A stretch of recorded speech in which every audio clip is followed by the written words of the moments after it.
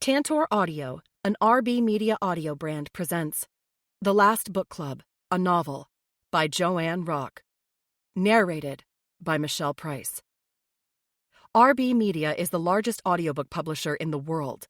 Find your next great listen and get exclusive offers at rbaudio.com. Prologue.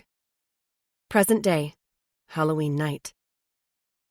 Blinking awake with a dry mouth and my cheek pressed into the spine of an open paperback, I tried to recall whose idea it had been to host a murder mystery-themed game on the night reserved for book club. Maybe if I can remember, I will be able to figure out why I am here.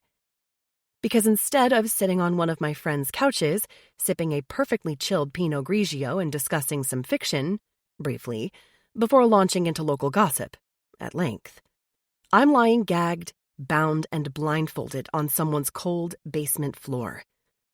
Not a finished basement, like the one my neighbor just remodeled into a wellness spa and meditation room. No. I'm talking about a dark, below-grade cellar with poured concrete floors and the hint of mustiness that says there's been water damage here. I grunt shout through the duct tape on my face, my situation feeling more and more dire as I try to clear the brain fog that's preventing me from recalling how I got into this position in the first place. Too much wine? I have a splitting headache. The back of my skull throbs. Worse, I have no memory of how I got here, and my head is too heavy to move. Only my feet and wrists are bound, but I don't think I can even roll onto my side if I want to, because my whole body feels like there's an elephant sitting on me. I had to have been drugged. Our group read a book once where something like this happened to a college-aged girl. Someone spiked her drink at a frat party, and she ended up assaulted, with no memory of what happened. Fear curdles in my belly. I'm still dressed in the same clothes I'd worn to the murder mystery party, so I don't think anyone had touched me like that. Forcing myself to stop and think, to really concentrate, I can definitely remember arriving at Sophie's house on our book club night. I'd been a little miffed that I'd had to come in costume for the mystery game, since my character's backstory was a snooze, and I didn't have much leeway with the outfit. I had brought a bottle of wine, as usual, also my favorite murder mystery novel, since I felt a moral obligation to elevate the literary talk among the group even on our theme nights, when reading is usually optional. So I remember I rang the front doorbell at Sophie's place with a worn copy of Umberto Eco's The Name of the Rose in my hand, when someone who wasn't Sophie answered. Her extremely hot husband, Luke. I'd been a little surprised, since the spouses normally take off on our book club nights, but I never minded running into Luke. The man was a specimen. Tall, fit, and ridiculously wealthy. It didn't hurt to look. The next thing I remember was drinking a glass of wine, or maybe a cocktail of some sort. I couldn't recall who'd handed it to me because everyone from book club was dressed up for the murder mystery game.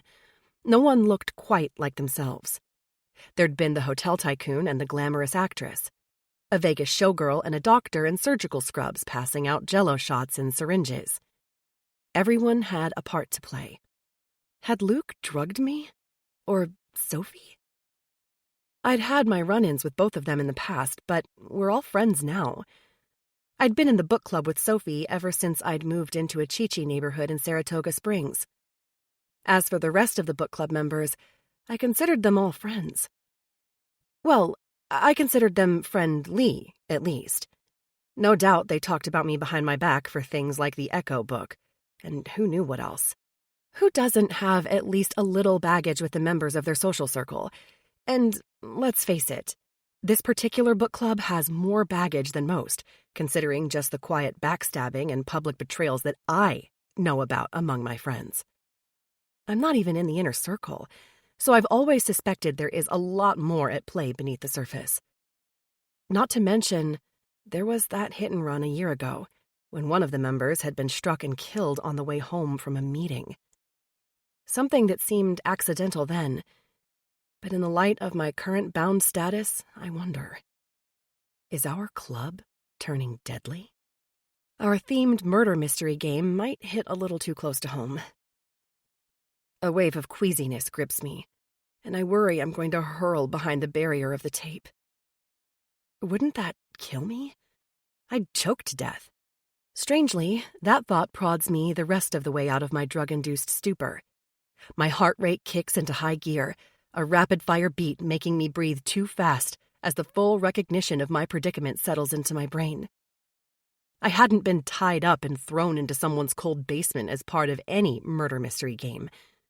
Somebody had deliberately hit me on the back of the head, and I was pretty sure I felt a trickle of blood sliding through the roots of my hair. There would be no Pinot Grigios and bookish discussion with friends this evening. Something is very, very wrong tonight, and I am in real danger. Panic grips me. I need to move, but I can't. I might have upchucked then, the swirl of nausea making me dizzy. But at the very moment the bile begins to burn a path up the back of my throat, a scream from upstairs chills me all the way to my duct-taped toes. Chapter 1. Jordan. Present, 2 weeks before Halloween. Can you find the killer before another murder is committed? Jordan Lawson fought a shiver at the wording on the glossy black cardstock in her hand. The sentence wasn't meant to be ominous. The elegant invitation had been professionally printed, completed with the outline of a hooded Grim Reaper. She leaned a hip against the wrought iron railing on the second-story deck of her neighbor's home and trailed a finger over the gold script on the card. Grateful her hostess was too busy preparing drinks to notice how much the card had flustered her, Jordan reminded herself to be discreet in her response to the invitation. Today had been major sensory overload. As a certified introvert, Jordan normally wouldn't have made an effort to meet new neighbors. But her relocation came with an agenda. A goal that she'd already made sacrifices for.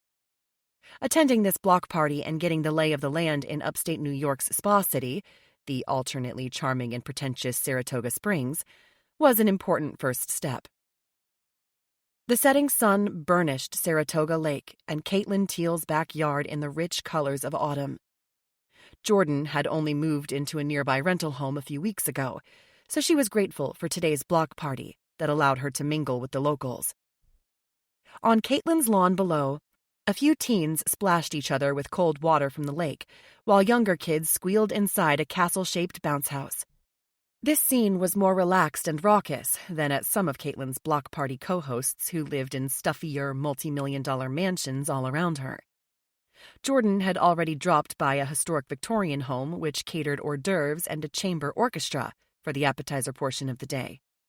Then, she'd stopped by a French country-style estate, where the owners had a full-on luau in progress, complete with fire jugglers for entertainment and a buffet overflowing with poke, poi, and suckling pig. There had been arbors heavy with yellow hibiscus flowers all along the walkways between a temporary dance floor and the pool deck. Even now, almost an hour later, the distinctive sound of a steel guitar and wooden Polynesian drums echoed in Jordan's head, despite Caitlin's outdoor Sonos speakers blaring a pop tune. All of this was a world away from her down-to-earth Texas home. Former home. Her live-in lover of 2 years had given her an ultimatum when she'd told him she was leaving their place in Austin to pursue a quest almost 2,000 miles away. 6 weeks later, she still didn't regret choosing the quest over him. "You said this invitation is for your book club?" Jordan asked Caitlin, shaking off her unease at the idea of finding a killer as she flipped the card to read the backside. There was an October meeting date and contact details.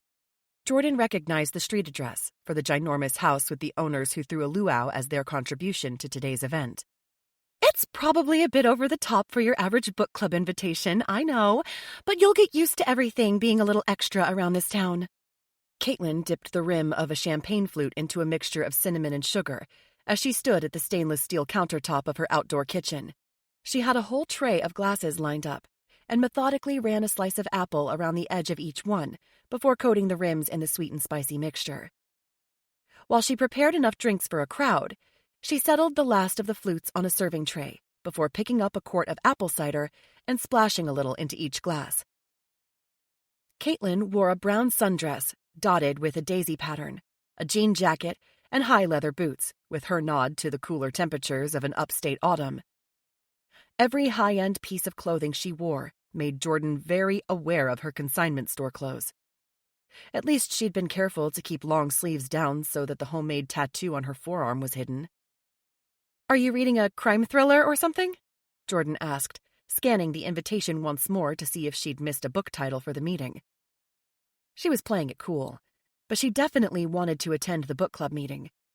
She and Caitlin had hit it off as soon as Jordan had made friends with Nala, Caitlin's fawn-colored American Akita, who had almost knocked Jordan over with an enthusiastic jump.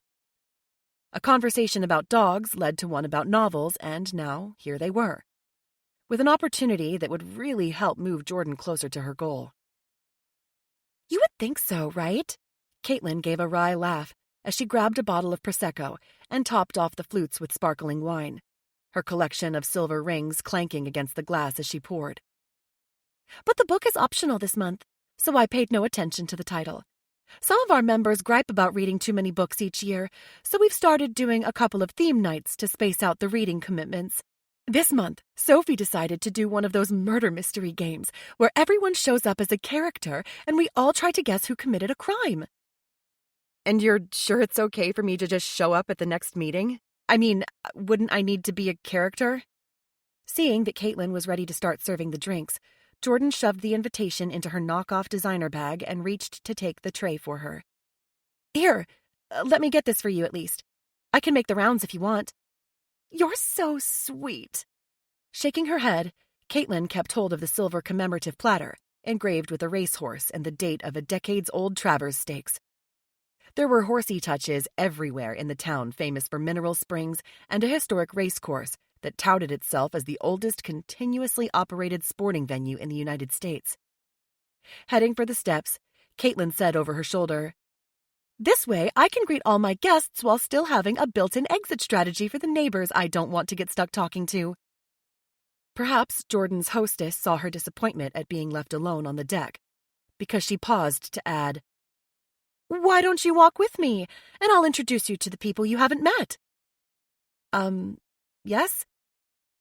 Following her down the steps to the surrounding lawn below, Jordan lowered her voice for Caitlin's ears alone. "Assuming I'm not one of those neighbors you need an exit strategy for." "Not a chance! I wouldn't have mentioned a book club if you were on my list of people to avoid." Caitlin headed toward the side lawn first, where a dozen guests congregated around a seating area anchored by a fire pit. Before they reached the group, she confided, "And it's probably best you don't mention it to anyone else either, in case they don't belong. Some people have been lobbying for an invite for years." "Okay, then." Jordan counted herself all the more fortunate to be one of the anointed few, especially since she didn't exactly blend in with this wealthy crowd. She was renting a carriage house a few blocks down, so it wasn't like she had a splashy home to impress anyone. Maybe no one else suspected her clothes were all consignment shop finds, and a far cry from the tees and pajama pants she preferred to wear. But there were other tells that she didn't belong in the same sandbox as the rest of the group. Even Caitlin, who was a family therapist and lived in a humbler home by Saratoga standards, rocked a Rolex watch and Prada sunglasses. "Welcome, welcome!" Caitlin plastered on a hostess smile as she approached the guests by the fire pit. Logs shifted in the copper bowl as she drew closer, sending a shower of sparks into the cooling air. "Who's ready for an apple cider mimosa?" "You don't have to ask me twice." The first one to reach for the tray was an immaculately styled woman in a form-fitting white Angora sweater over pale gray leggings. Gold and diamond necklaces lay in the V of her sweater, glinting in the glow of the fire. Platinum blonde hair swooped over her forehead in an artful roll against her brown skin. "Jordan, this is Destiny Griffin. She owns the Ascent, the best gym in town, and lives over on Crescent Avenue." Caitlin gave a nod in the general direction away from the lake, toward town.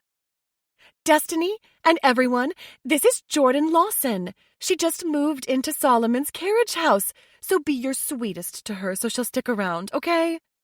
Give us a little credit, will you? A soft-spoken, extremely good-looking man in a corduroy blazer reached around Destiny to help himself to a drink. We're always good to newcomers. I'm Brad, by the way. I just finished up renovations on the White Federalist house 2 doors down from you. Nice to meet you. Jordan smiled a greeting, but didn't have a chance to say more than that when someone spoke over her. We're good to newcomers, echoed a big, athletic-looking guy in chinos who sprawled on a patio lounger with a long neck in his hand. He raised the beer to point in at Caitlin. It's the locals we treat like crap. That's not true, Nikolai, Destiny crooned, moving closer to him to put a hand on his shoulder.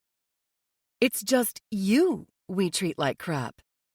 There were a few chuckles from people around the fire, and then Caitlin was already spinning on her heel. There are lots more drinks on the patio when you need to top up, Caitlin called as she walked away. Come on, Jordan. You've got about a zillion more introductions heading your way. Nice to meet you all.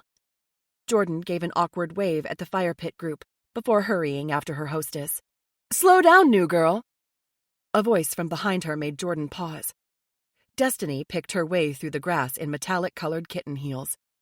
You too, Caitlin, Destiny called as she reached Jordan's side. She pointed to Jordan's handbag, her silver-painted fingernail resting on the designer insignia.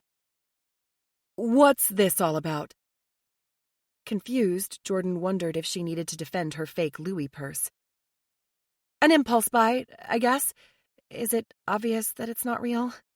She lifted the leather to examine the pattern stamped on it more carefully, as Caitlin rejoined them, her tray still half full. Not the clutch. This. Destiny withdrew the book club invitation sticking out from the side pouch. She waved it in front of Caitlin's nose. You got her in? Well, not in so many words, but I'm going to. Caitlin shrugged, and now that the sun was almost down, pushed her sunglasses up into her highlighted honey-colored hair. We're down a member anyway. Destiny sucked in a breath before she swore lightly.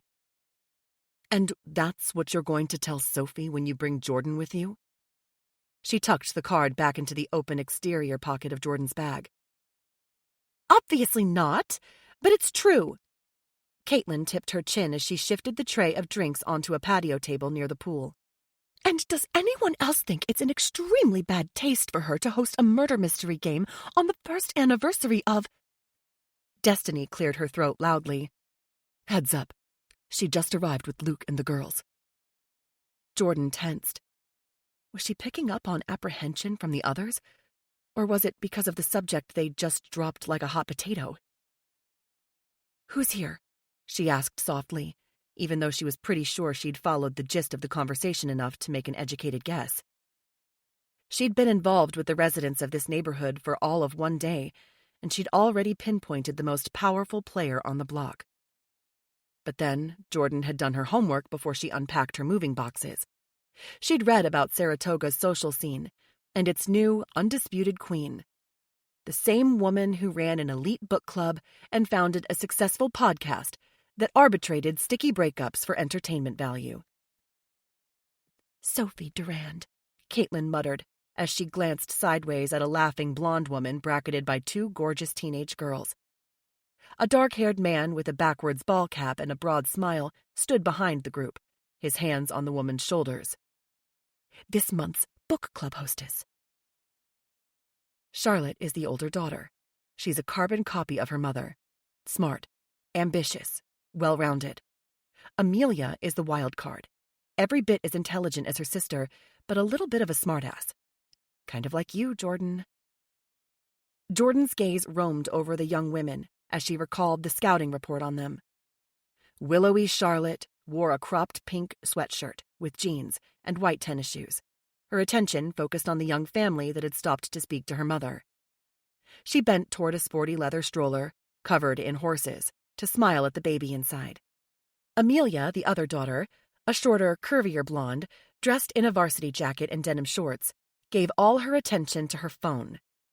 They were both lovely young women, but it was their mother who held Jordan's attention.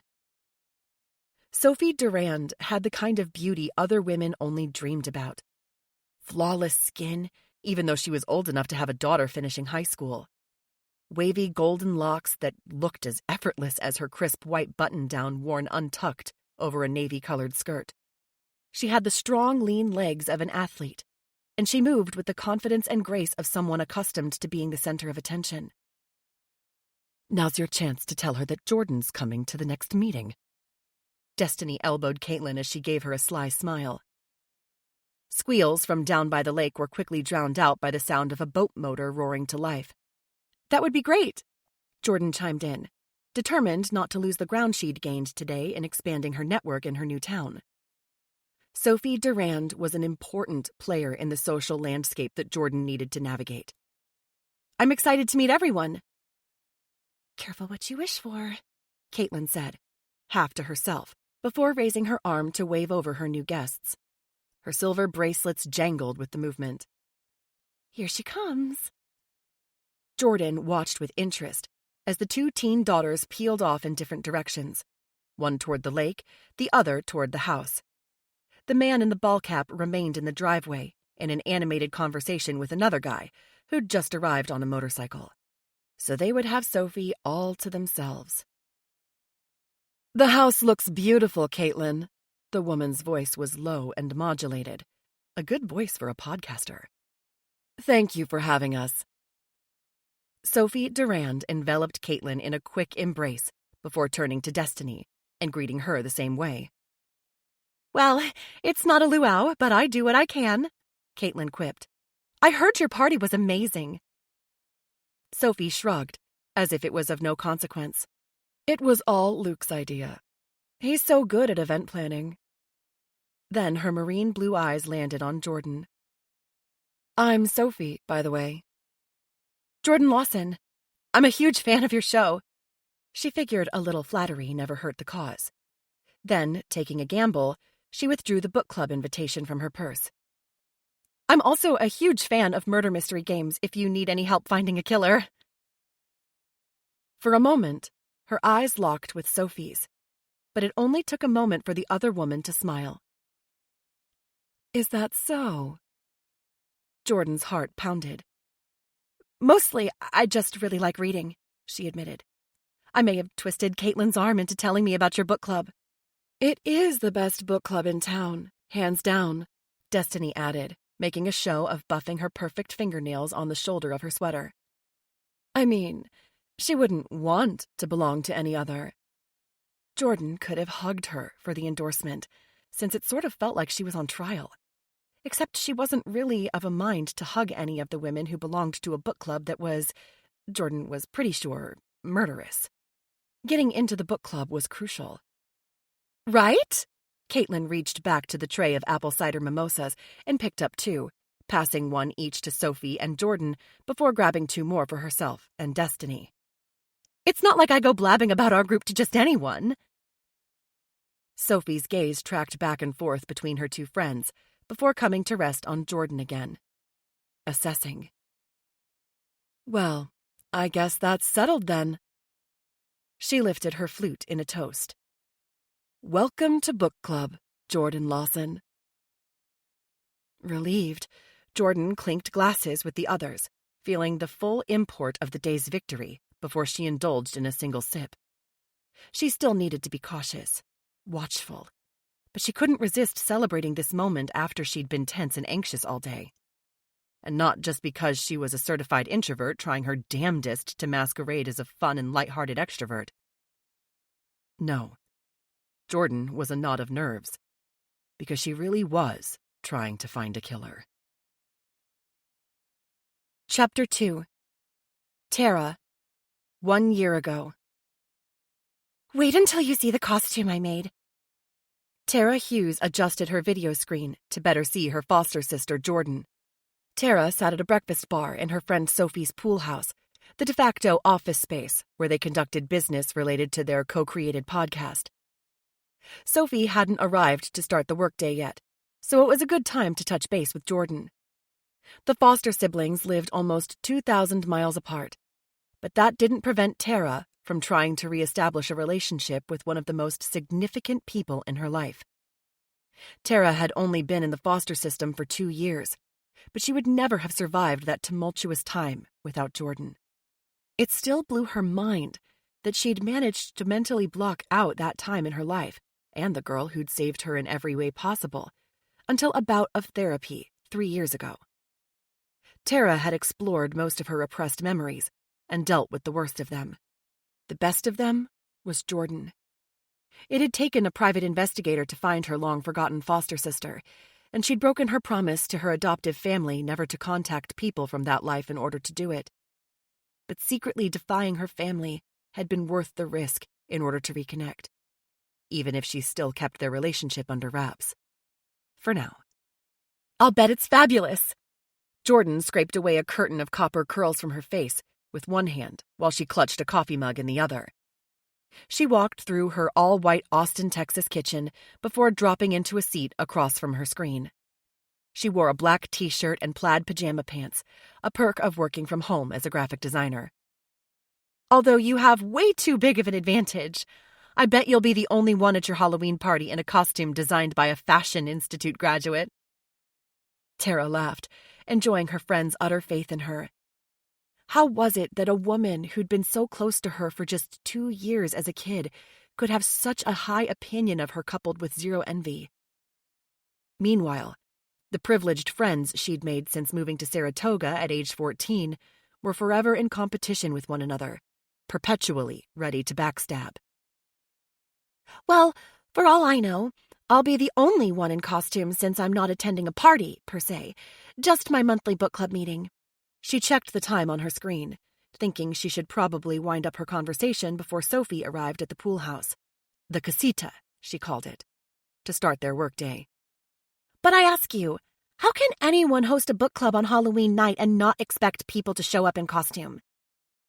"Clearly a costume should be worn." Jordan slid a pair of reading glasses onto her nose. She looked so different from the stick-thin goth girl that she'd been in their youth.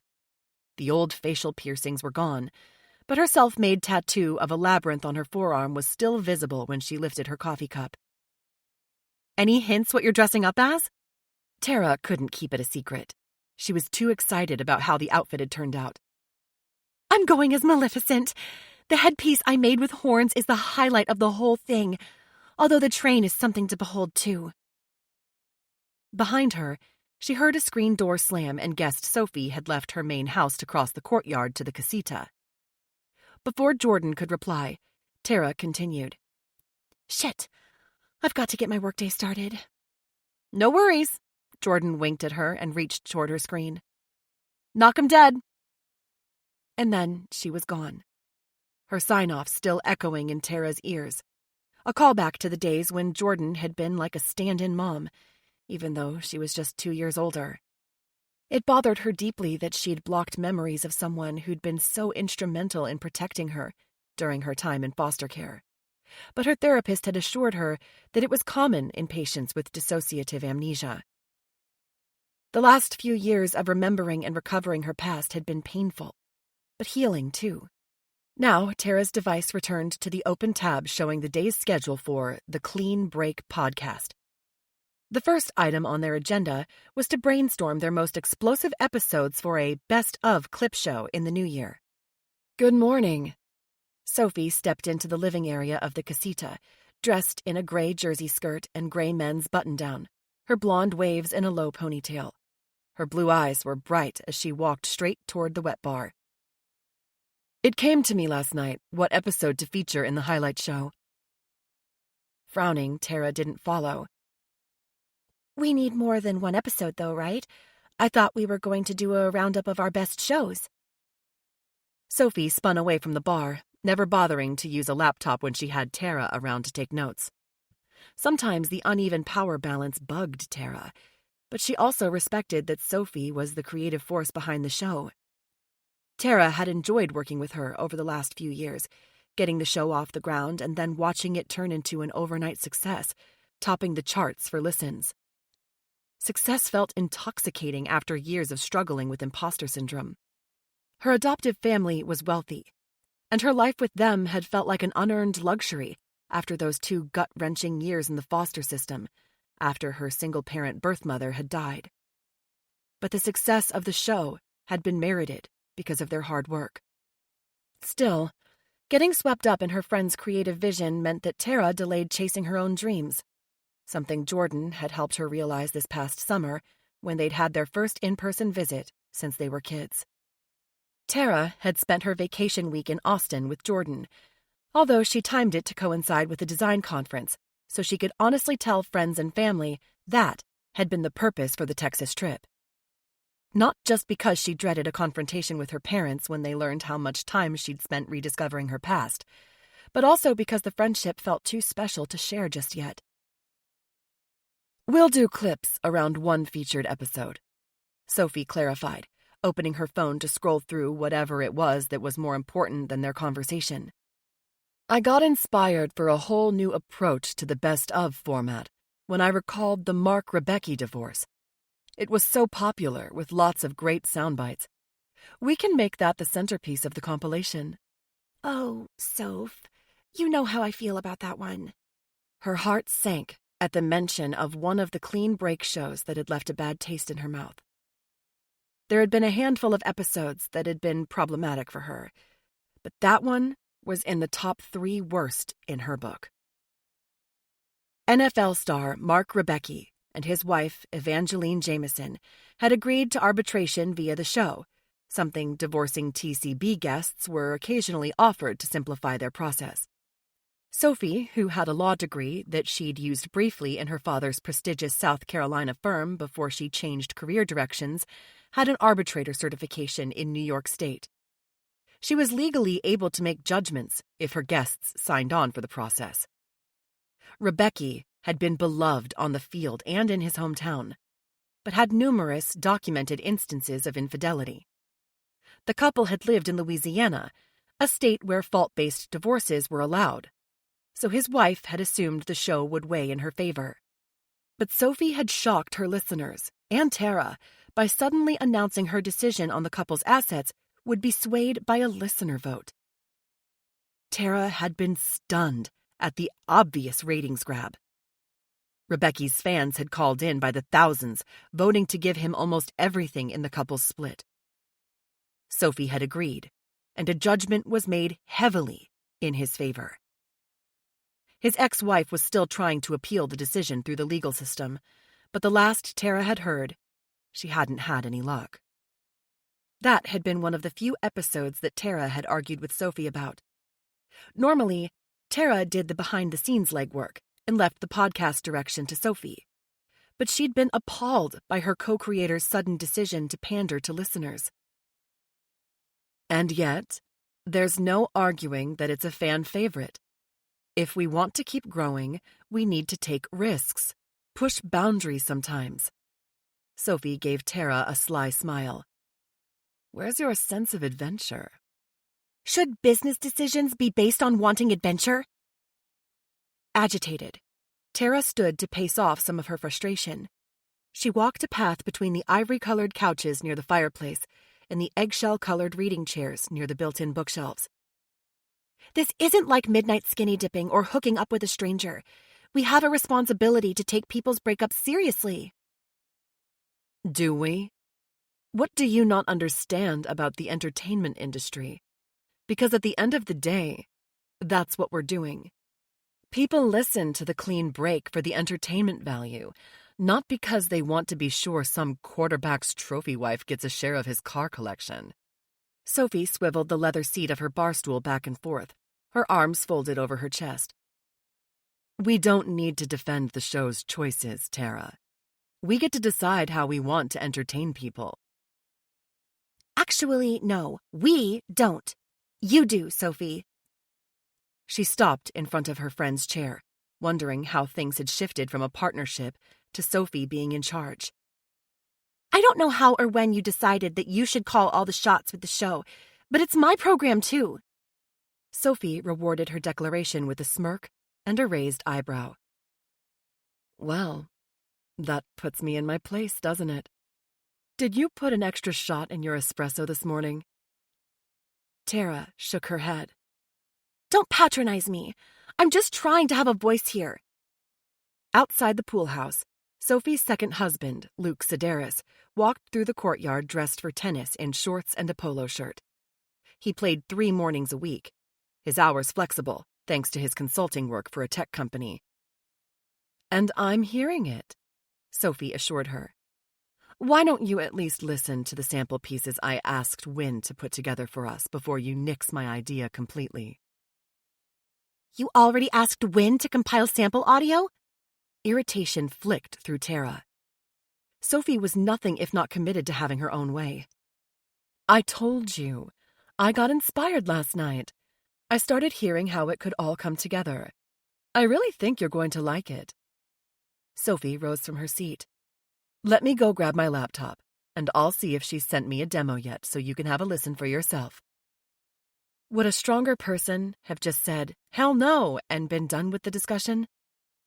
Tara hated the idea that her kindness and quieter nature could be mistaken for weakness. But she'd been born fair-minded, a nurturer. Even her sun sign said so. Cancer. She knew that because their book club had read something with a main character who was an astrologer, and they'd all done their zodiac charts for fun at the meeting. No surprise that Sophie was a Leo, a lioness who needed to be the center of attention, who expected to be worshipped. There were probably positive qualities too, but those characteristics were the ones that had stuck in Tara's mind. I'll listen, but I'm making no promises, Tara warned her, all the while remembering Jordan's advice from that summer visit when she'd encouraged Tara to pursue what she really loved. Tara's interpretation of that had been that she really needed to step out of Sophie's shadow. Sophie made a show of compliance, lifting her hands in mock surrender. "Of course." A moment later, Sophie was out the door and walking across the courtyard to the main house. As Tara watched her through the floor-to-ceiling windows, she couldn't help but feel like she had already lost this battle. But before she could ruminate too much about it, she heard the slide of the patio door opening behind her, on the opposite side of the building from where Sophie had just left. Tara's pulse quickened. Hello? The housekeepers didn't usually interrupt them during their workday. They knew Sophie used the space as her office, unless they were actively recording a show in the soundproof studio she had built over the garage. "It's me." The masculine voice sounded a second before Luke stepped into view. Oh, hey, Luke, she greeted him awkwardly, anxiety twisting through her. You just missed Sophie. "I wasn't looking for Sophie." He kept coming toward her, his dark eyes locked on her. She had about half a second to recall the weird vibes between them the last time they were alone. The fear he'd misinterpreted an alcohol-infused conversation after the anniversary celebration for the clean break. She didn't know what had come over her to confide in him. You know, we should probably talk about, she began. His mouth was on hers in an instant, hands gripping her waist. The shock of it, the social boundary crossed, the friendship betrayed, froze her for a critical moment. Her brain couldn't compute what was happening because this should never, ever be happening. It didn't matter that they'd had an emotional conversation that one time. She'd never wanted this. Belatedly, she shoved at him. And he didn't move. Twisting away from his lips, she cursed him, shoved harder. When he let her go, the smug bastard was smiling. Worse, he didn't even seem to clock her fury, because his gaze was trained over her shoulder. "Here she comes. See you around, Tara." And then he was gone, silent as a ghost, disappearing out the back door only a split second before Sophie tugged open the main entrance, all her attention focused on the open laptop she carried. Here it is! Tara's friend, her business partner, her neighbor, the woman whose life was inextricably tied to hers, looked up at her with a triumphant grin. Wait until you hear this. You're going to love the way Wynne edited it. Then her smile faded, as she seemed to register Tara's expression. Is everything okay? Who knew what she saw? cheeks red with anger, mortification, lips puffy from being crushed by an entitled man who hadn't sought her consent. Anger seethed inside Tara, clouding her judgment in a haze of red. Once again, Tara had only a split second to react, to decide whether or not to speak of the colossal betrayal that had just occurred. Mere steps away from her partner's marital home. But as had happened too many times in their friendship, Tara didn't have the courage to take on the lioness. Not right now, when her head was spinning. Yeah, I'm fine.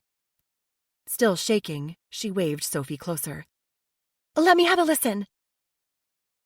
Later, Tara would have it out with Luke, make him understand that his behavior was not only inappropriate, it was 100% unwanted. Until then, she knew once again that she would let Sophie have her way with the show. But now more than ever, Tara recognized that she needed a plan to get out of this business and out of this relationship with Sophie. Their friendship would suffer, but it was past time to step away from a work environment that had somehow gone from fun to toxic. The awkward dynamics, the uneven balance of power, and the dogged suffocation of her creativity were slowly killing her. Chapter 3. Jordan, present. You could wind up dead. Jordan stared at the most recent text message on her screen. Enveloped in the scents of eucalyptus and lavender wafting from the nearby spa, she stood at a guest locker in the swanky gym that Caitlin had recommended. The Ascent was owned by Destiny Griffin, so Jordan had hoped she'd see Destiny, or one of the other book clubbers during a morning yoga session. So far, no luck. But at least the yoga class had been great, although her grounded and centered vibes were fading fast as she reread the message on her phone. A threat? Nope. Just the latest in a frantic string of 8 texts from Ezra, her ex-boyfriend, scrolling back to the beginning. She tipped her forehead against the cool wood of the open locker and scanned the content of the thread, if only to determine whether or not she needed to block him. She tried her best to end things on an amicable note. It had been his choice to give her an ultimatum, throwing his weight around to coerce her into staying put in Texas, which only revealed how little he understood her after 2 years of dating. Why are you sacrificing everything we've built to meddle in a police investigation? Leave the case to the experts. Her spine snapped straighter as she read the words, hearing the dismissive tone he would have used if they were having an actual conversation. Around her, 3 women entered the locker area, wrapped in white spa robes, and engaged in a heated discussion about whether or not someone they knew was pregnant. Jordan glanced at them just long enough to determine if they looked familiar from the block party. She was on a mission to meet as many book club members as possible before the next meeting. When she didn't recognize any faces, or overhear any names that Tara had mentioned when she talked about her friends, Jordan returned to the text thread. She skipped through a few pleas for her to come back home even though he'd kicked her out. It was much too late to salvage the relationship, but she wanted to compose a thoughtful response before she blocked Ezra for good. After a childhood full of abrupt goodbyes she had no control over, addict parents who'd lost custody, leaving one foster home for another, losing temporary foster siblings, Jordan preferred to have agency in how her relationships ended these days. And even though she'd been taken aback by their sudden breakup, she recognized now that it had been for the best. She might miss the comfort and predictability of their life together, but it had been almost 6 weeks since she'd left Austin, and she didn't miss Ezra. That had shaken her up more than anything. The realization that she'd been going through the motions of a relationship because it had been uncomplicated, safe. When had she turned into that person who did things just because they were easy? Do you honestly believe Tara would want you to risk your life to find her killer? What if she really was mowed down by someone from her book club the way you seem to think? The more she read, the more she heard the panic behind his words. She regretted sharing her fears with him now that she'd committed to this path of retracing the last weeks of Tara's life. What if Ezra followed Jordan to Saratoga? Revealed her intentions to the book group in some misguided effort to save her? 1 year ago, someone had struck and killed her former foster sister after a book club meeting with the very same group Jordan hoped to infiltrate. The hit and run was unsolved, and Tara's rich adoptive family had been more concerned with protecting their privacy than in pushing the cops for answers. But Jordan would figure out what happened, if it was the last thing she did. No matter what Ezra believed. You could be in a lot of danger yourself if someone from that book club finds out who you are and what you're really doing there. Her anxiety spiked. She'd faced plenty of danger in the 6 years she'd spent in the foster system. Some homes had been welcoming enough, but others had been fraught with complicated interpersonal dynamics that had been tough to navigate as a kid. She'd grown accustomed to being in fight or flight mode 24 hours a day, but it had been over a decade since she'd had to be on guard all the time. The ensuing years had taken away her edge. Besides, she'd never faced the kind of peril that she felt in this town. The threat was more subtle with this group of people who pretended to be friends and hid their true faces. How would she navigate that? She was seized by the need to simply delete the messages and forget all about Ezra, but that might not make him go away. Maybe she should call him, explain one last time that she did not accept the police investigation into her foster sister's death going inactive after a year of zero results. It was unconscionable. Of course, this was hardly the place for a private call. Her conversation with her ex would have to wait. "Look who's here," a familiar voice sounded behind her. "Welcome to the ascent, Jordan."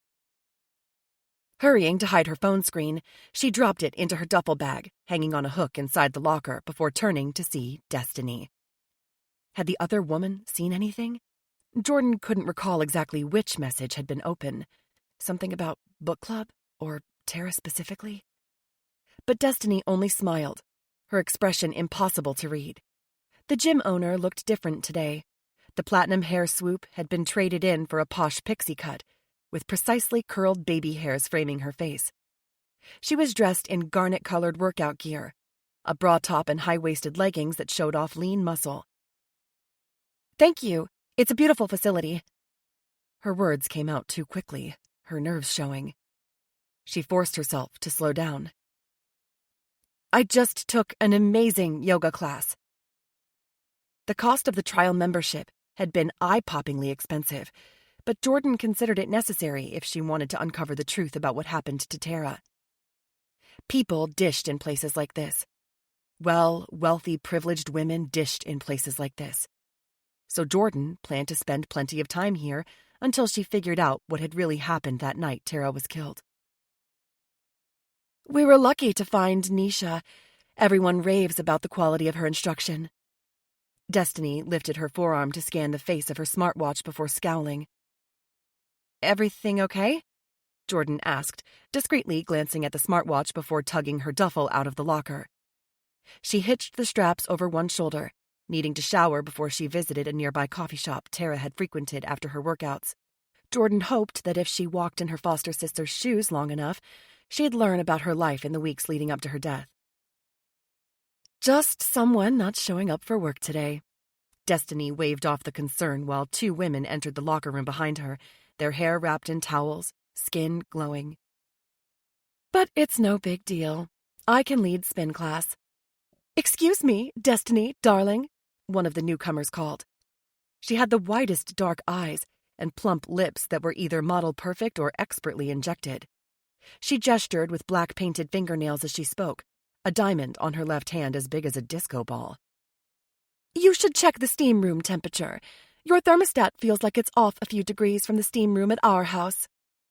Destiny didn't turn toward the woman right away, allowing Jordan to see her eye roll before she spoke.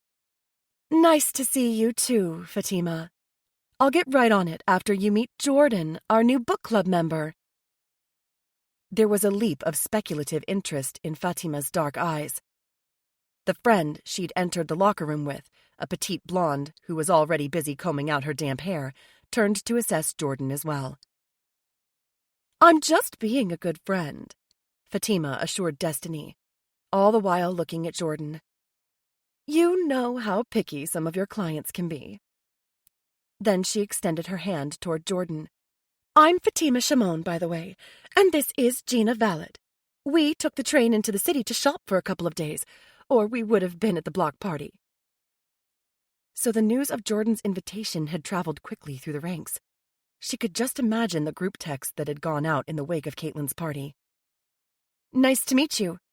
Jordan shook Fatima's hand and exchanged nods with Gina, racking her brain for what Tara had to say about these two. "I hope you don't mind me crashing your next book club meeting." She could recall a couple of mentions of Fatima, the highly educated mother of two who taught at a local private university and was married to an aerospace engineer.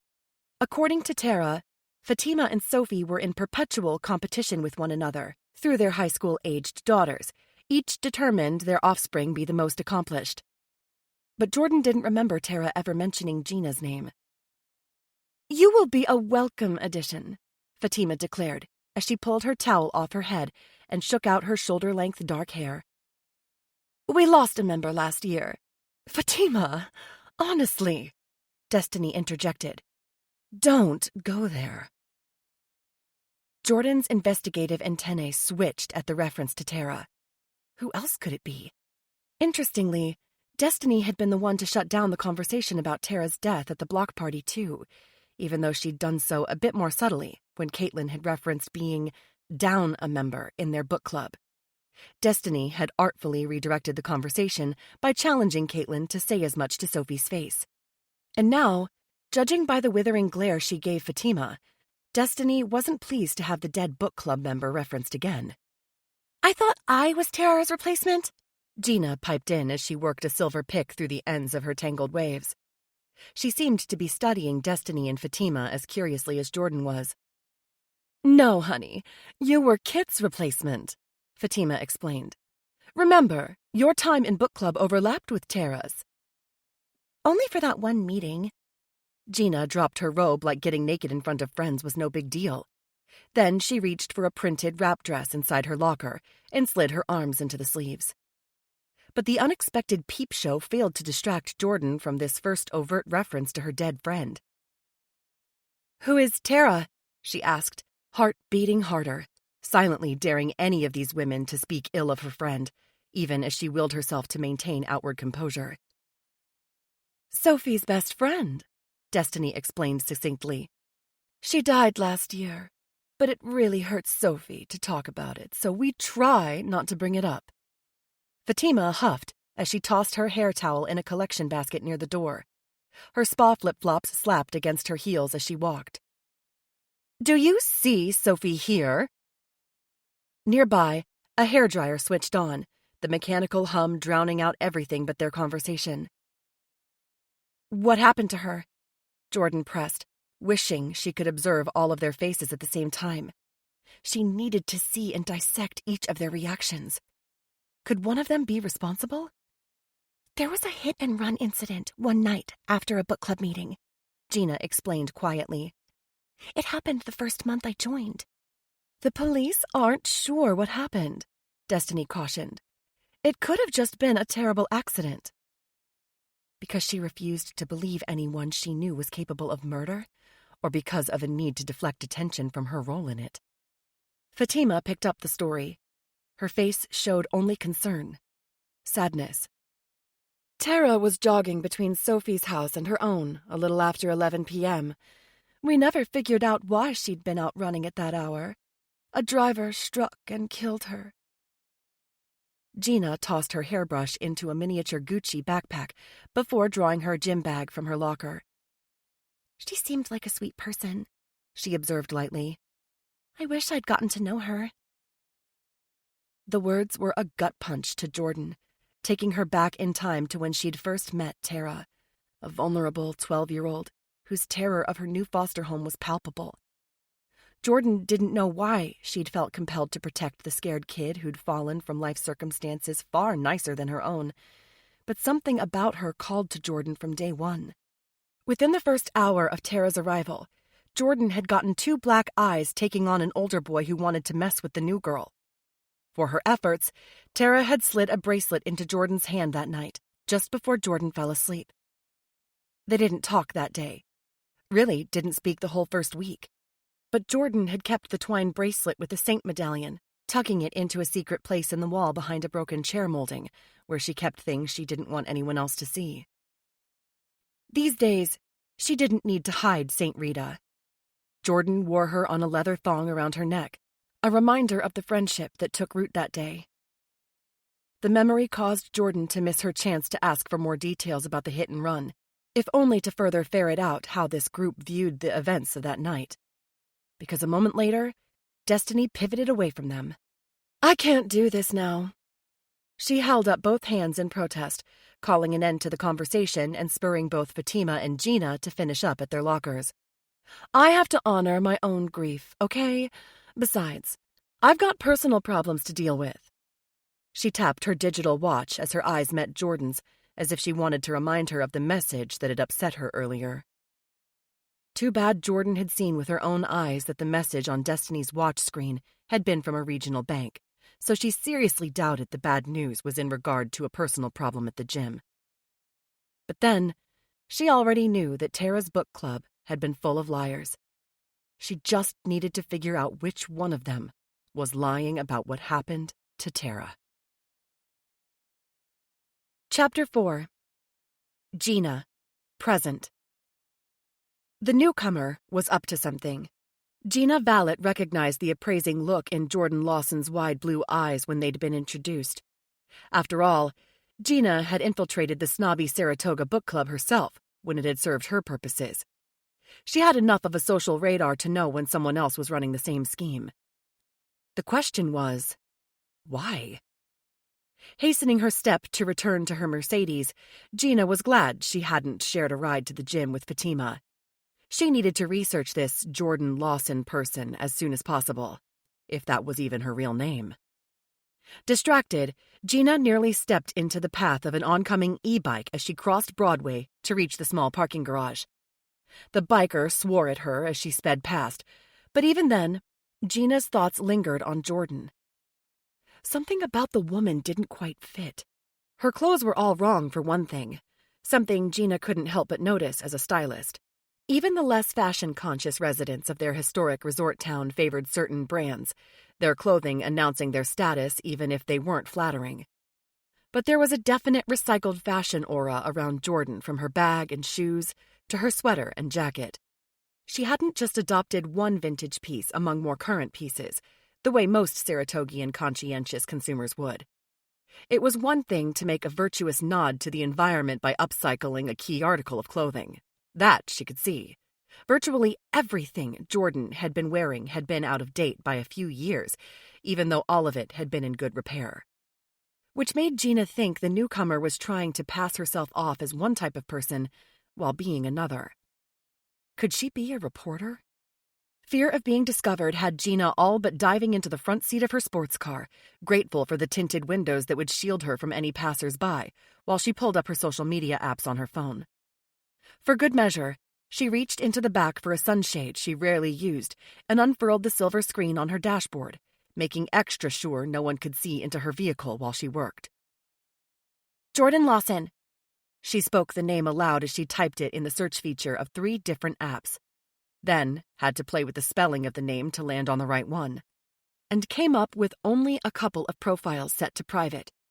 Even the graphic arts contact information for her on LinkedIn didn't reveal a hometown, just that she was located in the U.S. Frustrated, Gina sent her a follow request on Instagram using a fake account of her own. "Shit!" She pounded the steering wheel, accidentally knocking into her horn as she did. "Who the hell are you?" Alone in the privacy of her vehicle, she didn't bother to hide her Cajun accent, letting her R's roll freely, the way God intended. The sparse social media presence was a definite red flag. When Gina had changed her name to move to Saratoga, she'd taken the time to create believable social media accounts, covering her tracks to prevent people from learning her real identity. But even then, she could only do so much with the new profiles, since they didn't extend too far into her past. She'd just tried to post a lot on them to keep people from scrolling deeply into her history. Maybe she could confront Jordan about her flimsy social media at their next book club. She would be sure to bring up the topic in front of everyone, see how Jordan responded to the inquiry when her feet were held to the fire. Until then, Gina would review the photos of anyone and everyone who worked at tabloid media in both New York and Louisiana, Gina's home state, to see if Jordan matched the image of someone else. Publicly available facial recognition software had advanced significantly recently, so there was a chance Gina could locate the woman even if she'd dyed her hair and grown it out, the way Gina had done. Although, if Jordan had gone as far as Gina had with the plastic surgery on her nose, facial recognition software might not help. Gina's plan was so close to coming to fruition after a year of hard work. She couldn't afford for anyone to mess it up at the last moment. Tugging the sunshade out of the windshield, she started her car. Her hands were unsteady as she pushed the ignition button. She had to pick up Mario, her Bernese mountain dog from doggy daycare. Seeing her favorite being in the whole world would help comfort her a little bit. Then later, this afternoon, she had a date. That would help soothe the frayed edges even more. Not because she cared about Luke Sedaris, but because of the revenge her affair with him represented. Every time she met him in secret, a wounded part of her soul rejoiced. Every time she kissed him, touched him, drove him to the edge of sexual fulfillment and beyond, she thought about all the ways his wife had ruined her life. And she hoped, with all her heart, that Sophie would come to feel a fraction of the pain she'd inflicted on Gina when she'd been someone else. But that was for a day still to come. Her plan for justice had not been fully meted out yet. But she was close. So close. Because a quiet, personal revenge wouldn't be nearly enough to satisfy the gaping hole in Gina's psyche. Sophie had detonated a bomb in her life back when Gina had entrusted her to arbitrate a painful divorce. Sophie hadn't even pretended to care either. Soon, the clean break host would pay for that. Because Gina wouldn't quit until she'd masterminded a big, public, in-your-face revenge that would humiliate Sophie the same way she'd humiliated so many other people. People who'd put their lives in Sophie's greedy, selfish, backstabbing hands. Hitting the gas, Gina tore out of the parking garage and onto the street, reminding herself that nothing would stand in the way of the revenge she wanted. No matter who Jordan Lawson was, the woman would be collateral damage if she interfered with the very public takedown Gina had in mind for her arch-nemesis, Sophie Durand. Chapter 5. Jordan, present. After leaving the Ascent, Jordan walked toward Division Street to find the coffee shop Tara used to hit after her workout. She recalled the quirky place well enough, though Tara had never mentioned it by name. Tara had video called twice from the location, and Jordan remembered the vintage coin-operated horse out front, clearly visible through the glass storefront windows. An internet search had pointed her toward The Right Track, a thoroughbred-themed kitschy spot that had a strong local following because of the quality of their coffee beans roasted in-house. Jordan wasn't certain if Tara had favored it because her friends went there or because her friends didn't go there. But then, there was a lot about her foster sister that Jordan still needed to learn. They'd bonded for 2 years as kids in a rough foster home, then hadn't seen each other for 15 years. On Jordan's part, because she'd never been told Tara's adopted family's name, and they'd taken her upstate, far from the Brooklyn foster situation they'd briefly shared. For Tara's part, the long separation was because her adoptive family ensured she had no contact with her former life. And then, somewhere in her teens, Tara had undergone a dissociative amnesia episode that had erased her memories of portions of her past. But she'd undergone therapy as an adult to process trauma over her birth parents' deaths, according to her, and had somehow unlocked the buried memories of foster care. And yes, of course, her close friendship with Jordan. Tara had seemed genuinely elated to recall Jordan, locating her at no small personal expense, all without telling her adoptive family. Now pushing open the door to the shop where jazz tunes played, Jordan inhaled the rich notes of coffee, molasses, and something dark and heavenly. Even though drinking a cup would probably keep her awake half the night, she decided to order whatever had been freshly brewed. 5 minutes later, she took a seat at a table near the windows, positioned so she could see down the street to the stoplight that marked the intersection with Broadway. Saratoga Springs was a town of about 28,000 people, although in the summers during racing season, that number tripled. The rest of the year, like now, it had more of a small-town vibe. Seeing locals come and go wasn't difficult with the downtown area concentrated on Broadway and the few streets intersecting it. Jordan had gotten acquainted with the lay of the land in the weeks before she'd attended the block party, so she could hit the ground running once she'd inveigled her way into the book club. She was rechecking her makeup to ensure the old holes from her facial piercings were hidden when her cell phone vibrated. She took her first sip of the Right Track's signature house blend and flipped over the screen to see Ezra's number, then opted to answer so she could put an end to this once and for all. She hit the button to connect them. "Ezra, you have to stop contacting me," she said without preamble. "I'm going to block you after this conversation." Silence stretched on the other end. She ground her teeth impatiently until she prodded him.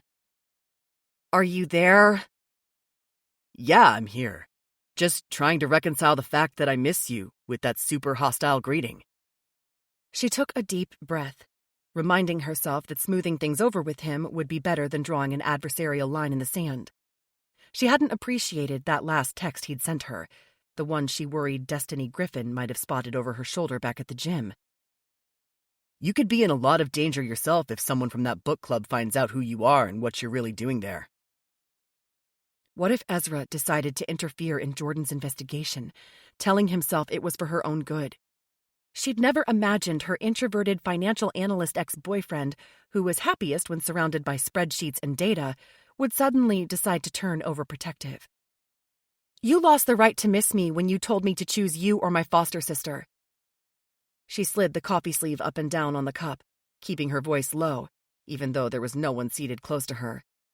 The din of the jazz tunes and whir of the espresso machine helped her keep the conversation private. "The fact that you tried to manipulate me into doing what you wanted only proved how little you understand me. There's no backtracking to fix that, okay? We're done." All right then. I guess that's that. He huffed, not bothering to hide his affronted male pride. Where do you want me to forward this certified mail that arrived for you? "I changed my address at the post office." Who would have sent her something certified? "I don't understand." Nevertheless, the delivery lady asked me to sign for it, and I did. Where should I send it?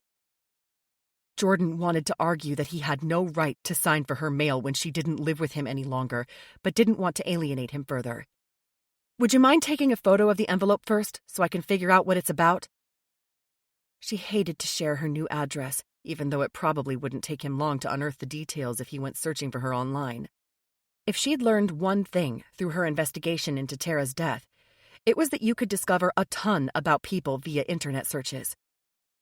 She'd taken that into account before her trip to Saratoga, hiring a data removal service to scrub some mentions of her past before building shiny new social media profiles. Despite her best efforts, her socials were lacking, but at least they were consistent with the story she'd spun about herself. It's from some slick Manhattan law firm. Want me to just open it for you? He offered. Her heart sank as she connected the dots about who the letter was from. "That would be illegal, so no thank you." She didn't trust him enough for that. "Just snap a pic." She lowered her phone so she could see the screen when the image came over. As she did so, a flash of school bus yellow darted through her peripheral vision from out on the street. When she peered through the coffee shop window, she spotted the vehicle at the corner where it stopped to let a handful of teens out onto the sidewalk. What do you think? Ezra's voice sounded again. When I hold it up to the light, I can see the words cease and desist in bold, but that's all I can make out. She swore under her breath, both at the content and her nosy former lover. "Thanks, Ez. I'll text you a post office box number where you can send it to me, and then I'll be done taking your calls." Have a nice life." Before she stabbed the disconnect button, she could hear him asking, "You think it's because Tara's family?" Then the line went blissfully dead. She didn't need his anxieties wound up with her own, knotting her tension tighter, because she recognized the name of the law firm representing the Hughes family. In particular, Tara's father, who was a retired CEO of a pharmaceutical company and remained a major power broker in the industry. What Randall Hughes wanted, Randall Hughes got. It bugged Jordan to no end that he didn't seem invested in finding out what happened to his adopted daughter. But then, he had biological heirs by his first wife, so he hadn't seemed overly concerned about Tara, the non-biological child that his second wife had wanted. True to the stereotype for the ex-model-turned-trophy wife, Lauren had preferred a brief stint at motherhood without wreaking havoc on her figure. Hence, Tara, the 14-year-old foster child, who was so sweet-natured, she'd never held the lack of love in her adoptive family against them. Jordan, however, had been livid with both Randall and Lauren when she spoke to them over the phone after the hit-and-run accident. Randall had been more concerned with keeping his name out of the papers, and Lauren just wanted to move on by packing up her Saratoga mansion and relocating to their mountain home outside Jackson Hole. Neither of them had shown the least bit of interest in pressuring the police working the investigation. Recognizing that Tara's parents had no interest in getting to the bottom of what happened to their daughter, Jordan had briefly hired a private investigator herself at the beginning of the summer. That had been the first time she'd heard from the Hughes family law firm. They'd warned her to let the police handle the investigation and had threatened a cease and desist order if she didn't call off her PI. She hadn't fired the guy because of that threat. She'd already quickly realized his methods weren't effective in obtaining new information from Tara's tight-lipped friends. They would only speak about Tara through their attorneys. So, she'd sacked the PI and figured she needed a workaround. Some other way to unearth information and maybe stir the pot. Like infiltrate the group herself, since none of them knew about Tara's foster sister. The PI hadn't told anyone whom he'd been working for, so the fact that the Hughes family lawyer had known spoke volumes about how well-connected they were. Too bad they hadn't put any of those resources toward figuring out who killed Tara. And now, they were sicking their lawyers on Jordan again. Had they followed through on their cease and desist order threat about the PI, even though Jordan had quit using his services 2 months ago? Or did Randall Hughes somehow know Jordan was in town herself? That she'd even hired a new PI? Finishing her coffee, she was just about to leave when a sudden burst of cool air rushed into the shop, along with bright, girlish laughter. She glanced up to see 2 teens just inside the doorway, with their heads bent over the same phone, studying something on the screen before they broke out laughing at the same time.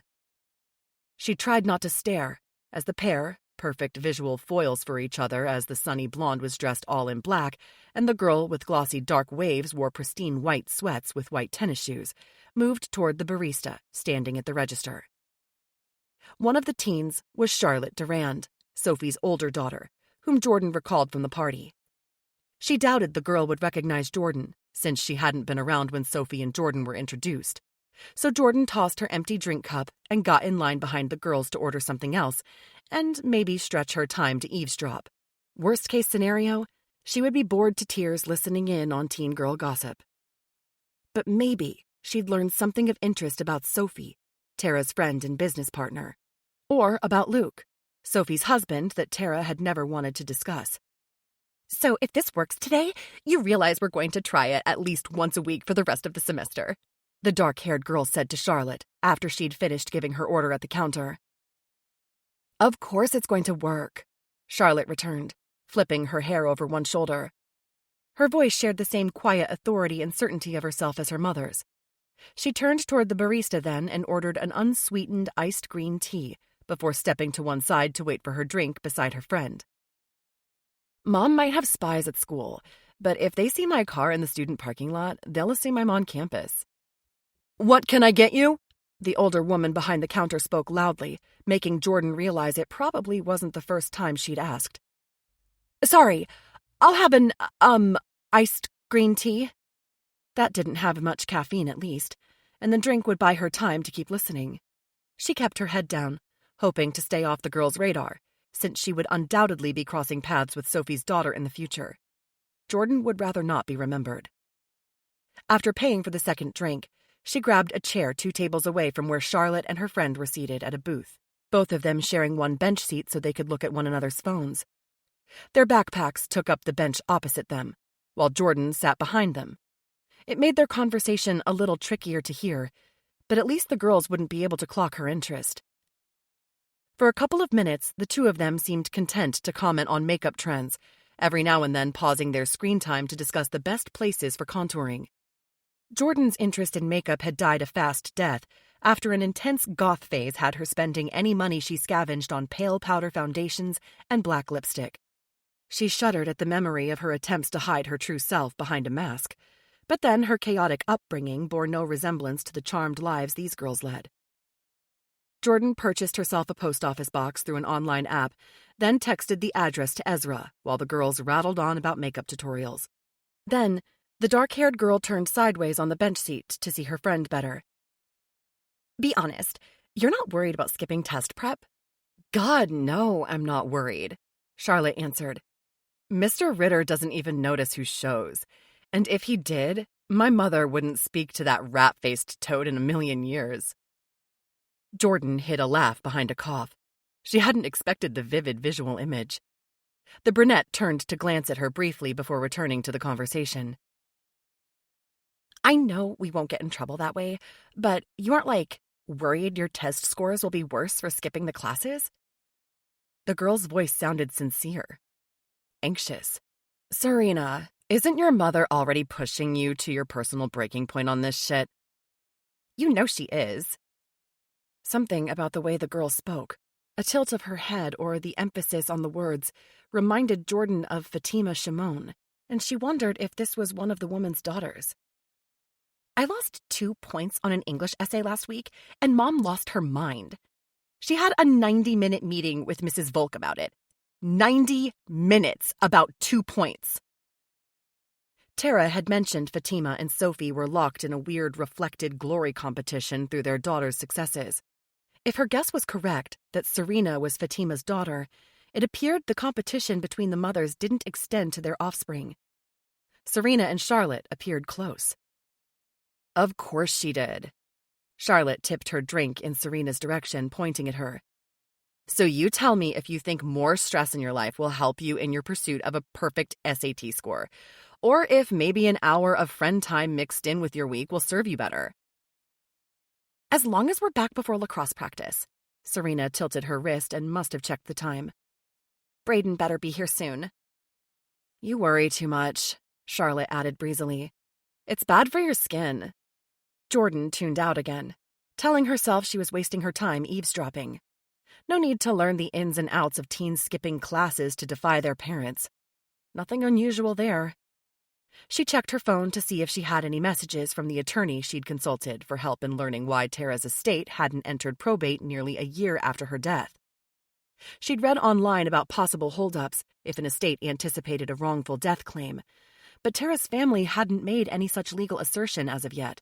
For that matter, she had reason to believe that Tara had a will based on a conversation they had when Tara had visited her in Texas. Yet no will had been filed, and a representative at the surrogate court had suggested the estate might be administered under intestacy. That in itself had made Jordan suspicious. Had the police investigated who stood to benefit from Tara's death? She'd had generous trust fund payouts ever since she had turned 25, not to mention her partial stake in the Clean Break podcast. But of course, the police didn't share their notes when an investigation was ongoing, even though the case grew colder by the day. So Jordan would turn to other sources for helping figure out what happened. While she infiltrated the book group to find out which one of them might want Tara dead, she had hired a probate attorney to look into what was happening with Tara's estate. And even though the first PI she'd hired hadn't worked out, since he'd been unable to finesse any new independent witness interviews, she had hired a new one to assist her with a case review. She understood that she couldn't see the police files, but there were a few clues that had been made public. A paint chip, and a call for information for anyone driving a banged-up dark-colored SUV. Plus, there'd been an anonymous noise complaint to the cops from the neighborhood where the accident had happened, and it had been phoned in an hour before the hit and run. The police had asked that person to come forward after Tara's death, but Jordan didn't know if anyone had done so. So Jordan had her work cut out for her. What she refused to do, though, was cease and desist. Opening a chat window for the probate law office where she'd already left a voicemail, Jordan took another sip of the horrible iced green tea, then requested a callback. As she tapped in the message, the nearby conversation snagged her attention again. And Mom has been operating at DEFCON 2 ever since Tara died. Charlotte was telling her friend with more animation than she'd shown earlier. It's like she expects some psychotic to mow me and Amelia down every time we step out of the house. It's insane. While, yes, that sucks, Serena acknowledged, her attention still fixed on her phone as she scrolled through an endless page of dresses. Don't you think it's legit creepy cops never arrested anyone? Charlotte made a huffing sound, as if to protest, and Serena quit her scroll to grab her friend's wrist before continuing. Seriously, listen to me. If I was your mom, I wouldn't want you to get run over by some maniac targeting hot young women on our block. Yeah, no one is targeting hot girls in the neighborhood. Someone just hated my mom's best friend. Charlotte shrugged in a gesture that looked forced to Jordan's eye, like she wasn't as tough as she sounded, and beneath the teenage bravado, she worried about what happened to Tara, too. But Serena didn't catch the emotion in Charlotte's voice, because her attention was fixed on a white Land Rover rolling to a stop outside the coffee shop, a rap tune thumping bass so hard it made the store windows vibrate. Could Braden look like more of a tool? She asked Charlotte as she jumped to her feet and collected her backpack and empty cup. She was all smiles now, clearly a little enamored with Braden, tool or not. Come on! Sighing, Charlotte followed her friend more slowly. Her expression still troubled as she hitched her leather backpack onto one shoulder, her sweater drooping off the other. Jordan cursed Braden's timing, wishing the girls' conversation hadn't been cut short. Yet one morsel of good news had come out of it. After all the news articles and interviews she'd read speculating Tara's death could have been a genuine accident caused by a stranger to her, Jordan was glad to know that someone else in Tara's sphere shared her suspicion, that her foster sister's death wasn't an accident at all. It had been a murder, committed by someone who knew her well. Chapter 6. Tara, 1 year ago. Needing a friend talk to bolster her spirits after a rough week of podcast drama, Tara stood on Fatima's front porch amid the potted mums and pumpkins and rang the bell. She had a bottle of Cabernet tucked under one arm, her surefire ticket to an invitation inside. A few moments later, after continuous barking from her two Shih Tzus, Poppy and Milo, Fatima herself flung open the door, dressed in a belted silk gown that could have been a nightrobe or a swimsuit cover-up, or a designer original. Fatima lived in dramatic, colorful clothing. Her high-heeled green mules were probably her version of house slippers.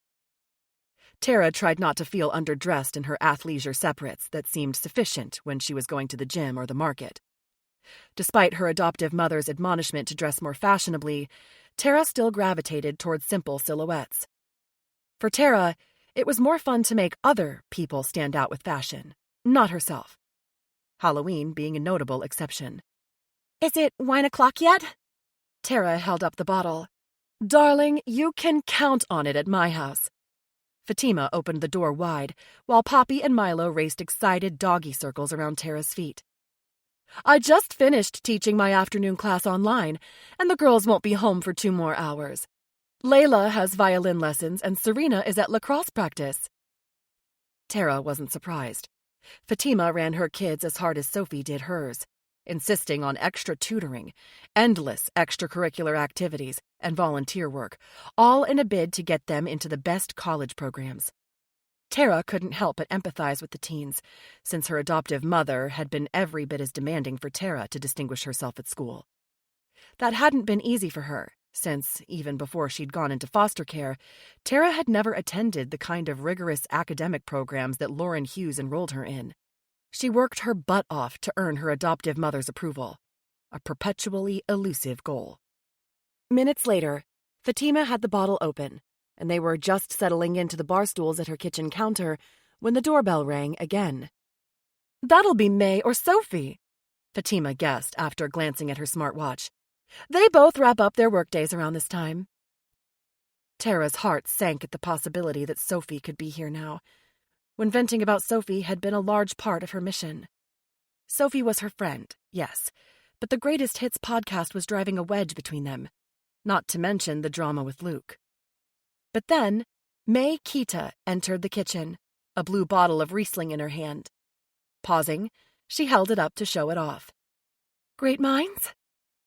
Relieved that it was May, Tara enveloped her in a hug. Was it her imagination, or was it only half-heartedly returned?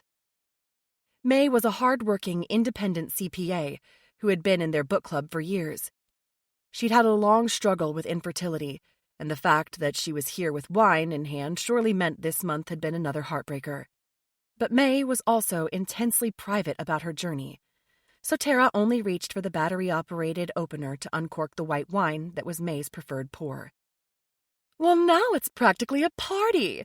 Fatima picked up her television remote and tapped a button to connect a music playlist, upping the happy hour vibe. She did a shimmy shake in her floral silk robe as she moved back to the bar and picked up her glass of red. "What shall we make a toast to now that we're together?" Tara met May's gaze across the tops of their glasses, suspecting May hadn't come to celebrate, but to commiserate. Really, it was the same reason that had brought her here, even if the underlying cause was different. "To friendship," Tara offered, lifting her glass a little higher.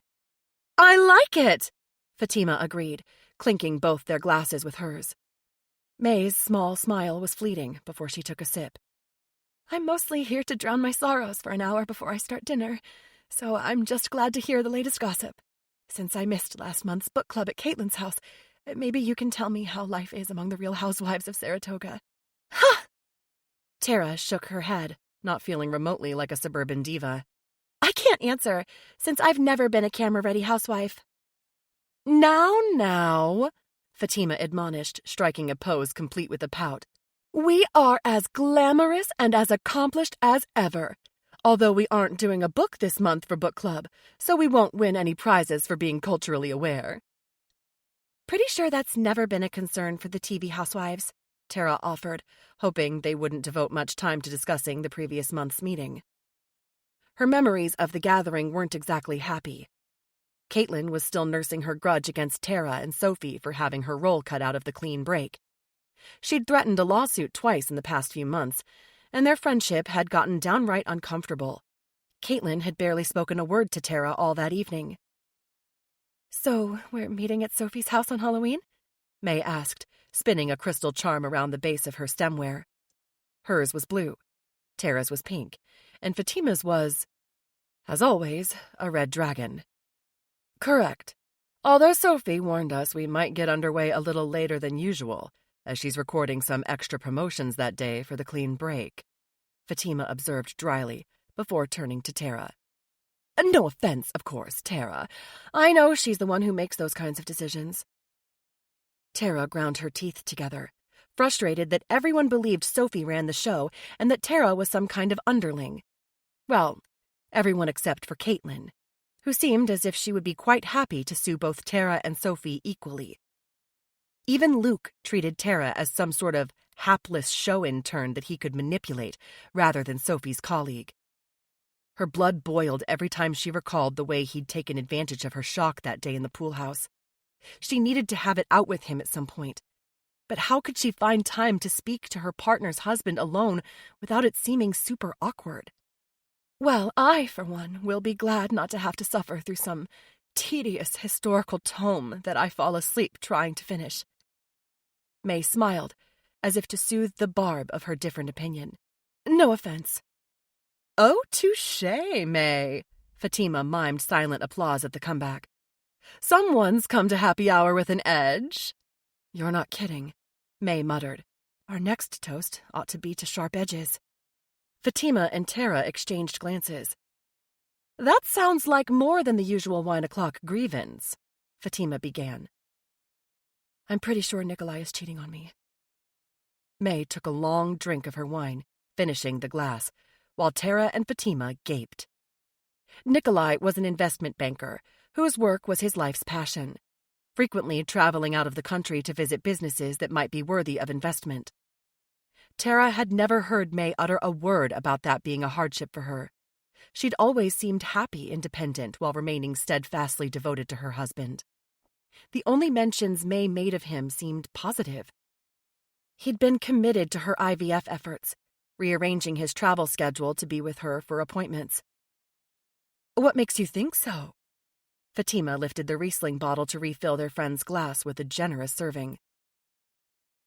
"A colleague saw Nick at the bar in the Adelphi Hotel last week during a time he told me he had meetings in Manhattan." Tara frowned. "Is your colleague sure it was him? Hanging out at a local landmark doesn't sound like an act of a man with something to hide. He must have known people would see him."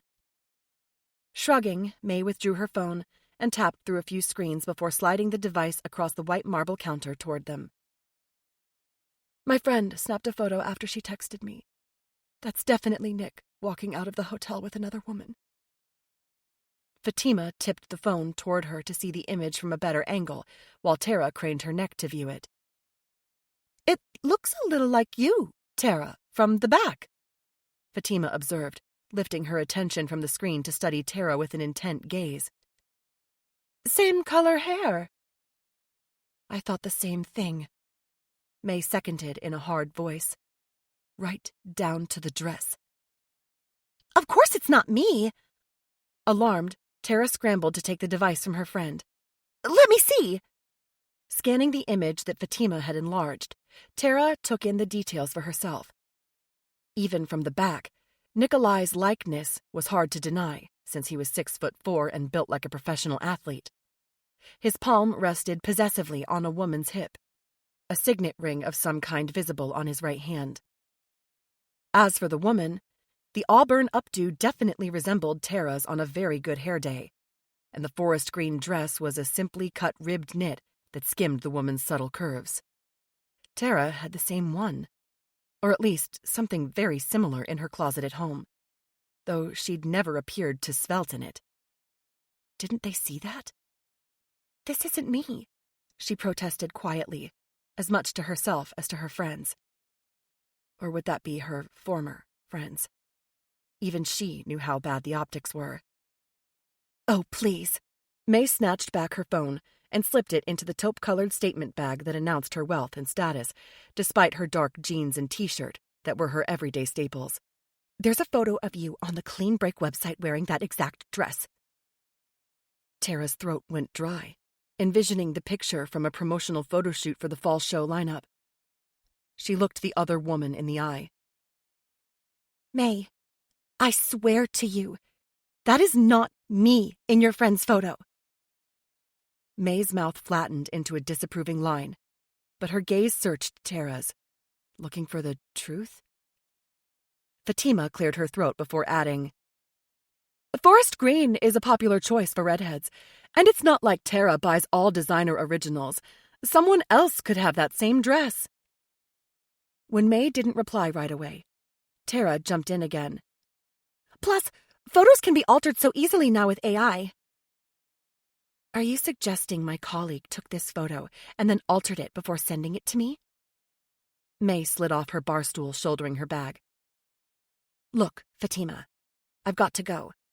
We'll catch up some other time, all right?" "May, let's talk about this," Tara protested as May started toward the foyer. "Have you asked Nikolai? He can tell you I wasn't with him." May spun around fast to face her. "No, Tara, I haven't." She blinked rapidly, the only sign that she might be rattled, since she spoke with the same even tone as always. Of all the book club members, May always seemed the most grounded, the least likely to get dragged into drama. But right now the tension practically vibrated off her. And I don't plan to talk to him about it either, so you're not going to get your alibi that way. Whatever Nick is up to, I will have his help while I try to get pregnant, so I'll find another way to deal with whatever he's doing on the side. Without another word, she walked out of the house, the door closing softly behind her. Tara was mortified. She had no desire to sit around and bemoan her rough week with Sophie and the clean break drama now that she had a new crisis to handle. Starting with searching her closet for that green dress. Because the strange coincidence of that photo gave her the creepy feeling that someone had purposely impersonated her, which was probably a far-fetched idea, right? Her counselor had warned her that the old case of dissociative amnesia could cause problems forming new memories, but there was no way in hell Tara had been with Nikolai that day and did not recall it. Not just because she trusted her own memory more than that, but also because she was not the sort of woman to stick a knife in a friend's back by making a play for her husband. A message she needed to get across to Luke Sedaris as much as May. Why did it seem like her whole friend group was imploding? She needed to get to the bottom of whatever was going on. Maybe, just maybe, she'd even confront May's standoffish spouse herself, because she wasn't going to sit back and quietly accept another woman's accusations of cheating with her husband and risk losing a whole set of friends. The book club circle might have the occasional drama, but what friend group didn't? The members were her neighbors and confidants. It was one of the reasons she'd put off a difficult talk with Sophie for so long about their weird power dynamic at work. She hated to upset their friendship. But enough was enough. Tara needed to start advocating for herself. With Sophie, yes. With Luke. Also with whoever could help her clear up this misunderstanding about May's husband. She needed to do something soon, before Jordan, her recently rediscovered secret sister who lived 1,800 miles away, was the only person left standing in her corner. Chapter 7. Jordan, present. After a long day, Jordan pulled into the driveway of a carriage house she'd rented and saw a man standing on the front step. He held a covered plate in one hand and a bottle of wine in the other. He turned to look at her as she parked on the gravel outside the whitewashed brick building, and she recognized him from Caitlin's block party. Brad Reynolds. She might not have recalled his name if she hadn't written copious notes about every single interaction she'd had with members of Tara's book club since she'd arrived in town. While she hadn't had enough time to speak to him at the block party, she recalled him saying that he lived 2 doors down from her. "Looking for me?" she called over the hood of the silver coupe she'd bought the same week she'd moved into the carriage house. She hadn't wanted out-of-state license plates to raise questions about her time in Texas. Instead of transferring the registration to her old car, a well-used compact that would have stood out like a sore thumb, she traded it in for something a little newer and scored New York license plates in the bargain. "Hello, neighbor. I come bearing gifts." The man lifted his hands to show his offerings. He wore a navy blue sweater with honest-to-goodness leather patches on the elbows and tan corduroys. Between the outfit and the perfectly coiffed light brown hair, he looked like an elite New Englander on a country weekend outing. "We met at Caitlin's house. I'm Brad Reynolds from—" "The White Federalist House." Jordan pointed toward the house just visible through a boxwood hedge on the far side of the Solomons' neighbors. "I remember meeting you. I happen to love the kinds of gifts that come with a cork." Locking her vehicle, Jordan left her box of files about the hit-and-run accident on the floor of the back seat, safely out of view. "Excellent.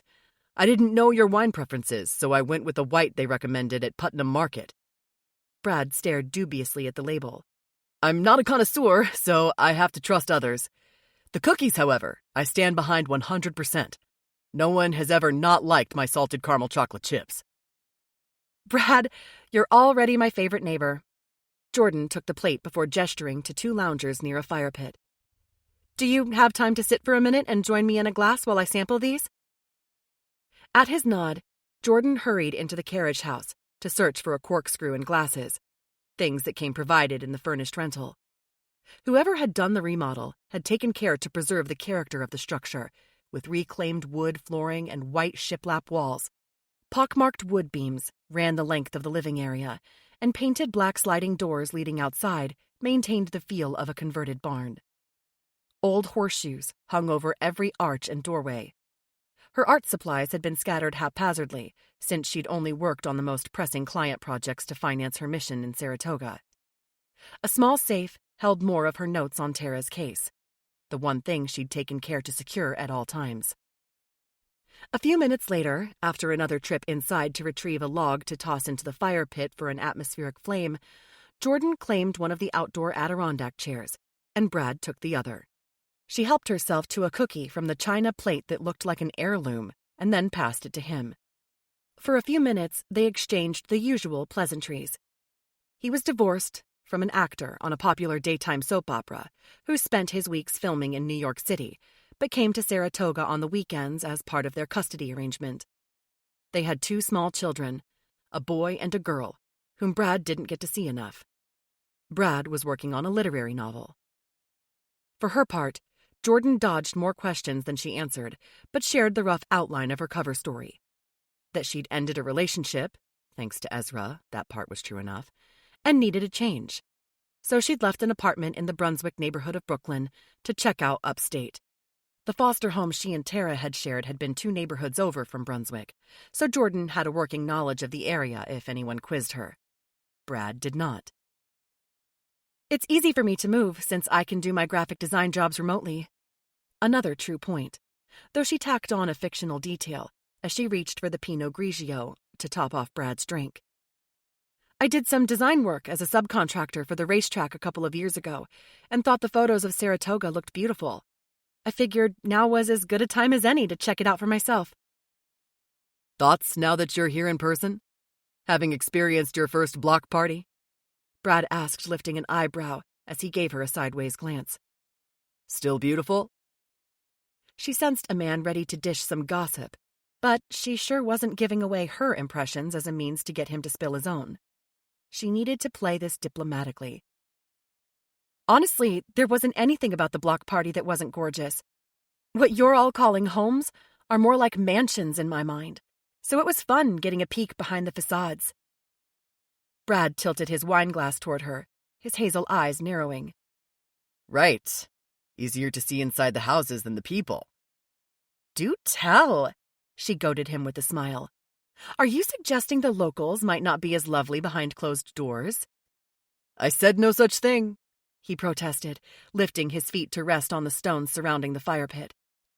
But talk to me a month from now after your first book club, and then tell me what you think about Saratoga's most glamorous residents. Seriously, Brad, I thought we were friends after you brought the salted caramel chocolate chips. You can't leave me hanging now. Shifting in her seat, she tucked one foot under her thigh so she could turn to see him better. Tell me more about book club. What are they like? Clicky.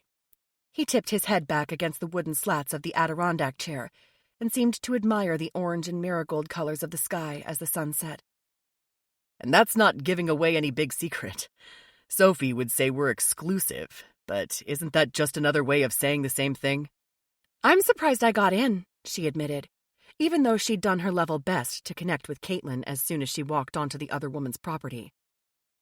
They like artsy types, he said candidly, gesturing with the wineglass again, as he seemed to indicate her outfit.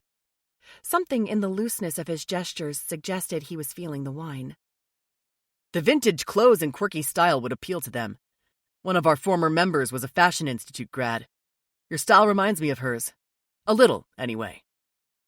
Jordan tried not to show her interest, even though her whole body went on high alert, tension making her muscles go taut. You mean Tara? She lowered her voice. Her name came up the other day, but I noticed Destiny shut down discussion of her in a hurry. She would. There was an edge to his tone, but he seemed to catch himself then and softened the remark with a smile. She knows that talking about Tara upsets Sophie, so she tends to stifle all discussions of her. But I like remembering Tara. She brought a lot of life to our group, and I, for one, really miss her. A few bats chased through the yard as the twilight fell, and Jordan tried to choose her words carefully. She didn't want to push too hard and end the conversation prematurely, or raise suspicion. You don't think the others miss her much? Reaching for the wine bottle, she tipped the last of it into the glass that he had emptied once more. Maybe they do. I don't know. He shrugged apologetically. Don't mind me as I drift into a melancholy wine haze. I'm sure everyone loved Tara, but since she worked on the clean break with Sophie, She was bound to ruffle feathers, too. Meaning Sophie was the great feather ruffler, and Tara was secondarily to blame. Jordan appreciated this take. But I assumed everyone enjoyed the podcast. Sophie's sort of a local celebrity, isn't she? Oh, that's a whole other bottle of wine right there. He shook his head, as if to dismiss the question. I'm not touching that one tonight, but I'm not the only person who has been hurt by the clean break. How so? She knew from Tara that Sophie had shut Caitlin out of a creative credit on the show when they'd first developed it. As a family therapist, Caitlin had offered ideas on how to interview guests in a sensitive way, so she had been a little involved in the early days of hammering out the production's style and approach, and angry to be excluded later on. But if the podcast had hurt anyone else in the group, Jordan was in the dark. My ex-husband and I were two of the earliest guests on the show, he admitted, swirling the newly poured wine around in his glass a little too aggressively, so that a bit splashed out onto his hand. He hardly seemed to notice. It was foolish of me to assume maybe Sophie would take our friendship into account when she helped Carlo and me with our split. I signed off on the arbitration option, naively thinking Sophie would at least be fair about it. But now, Carlo has the day-to-day care of the kids, while I'm the weekend dad. Could that be a motive to kill Tara? Revenge for stripping Brad of the larger share of parental rights? Tara was co-creator of the clean break after all. Brad could blame her as much or more than Sophie, no matter what he said about missing her. She made a mental note to dive deeper into the old podcasts and review the content more closely.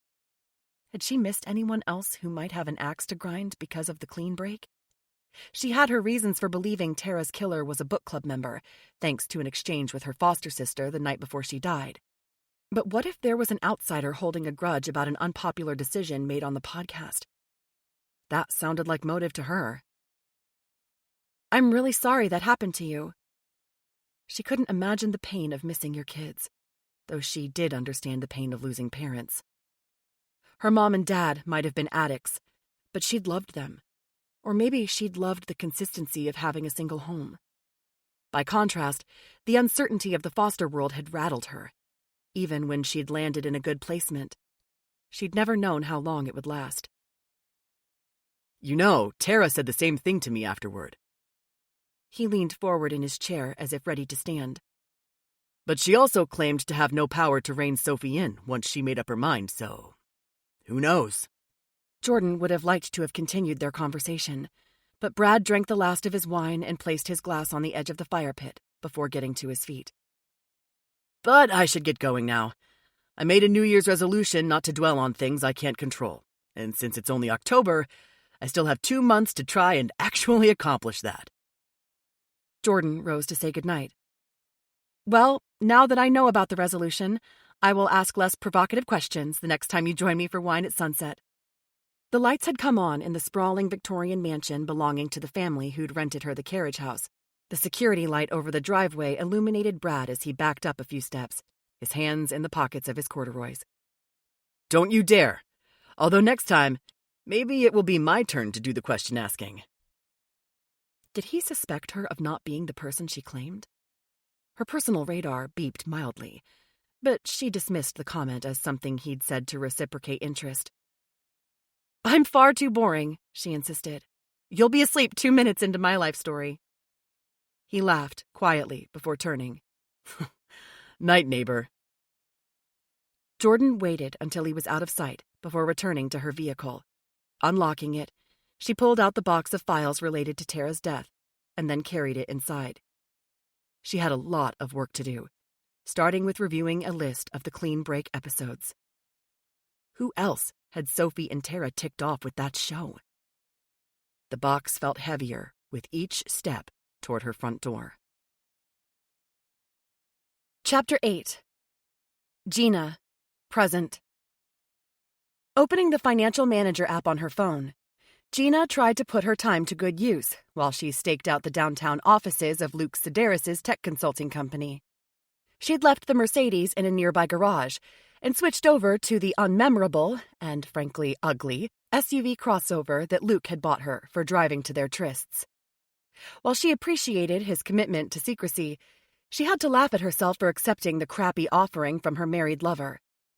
Some other women in her position, taken to the cleaners by an ex-husband, might have sought out a boyfriend who could support her in the style she'd grown accustomed to, back when she'd been a professional athlete's wife. But Gina was far more interested in revenge than money at this stage of her life. So, to ensure Luke wasn't hiding any surprises up his cheating sleeve, like a secondary mistress that would only interfere with Gina's plans, she'd taken to staking out his office this week.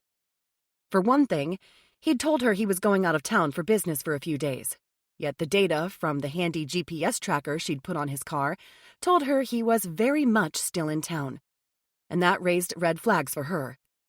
As did the used syringes she'd found in his glove box the last time they'd gone away for a weekend together. She'd never seen him use drugs before, so where had those needles come from? As a woman who'd already been cheated on, she wasn't getting fooled by a man ever again. Hence the stakeout. She knew he enjoyed office hookups. Maybe someone was going to meet him here. Gina had been on high alert for trouble on every front ever since she'd met Jordan Lawson. Gina's antennae were up and constantly twitching, searching for any threat to her plans for revenge. The October book club meeting was just around the corner, and she'd slated that date for the big reveal of her affair with Luke, along with a few other surprises, to ensure her nemesis's world was as devastated as Gina's had been back when she'd been living another life. Thankfully, the heavily tinted windows on the hideous little SUV allowed her to remain anonymous while she watched who came and went from his office this week. The baseball cap she wore helped. For now, however, no one was going out of the office entrance to the 3-story brick building, built to blend with the more historic structures surrounding it. Luke's suite had a dedicated private entrance on the less-traveled side street, and it was this one that interested her more. Luke had given her the key to that door early on in their relationship, and she suspected it wasn't the first time he'd arranged for women to meet him there. While she waited, she scrolled through her account information on her financial aggregator app. Her learning curve about money had been steep after her divorce. Prior to that, she'd been excellent at spending it. She'd had a lot to learn about saving it, about setting aside enough to finance her plans to make Sophie pay. The plastic surgery hadn't come cheap, not to mention the wardrobe she needed to continually update in order to blend into Sophie Duran's world.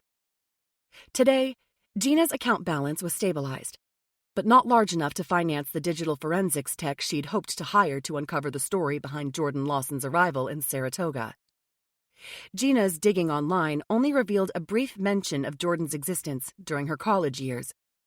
Gina had learned Jordan had been a student at Brooklyn College, but couldn't find a record of a graduation or a home address. Gina knew it wasn't cheap to maintain such a low profile online, but she herself had managed it, even while married to a professional athlete. Gina's wealthy father had always been vigilant about his family's digital privacy for safety purposes, which she'd despised as a teen, but had grown to appreciate later in life, recognizing how competitive it could be for young women. All of which went on to help her now, because if there had been more photos of her online while married to her ex, she might not have been able to pull off her revenge plot now. But there weren't many people who were as careful with their socials. Jordan Lawson must be hiding something. A sound outside the car made her look up in time to see the side entrance to Luke's office bang open in the fall breeze. Out stepped her lover himself, his attention fixed on his phone as he shut the door behind him. Damn it. She scrunched down in her seat and pulled the baseball cap lower on her head. The liar. What was he doing on the street right now at 2:30 in the afternoon in the middle of a work week when he'd said he was out of town?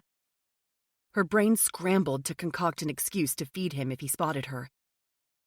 Luckily, he headed up the street toward Broadway instead of turning toward her, making it easier for her to track his progress until he rounded a corner. What are you up to? Drumming her nails against the steering wheel, Gina only waited a few seconds before deciding to follow him. Hopping out of the car, she slid a pair of big sunglasses onto her face and hoped she wouldn't see anyone she knew. By the time she rushed toward the intersection, Luke was already in the crosswalk at the next block up near the post office. How would she catch up without making it obvious she was following him? Gina dodged a few shoppers sipping from paper coffee cups as they maneuvered strollers in front of a store window full of kids' books. She kept her eye on Luke's retreating figure as he walked out of view up Church Street. Speed-walking into another gear, she was almost to the corner when a familiar voice called her.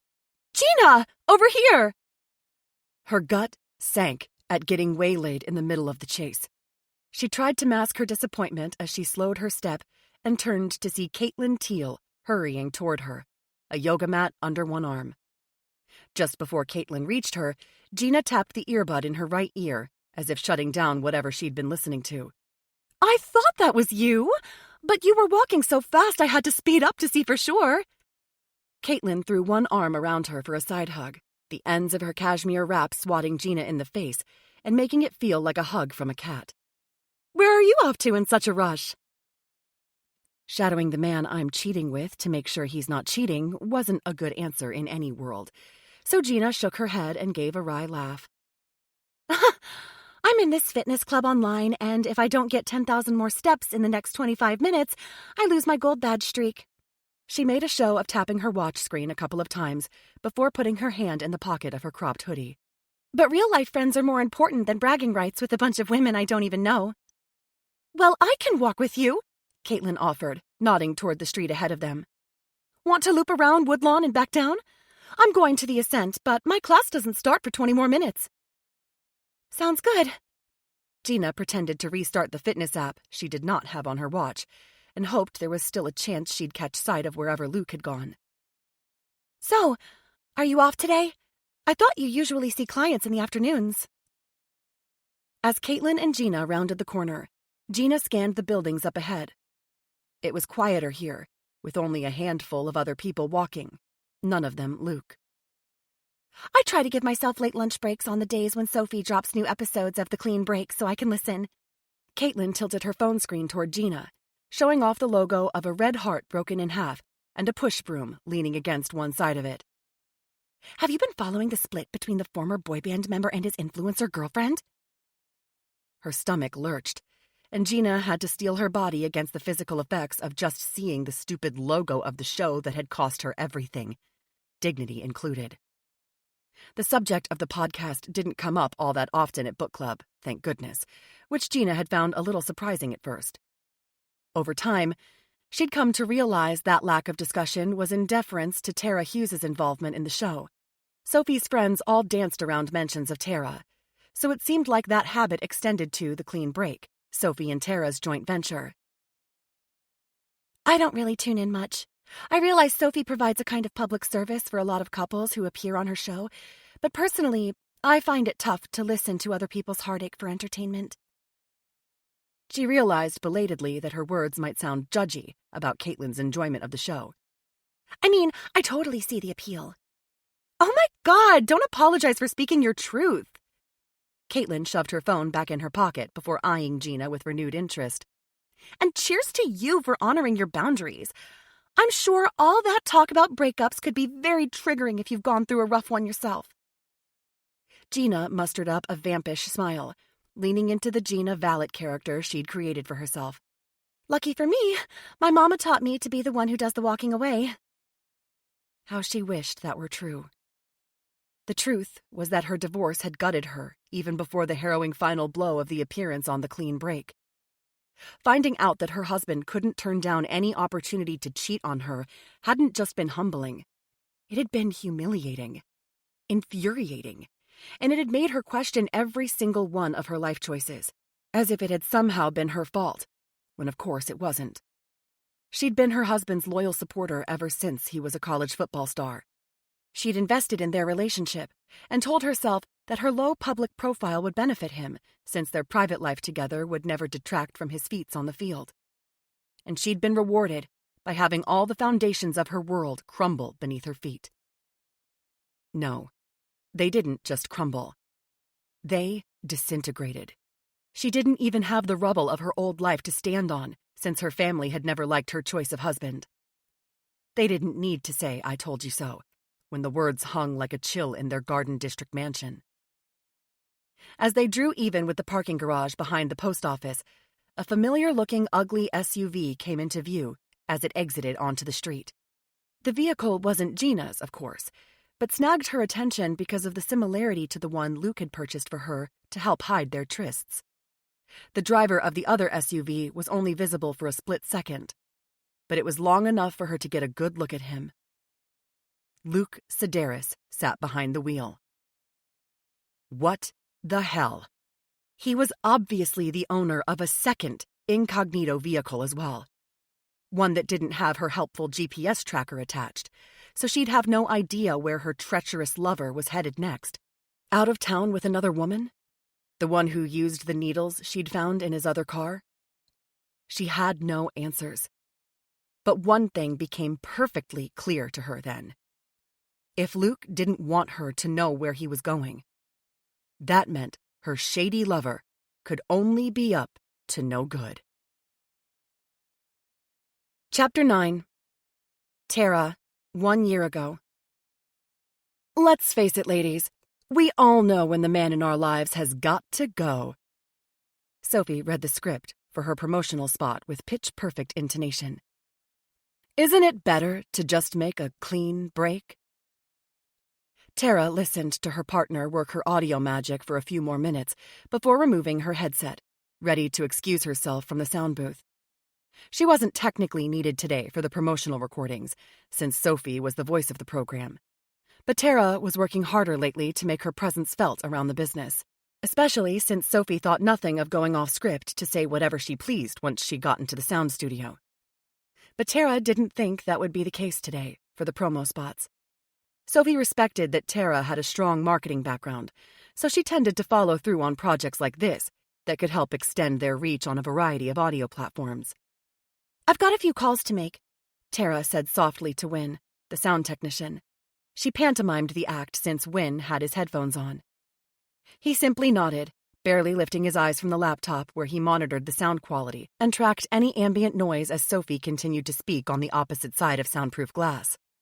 Freed from work without Sophie even noticing she was gone, Tara slipped down the stairs and out the side door of the 2-story garage that doubled as their studio. This was about the same time of day that Luke usually left the house to play tennis, and she hoped to run into him so she could clear the air. Her life felt like it was running off the rails the last couple of weeks. First, there'd been Sophie's maneuvering to have the larger say in their business, dismissing Tara's concerns about taking the clean break in directions that made her uncomfortable. Then there'd been the unwelcome kiss from Luke, and the fear that someone had impersonated her to make May think Tara was involved with Nikolai. That last one had gone from being frustrating to being downright creepy. She'd checked her closet when she got home after the tense confrontation with May, and that green dress had still been in a wrapper from the dry cleaners, exactly where she'd remembered hanging it the last time she'd been in her dressing room. No one had stolen the garment. So for right now, the only problem she could figure out how to fix was the matter of Luke. His car remained in the driveway, so she hadn't missed him, but she didn't see him outside yet. Following the path of pavers from the studio toward the pool house, her phone vibrated in her pocket. She withdrew it to read a text from Luke. Looking for me? Pausing, she glanced around the property, wondering if he could be nearby. The phone buzzed again. Go through the back gate toward the garden. Tara returned the device to the pocket of her sweater and headed toward the wrought iron fence behind the massive pool. The heavy decorative bars of the fence were woven through with rambling roses, the vines empty of flowers, but still green enough to hide the garden beyond. She glanced behind her as she approached the gate, already feeling guilty for entering a space that she normally never visited. Still, she slid through the archway and into the half-acre space that Sophie had turned into a small cottage garden, surrounded by decorative perennials. Even now, past the midpoint of October, there were still squash plants with ripening fruit on the vines. Tara saw a raised bed of Swiss chard and mustard greens that looked barely harvested. 2 bee pollinator towers hung on a decorative fence in the back of the garden, although there wasn't any activity near them now. Do you have time to sit for a minute? Luke called to her from a bench seat tucked under a weeping willow. She hadn't even noticed him there at first. But then, Sophie had designed the outdoor space with 3 little nooks off of it so that visitors could enjoy the views of the garden from different vantage points. Tara had watched the whole project come together from one of Sophie's many vision boards. Her friend really was a creative talent, even if she occasionally irritated Tara to no end. For a minute, she agreed, pivoting toward the willow, and then entering the nook where pavers gave way to white crushed stone. 2 benches sat across from one another, a small fountain between them. Tara sat on the bench that faced Luke's.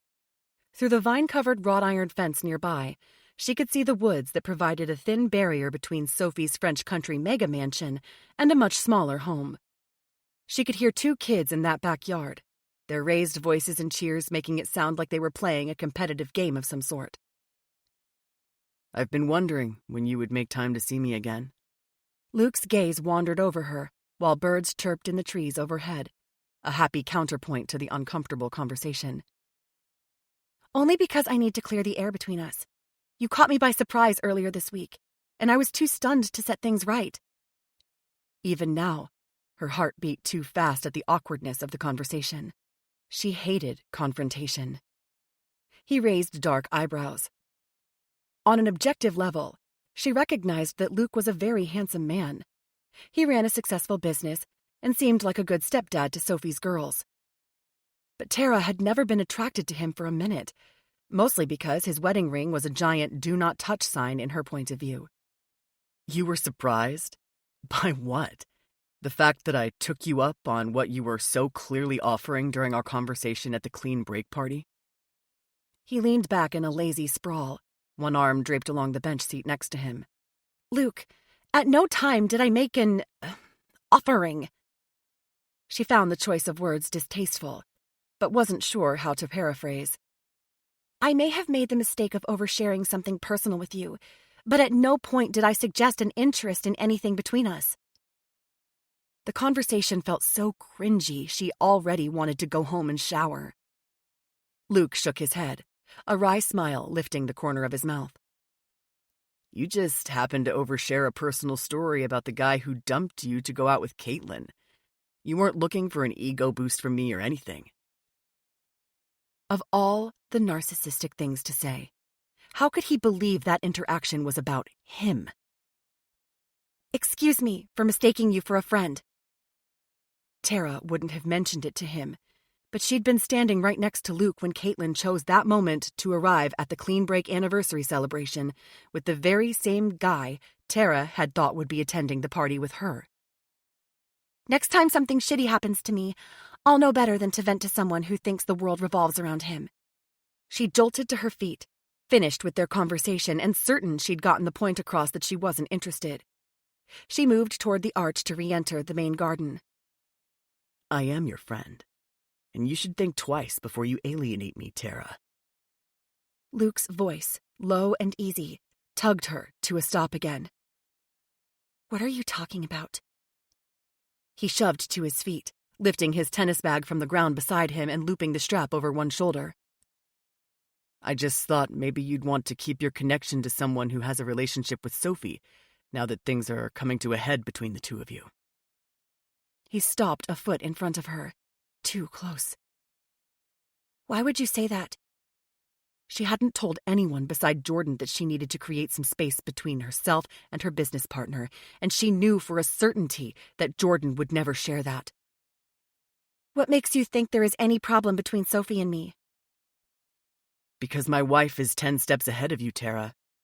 Hasn't it occurred to you that maybe there's a reason she acts like the clean break is all hers? That maybe she's setting you up to steal the business right out from under you? She wouldn't do that, she protested automatically, even while she ran over the possibility in her head. She couldn't. No? What makes you think that?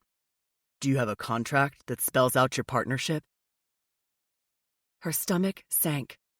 The sounds of the birds and the kids playing in the next yard over all faded away until the only thing she could hear was the anxious beat of her own heart. We had a handshake agreement. They were friends, after all. She'd known Sophie since they'd been co-chairs at a summer charity gala right after Sophie had moved to Saratoga 5 years ago. They'd made such a good team that they'd gone from working on that gala to brainstorming ideas for next year's event. After that was an even bigger success, They started talking about doing a podcast. Ah, I'm sure that will be a valuable asset in a court case when you need to sue her after she wrests away full control of the show. I'll just leave you be, since you seem to have things well in hand. Luke walked away at his unhurried pace, not caring that he'd just turned her life upside down. Could he be serious? Was Sophie really making plans to oust her from the business they'd started together? She didn't want to believe it.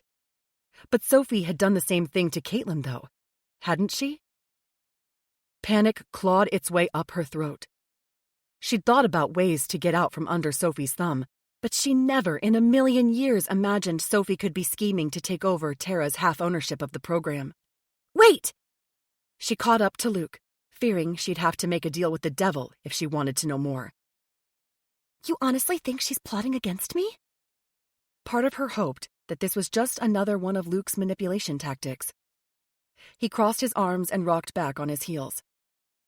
If you really knew my wife, you wouldn't have to ask me that. Something about the way he said it convinced her he was telling the truth. She had witnessed the way Sophie could turn on other people. She cut Caitlin out of the creative credits on the show without so much as batting an eye. Yet Tara hadn't ever considered that she could be next. Because she was naive?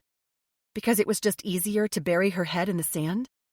Her father had warned her that if she went into the podcast business with her friend, she should formalize the relationship. Maybe that was part of the reason she hadn't. She loved her adoptive dad, but Randall Hughes was the most cynical person she'd ever met, and she didn't want to share his life view. Now, she could only feel foolish that she hadn't listened. I don't want to be kept in the dark, she admitted stiffly, the words sticking in her throat when she really wanted to have nothing more to do with this man. If you learn anything concrete about Sophie's plans, I would appreciate it if you'd tell me. Luke paused just before the gate that led back to the main yard and the swimming pool. He scanned the grounds for a second before taking a step backward, closer to her. Excellent. He nodded, satisfied. I'll call you. Soon.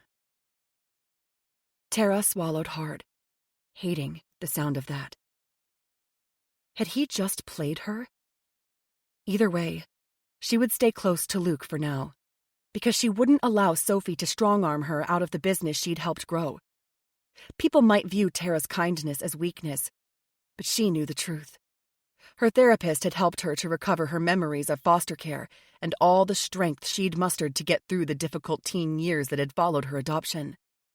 She'd shoved those thoughts away and locked them into a box to forget them for almost 2 decades. By now, she'd recovered most of it. She certainly recalled a stronger facet of herself that had always lurked in the back of her psyche, protecting her. And she wouldn't hesitate to tap that inner strength again in order to hang on to the new life she'd built for herself. Chapter 10. Jordan, present. I think we'll avoid attention if you park just before the end of the cul-de-sac. From the passenger seat of Jordan's car, private investigator Natalie Ramos indicated a spot on the opposite side of the road where no houses were visible.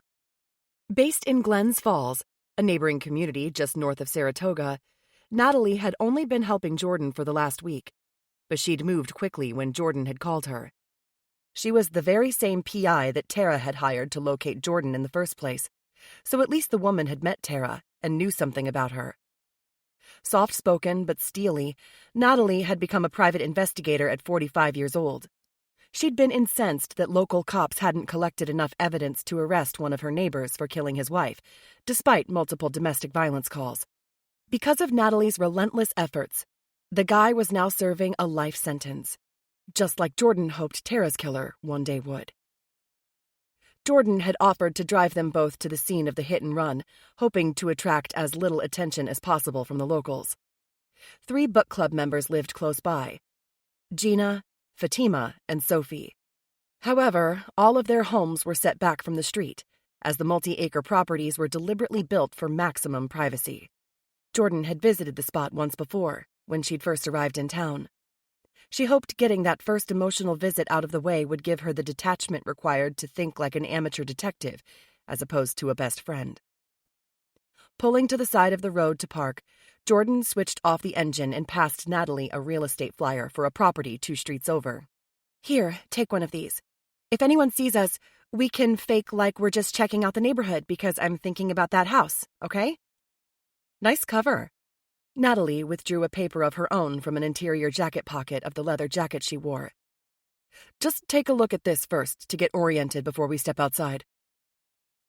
Jordan glanced at the sketch of the street, with details from the accident, startled to see a crudely drawn figure with limbs lying at awkward angles. Oh, God. Had she really thought she could remain detached? The thought of her vibrant, kind-hearted friend here, on this very street, broken and alone, sucked the air from her lungs. She licked her dry lips, tried to steady herself as she focused on the need to find the person responsible. "Is this from the police files?" "No, sorry. They wouldn't let me view anything official since they're still saying the investigation is active." The PI met her gaze across the console. "Are you sure you're okay with this?" Yeah, I'm okay." Natalie continued. "I have contacts on the force, and I convinced one of them to talk me through their crime scene photos enough to recreate quite a few of the details." "That's good." Jordan nodded, swallowing the lump in her throat, tamping down the fury that Tara had no justice for the violence that had taken her life. "So, she was facing that direction?" Refocusing on the place as a crime scene that needed decoding, Jordan tucked her emotions away in a box. "Correct. The streets run roughly north-south, and Tara's body was in line with the road, her head to the south, her feet to the north." Natalie pointed out the directions on her drawing, her silver rings and black nail polish aesthetic, the kind of thing that Jordan would have envied as a teen.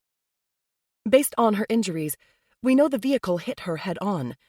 Also, based on the tire marks, police experts have determined the car was headed south, so that means Tara would have been running north.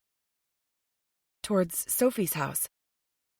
Jordan lifted her gaze from the drawing to the road, trying to appreciate the scale.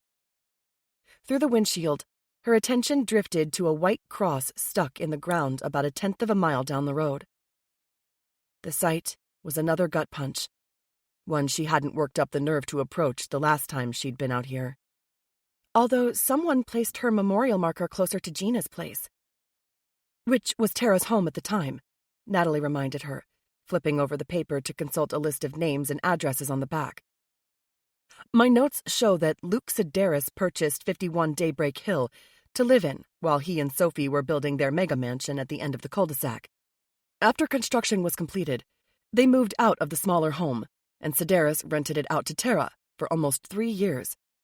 Then, about 2 months after her death, Gina Vallet moved into the property. She still rents 51 Daybreak from him." Mind blown. Jordan hadn't realized that at all, and she grounded herself in facts to distract from the white cross near the road.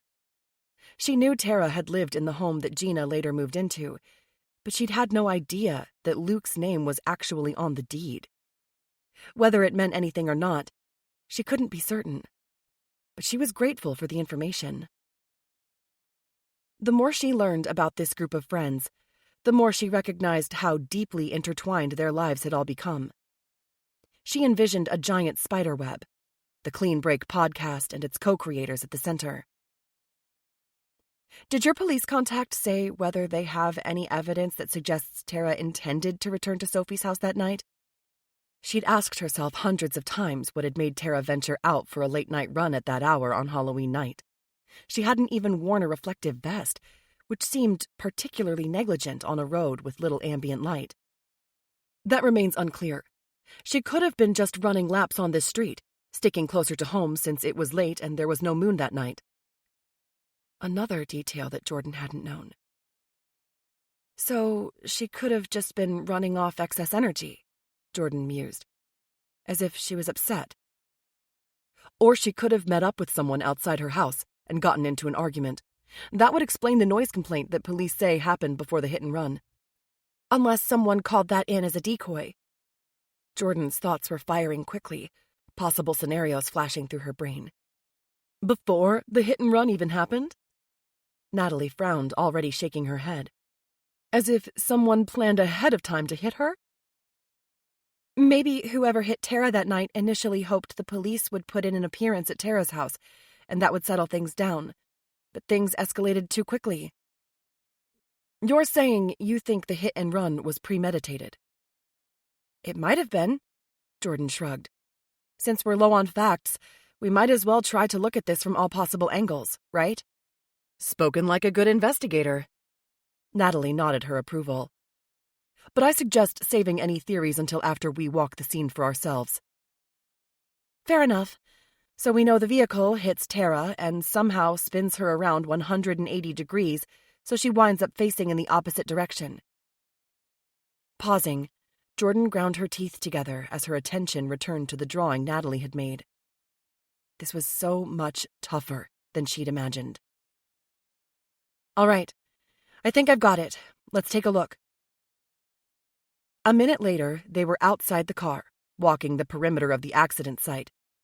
Despite Natalie's cautioning words, Jordan's brain still ran a mile a minute, trying to make the assorted facts fit together.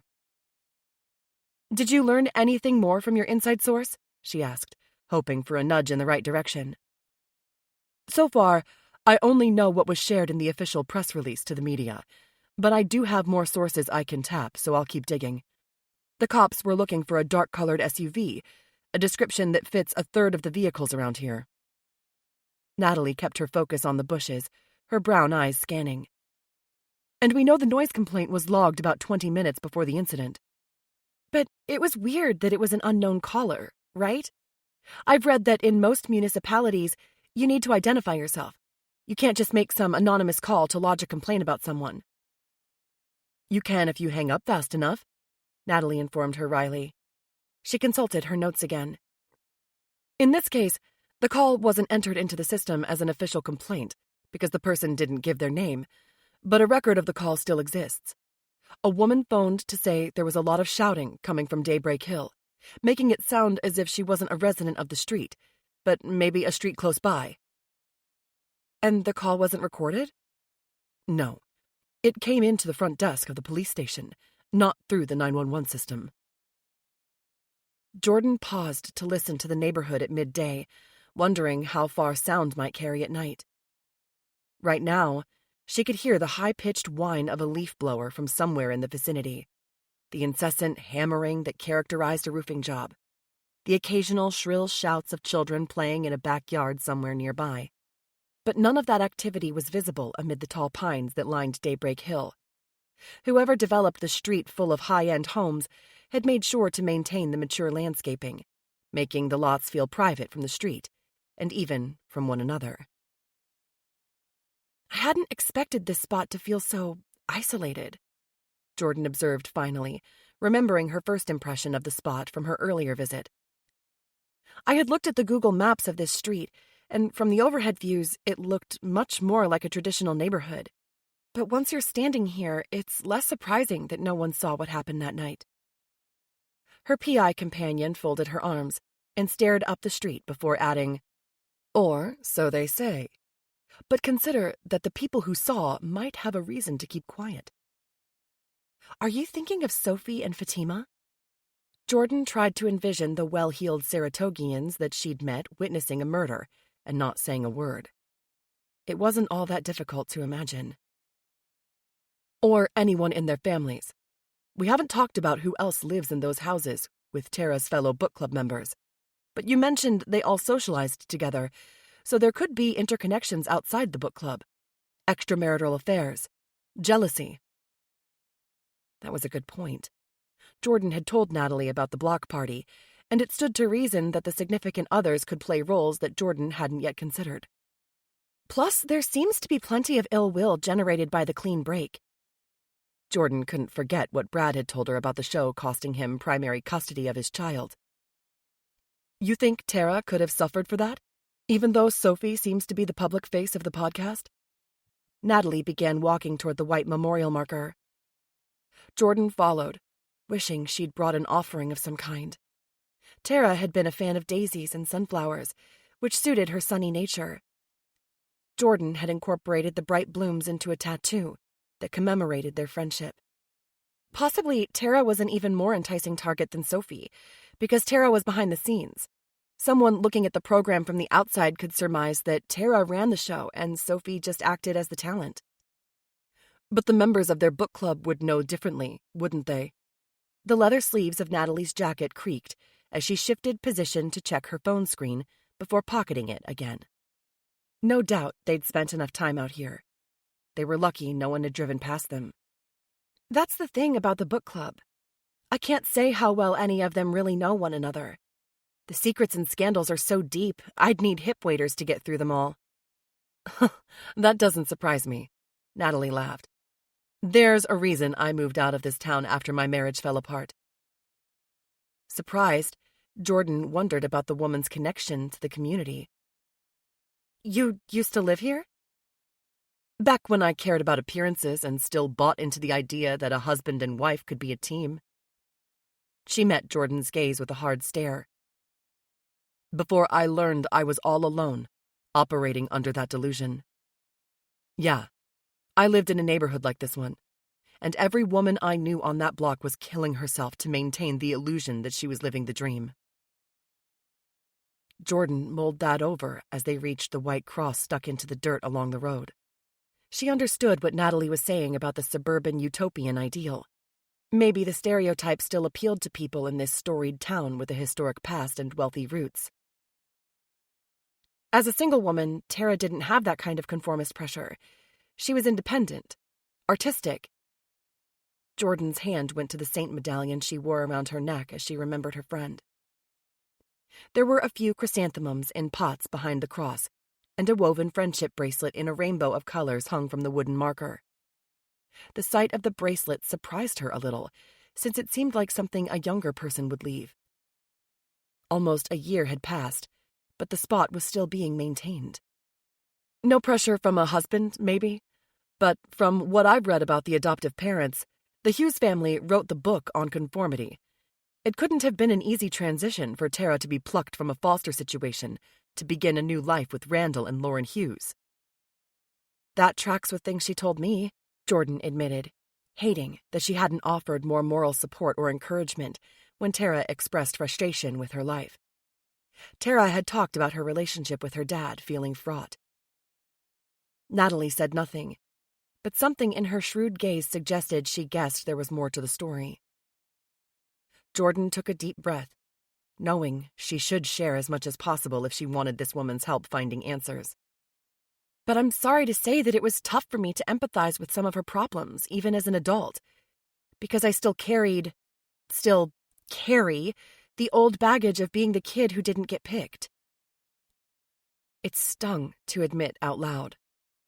Jordan had her personal demons under control, but that didn't mean they still didn't occasionally behave badly. She'd done her friend a disservice. If she'd been more supportive, if Tara had felt fully accepted and understood when they spoke, would Tara still be alive today? Maybe she would have confided more.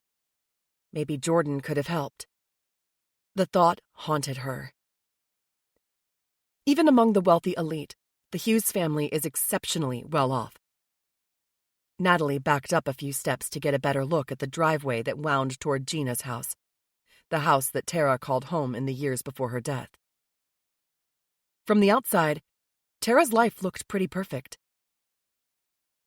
The 2-story rental property combined cedar shake siding with brick, the effect homey and welcoming. The 3-car garage and extensive landscaping underscored that this was no average place in the suburbs, however. Home prices here were hefty. That was all smoke and mirrors, though.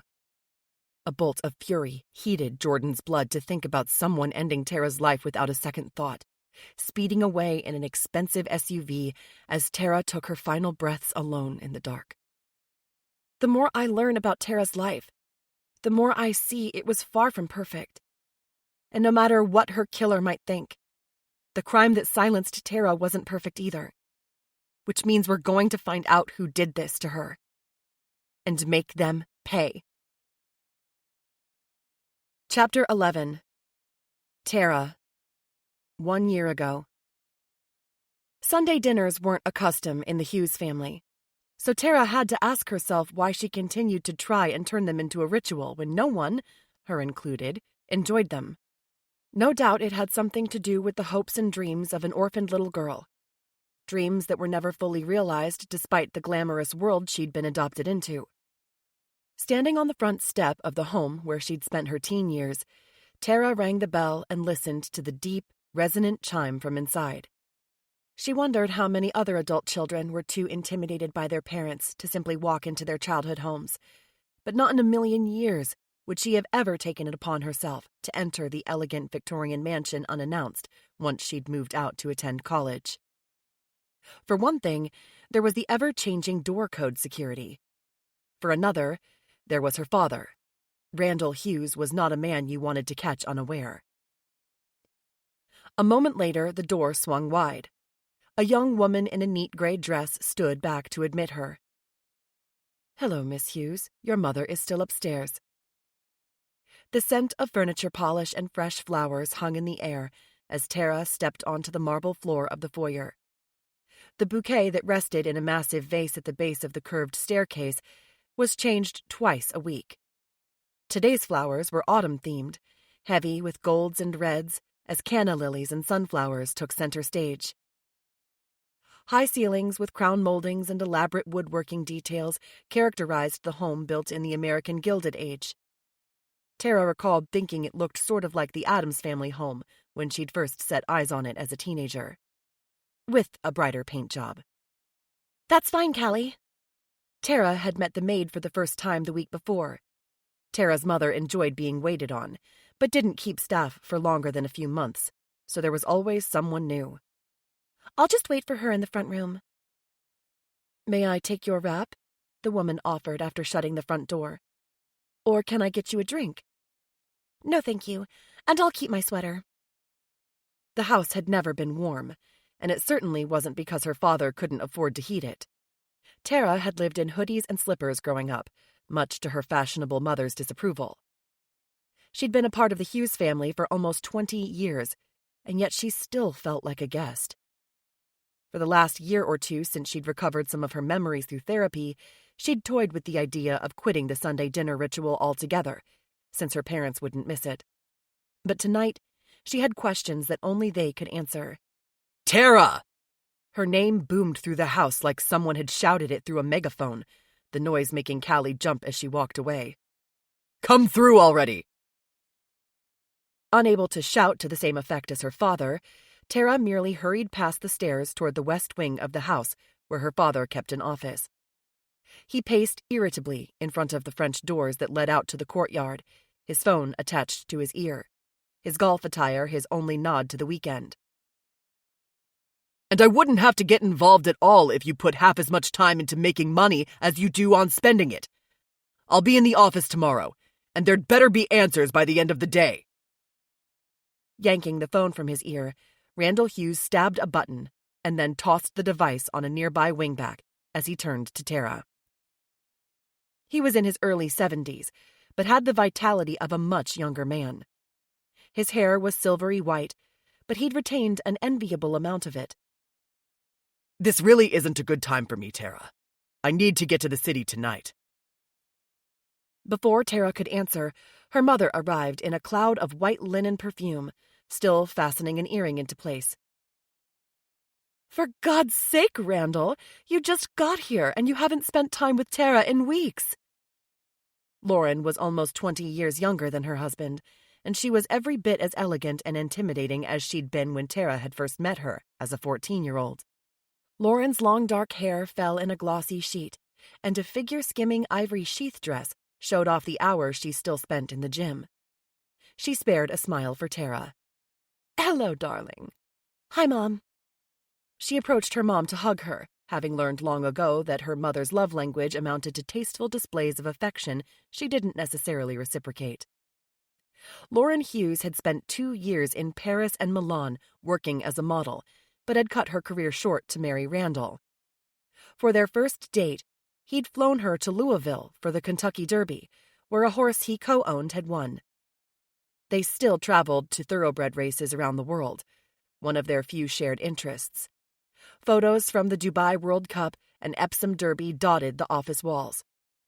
Tara had rarely accompanied them on those trips, relegated to nannies right up until she'd turned 17 and her father had deemed her old enough to man the fort alone. She'd really missed the company of a nanny that last summer under this roof before she'd left for college at the Fashion Institute in New York City. Evander is going to make a mess of a deal I hand-delivered to him with a goddamn bow, Randall explained, shutting down the open laptop on his desk before sliding it into a drawer and locking it. He frequently butted heads with the oldest son from his previous marriage. I can't stay for dinner.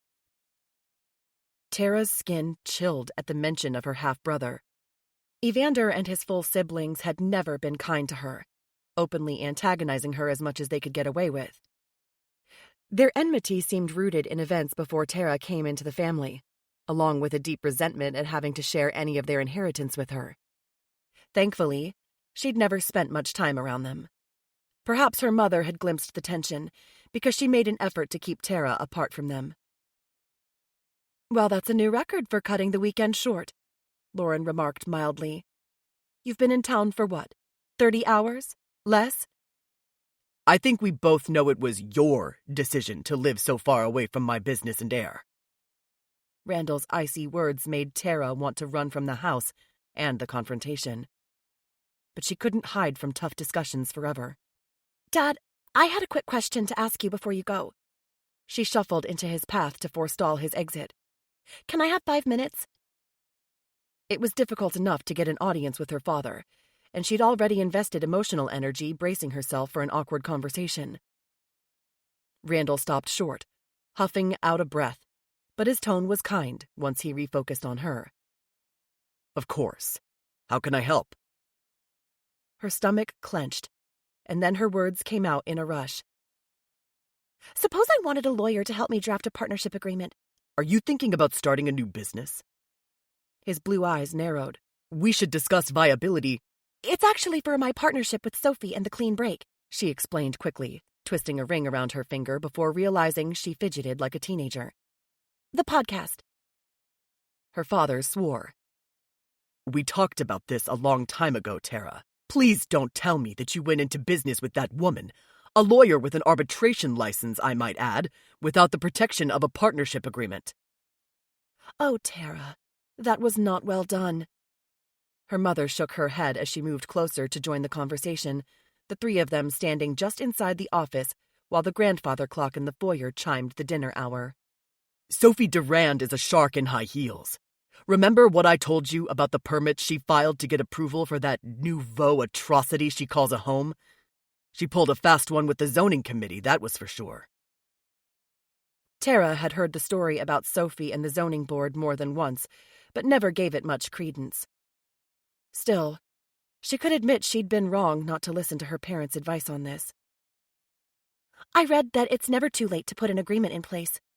She'd done a deep dive on the kind of language used in those sorts of documents and realized how helpful it would have been to have something that spelled out participation expectations, dispute resolution, and dissolution arrangements. At the time, she hadn't wanted to offend Sophie by bringing it up, figuring their friendship was solid enough to help them navigate any bumps in the road.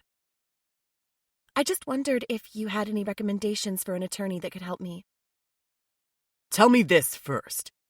Her father clapped his hands on Tara's shoulders and looked her in the eye. Are you doing this now because you suddenly see the wisdom of an agreement, or are you just angling to get out of the partnership? I don't necessarily want to end things now, but I want to make sure my interest is protected. In case Luke was right and Sophie was ready to oust her somehow.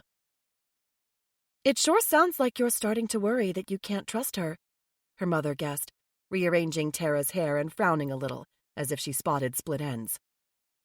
At least Tara had worn an outfit her mother had bought her for her birthday, a sleek red Angora sweater dress that was too formal for virtually anything but dinner at her parents'. No matter how much money accumulated in Tara's personal bank account, she had never morphed into the kind of person who wanted to jet to Fiji or Monaco for long weekends. She appreciated people more than places. She also appreciated a work-from-home dress code. Let me call my friend Arnie, and I'll have him give you a ring. Her father huffed another irritated sigh and then stalked toward the foyer. You're going to be working from a position of weakness, obviously. This should have all been spelled out before your first episode aired. Thank you, Dad. I really appreciate it. Tara figured it had been a good thing Randall was already so preoccupied with whatever was going on with her half-brother that he didn't bother to lecture her further for neglecting the partnership agreement. He waved a hand in acknowledgement, but he was already hurrying up the stairs to pack whatever it was he needed for the trip downstate. Beside her, her mother looped an arm through hers. Come, sit, and tell me what's really happening with Sophie while we have dinner. I heard she financed Destiny Griffin's new gym. Maybe? Tara shrugged, uneasy as she let her mother lead her into the dining room, where Callie was filling the wine glasses at 3 place settings. Destiny had asked Tara for a loan as well, so she was surprised to hear that she'd needed financing from Sophie, too. Was Destiny in financial trouble? Well, I hope it's a good investment, Lauren explained, before telling Callie to clear Randall's place. When they were alone again in the round dining room that seated 12, her mother continued. Is Sophie overbearing to work with? Yes, but she didn't say that. There'd been a time when Sophie had felt more like a friend and less like someone trying to manipulate her. Even now, it felt disloyal to complain about her, especially when the gossip mill in their town could be swift and brutal. Not at all, Tara lied, sipping the white wine that accompanied the salad course, and wondering how she could maneuver the conversation around to what she really needed to ask her mom. I think we complement each other creatively. She has a lot of great ideas, and I help her refine her focus to shape the best of them into actionable steps. Ever the diplomat. Her mother sat up straighter as she said it, and Tara knew that the comment wasn't intended as praise. They meandered through their usual safe topics over a meal of Icelandic cod française. The social missteps of the first Mrs. Hughes, the Seychelles trip Lauren had planned for the holidays, Randall's poor diet and lack of commitment to Lauren. By the time Lauren refused the offered dessert and suggested Callie bring them hot toddies instead, Tara realized she couldn't put off the topic she needed to discuss with her mom any longer. Following Lauren into the den, where she'd asked for the drinks to be served, Tara rolled out the admission she'd been practicing in her head. You remember how one of the things I was working on with my therapist was to explore that dissociative amnesia episode I had after we moved here? Tara had been in and out of counseling ever since her parents had adopted her. In her teen years, her mother had told her that therapy would help her navigate the changes in her life. Yet Lauren had pulled her out of treatment once she learned that Tara had asked the counselor to help her recover her lost memories, convinced that recalling past trauma would only be damaging to Tara in the long run. As soon as Tara turned 21 and could call her own shots, however, she'd quietly gone back into therapy. For a while, she'd been content simply to gain more perspective on her life and all that she'd experienced at a young age. But eventually, she'd come back to the key question that had haunted her for years. Why had she blocked out almost 2 years of memories? And you remember that I told you I think your mind almost certainly gave you the gift of disassociation to protect you from whatever horrors you endured before you joined our family. Lauren chose her favorite seat on one end of a white sectional sofa in the room at odds with the rest of the carefully restored Victorian home. She had never particularly liked the historic structure, with its overly fussy features and elaborate woodwork, preferring minimalist lines and neutral colors. But despite her personal preferences, Lauren also believed in supporting the architectural integrity of an area, which was why Sophie's new home irritated her. The drinks had already been delivered on a wooden tray that rested on the corner table between the sofa and a buff-colored leather occasional chair. Sitting, Tara grabbed one of the warm glass mugs from the tray. She didn't really want the heavy beverage when her stomach was already in knots over a topic she dreaded discussing, but she appreciated having something to hold in her nervous hands. I understand that's how you view it, Mom. The last word had never flowed off her tongue easily, but she'd always felt it was one she owed this woman. Randall hadn't wanted any more offspring, particularly not one who didn't share his blood. But Lauren had lobbied for a child she could call her own, and because of her steely determination, Tara's life had changed in an instant. Though it was an instant she couldn't recall with clarity, thanks to the amnesia that had stolen details from so much of that transitional time in her life. A long-suffering sigh hissed from her mother's lips as she collected a drink for herself, her weighty, pear-shaped diamond clanking against the glass handle of the delicate mug. Okay, so how is your exploration of the episode going? Not great, Tara admitted, knowing she needed to circle back to that. But first and foremost, she wanted to confess the secret she'd kept from her parents for 2 years. I'm still working to find out what caused the episode in the first place, but I have had better luck recovering older memories, things from my time in foster care. Her mother froze for a moment. Then, she carefully returned her drink to the tray. Leaning forward, she looked directly at Tara. Your older memories are the ones that caused you to lose time in the first place. Your experience in foster care is the whole reason your brain had to create an elaborate system to protect you. Why are you doing this, Tara? Why do you insist on picking through the biggest pain points of your life? Just to hurt all over again? To hurt your whole family? And there it was. The idea might be wrapped in different language tonight, but beneath the words lurked the same old accusation that she wasn't grateful enough for being plucked from her former existence, that she had dragged past baggage with her and made her adoptive family suffer for it. I never wanted to hurt you or Dad. Yet you do! Every time this comes up, it's hurtful to both of us. Her mother flipped her long hair behind one shoulder impatiently. You're an intelligent woman. I know you must see how this fixation on your past drives a wedge between you and your father and me. I'd hardly call my efforts to heal a fixation.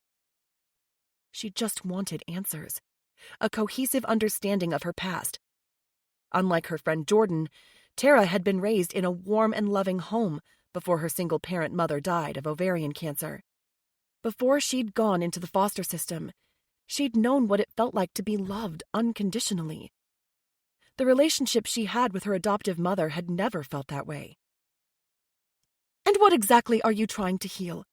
The winters we spent in Aspen, the private tutoring and riding lessons, the graduation trip to Capri along with a ring from Cartier to celebrate? Lauren shook her head. Because clearly none of that was good enough for our artsy, complicated daughter who was too busy navel-gazing to see she had everything in the world a girl could ask for. Stunned at the outburst, and at this perception of her as overly entitled, Tara wasn't sure how to react. She scrambled to summon her therapist's suggestion for dealing with confrontation. Stay calm and composed. Focus on the issue and not the feelings.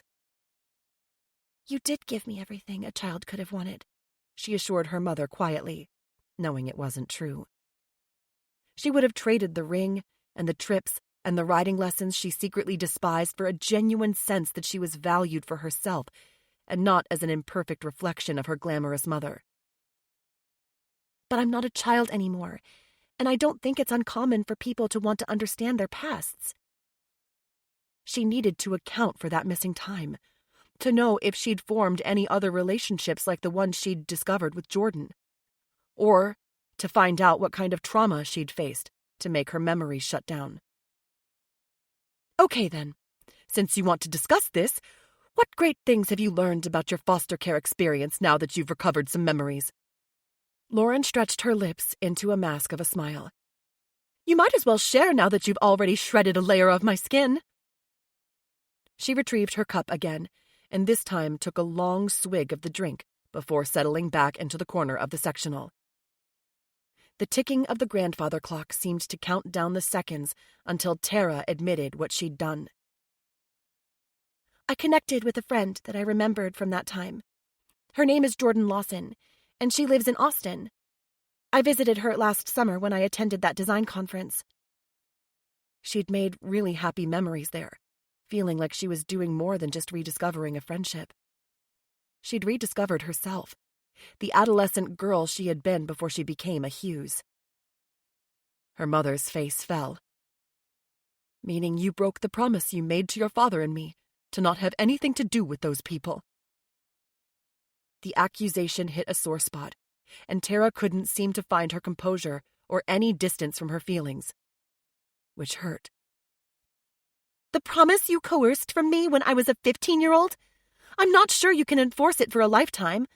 I did keep it while I lived under your roof. She couldn't stop herself from defending Jordan. And Jordan is leading a successful life, something tougher to achieve without millions of dollars backing her every move. Lauren sat up again, putting both of her taupe-high heels on the floor and smoothing her skirt to where it ended just above her knee. You may not live under this roof, but you still enjoy the privileges of a trust fund, don't you? Tara blinked. Her mouth went dry. And you view that money as some kind of payment to ensure I only behave the way you want me to? It was the first time either of her parents had suggested such a thing.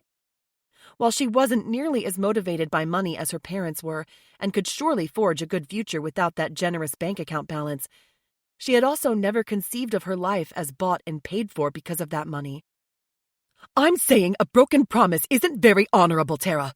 And you might have just forced me to admit something your father has been trying to convince me of for 20 years. She pursed her lips. Her eyes narrowed. Maybe the old adage is true. Blood will always out. Shooting to her feet, her mother walked toward the door. Tara stood more slowly. She felt herself trembling.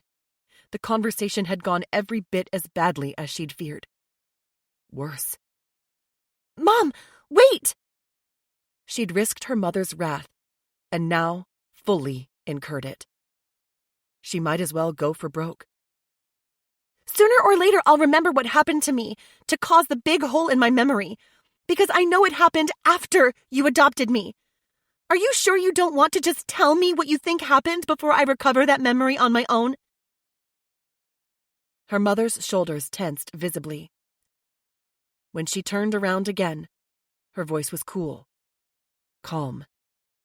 Has it ever occurred to you that maybe your brain isn't protecting you from something that happened to you, but from some awful thing you did? The words echoed inside Tara, rebounding, reverberating, rewriting her whole concept of self. Could it possibly be true? Or was her mother's accusation simply a new form of deflection? Tara didn't even notice when Lauren walked away, her high heels hammering home what Tara had suspected all along. She would never discover the missing pieces of her past from her parents. Tonight would be the last time she would ever try. Chapter 12. Jordan. Present. Are we doing the witch walk this year? Seated at the small island inside her carriage house rental, Jordan had to reread Caitlin's text a second time before she realized it wasn't just to her. It was part of the book club group text thread. She'd invited Natalie to the carriage house today to go over the information they'd gathered so far about the hit and run. She didn't feel comfortable meeting the PI publicly, in case someone recognized Natalie. No sense having anyone think Jordan was in town for any reason other than exploring a cool new place to live. They'd only just taken their seats at the kitchen island when Jordan's phone vibrated next to her.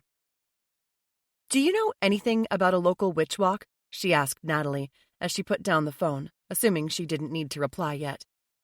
Oh, it's pretty fun. It's a fundraiser for shelter pets, and everyone dresses in costume to parade around town. There are special dances, themed foods and drinks, plus the businesses all get involved. Cool. Guess I'm in the market for a pointy hat. She wouldn't miss an opportunity to hang out with the book club friends before the Halloween meeting. So I'm dying to know what you've unearthed since we spoke last. Because everywhere she turned lately, she felt like she was pounding her head against the wall. The probate attorney still hadn't gotten back to her about the status of Tara's estate. Neither Randall nor Lauren Hughes would return her calls. Plus, she'd listened to podcast after podcast about people's heartbreaks and betrayals. Although she had a whole list of individuals around the country who could potentially have a reason to hate Sophie and Tara, the content of the shows made Jordan feel incredibly depressed. Why were people so heartless toward one another? Particularly people they used to love. Every breakup the show covered was painful. Natalie flipped open the top of the stainless steel water bottle she'd brought along. She was dressed in another leather coat today, this one a dark brown bomber jacket with jeans. I found some juicy stuff, but first, let me tell you that I did most of my online digging while staking out Daybreak Hill. Really? Jordan frowned, silencing her phone that was starting to vibrate, probably with group text replies about the Witch Walk. Why? Checking how many vehicles use that road that don't belong to people who live on the cul-de-sac. I took the day shift, and I hired someone to take night shifts for the hour when Tara would have been struck. I wonder if the cops thought to do that as part of their investigation. Jordan wished she'd thought of that months ago. It would have been a good assignment for the investigator she'd originally hired to look into the hit and run. My contact on the force didn't mention it. I made a list of the vehicles, plate numbers, and how long they spent on the street. She tapped her phone screen and pulled up the electronic version of the document to show Jordan. Granted, this was only over the course of 3 days, but in that time every single person had a connection to one of the houses on the street. Nannies, tutors, other parents dropping off kids from sports practices, a couple of contractors, lawn care and deliveries. But after 9 p.m., there was zero traffic, except for residents. That fits with what I've thought all along. I always figured it had to be someone from the book club who hadn't gone home yet. All the members told police, at least according to the information released to the press, that they were at Sophie's place until things broke up around 10:45. Shortly afterward, someone calls in a noise complaint. Then 20 minutes later, Tara's dead. Meaning we're on the right track looking into the group. Natalie nodded as she withdrew a sleek silver pen from an interior pocket of the jacket she still wore.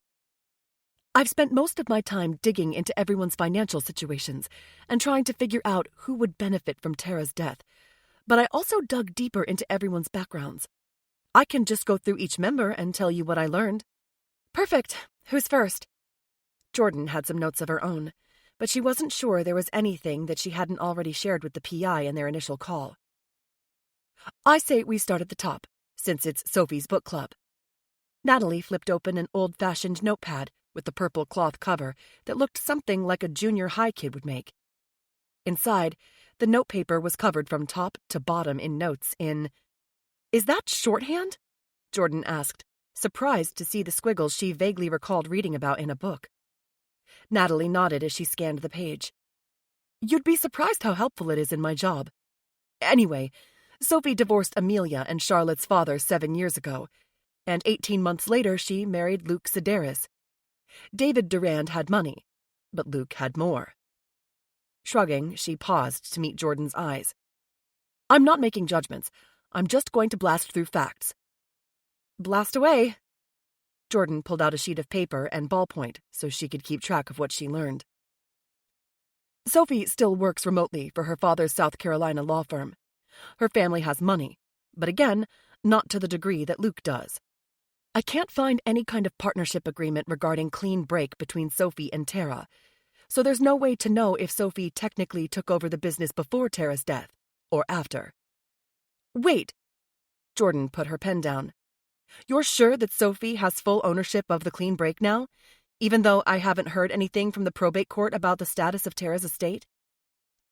Natalie shook her head. Sophie filed the paperwork early this year to restructure the business as an S-corp, and she's the sole owner. Guess who just shot up to the top of my list? Jordan muttered, wishing she'd paid closer attention to Tara's discussion of her work. Had Sophie killed her partner to gain control of the business? Maybe hold off on that until you hear the rest, because I'm just warming up. Natalie flipped the page of her notebook with a flourish. Caitlin Teal's financial situation is sound. She inherited that lake house from a great-aunt, and she's never been married. But the scuttlebutt on her is that she was cut out of the podcast, even though she was instrumental in coming up with the premise.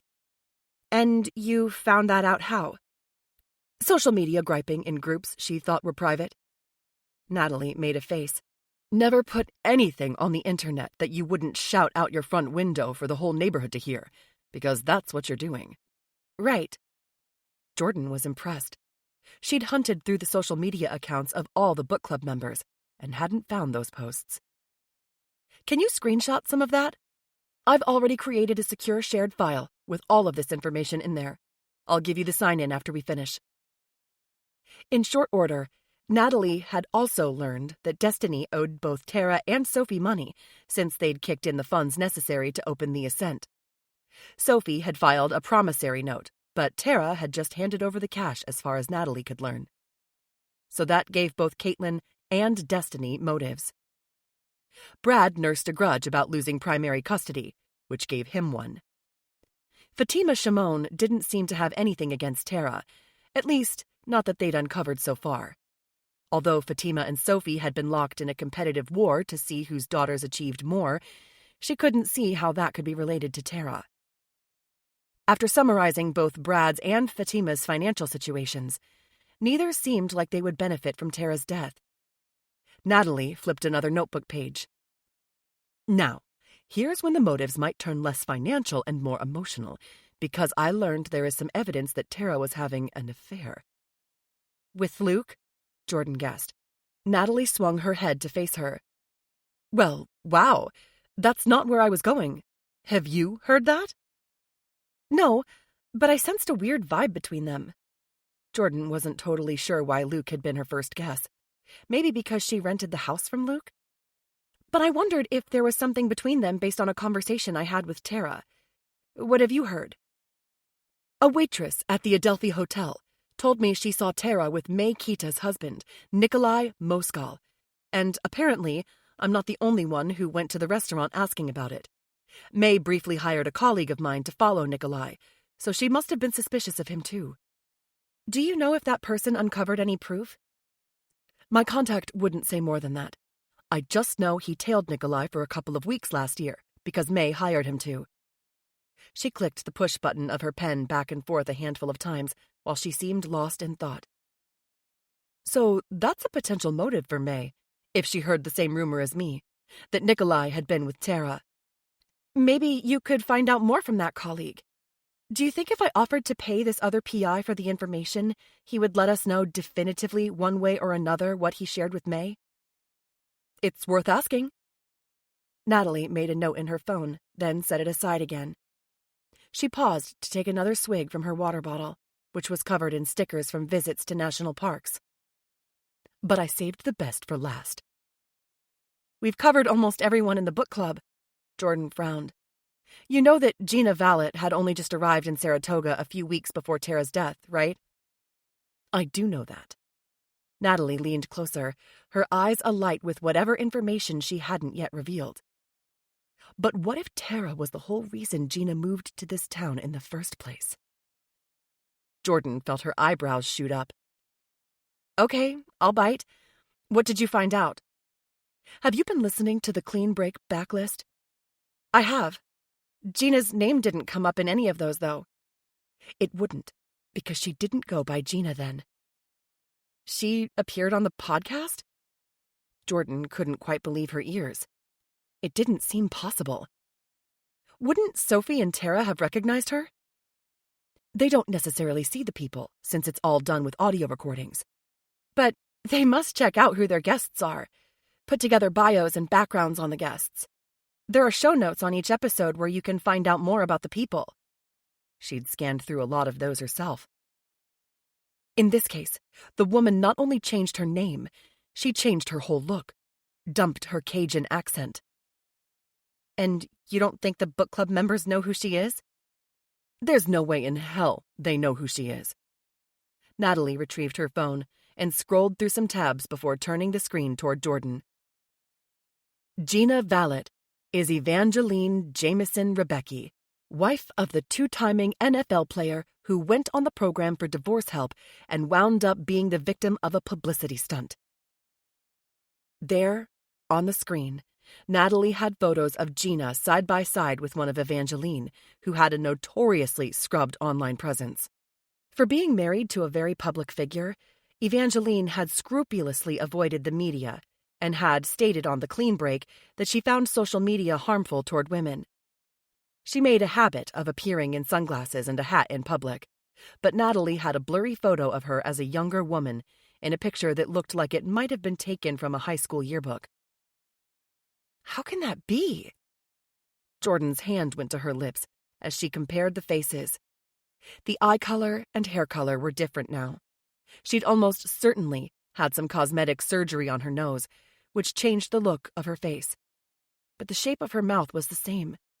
Evangeline was furious about that show. She's suing Sophie. I don't understand how she could do all of that without ever coming face to face with her nemesis. Natalie took back her phone.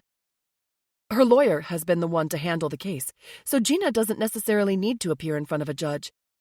I'm texting you the sign-in information for the digital file with everything I shared today. Should we call the police with this? Jordan was reeling, trying to process the news about Evangeline/Gina. In light of who she is, there's no way that it's a coincidence that Tara died the night of Gina's first book club. She obviously moved here to exact her revenge. Maybe. But why would she kill Tara right away and not lift a finger to do anything against Sophie when she obviously holds Sophie more accountable based on the statements her legal team made to the media? Jordan hadn't spent much time reading about the football player's life or the lawsuit she'd brought against Sophie in the clean break because she had assumed there was no connection between that episode and the killer in the book club. An oversight she would remedy as soon as possible. Finding out that Evangeline had slid right into the lives of her enemies changed everything. Because Sophie has deeper pockets and more influence? Maybe Evangeline figured she would kill one of the partners and sue the other one? Jordan grabbed her phone again, needing to confirm that she had the right sign-in information from Natalie. She needed to go over all the information they'd gathered with a fine-tooth comb, double-check everything, and figure out what to do next. Thanks for sending that. But what do you think I should do as far as sharing this with the police? She didn't want to involve law enforcement, yet she couldn't deny feeling a renewed sense of danger now. How far would Gina go to protect her secrets? It's your call. Natalie slid off the bar stool and tucked her notepad into her handbag before shouldering the strap. But I suspect they would just confront Gina and start asking questions of all the book club members, so you'd lose the advantage of knowing a key piece of information that no one else in the group does. Maybe see what you can find out on the witch walk before you decide either way. You're right.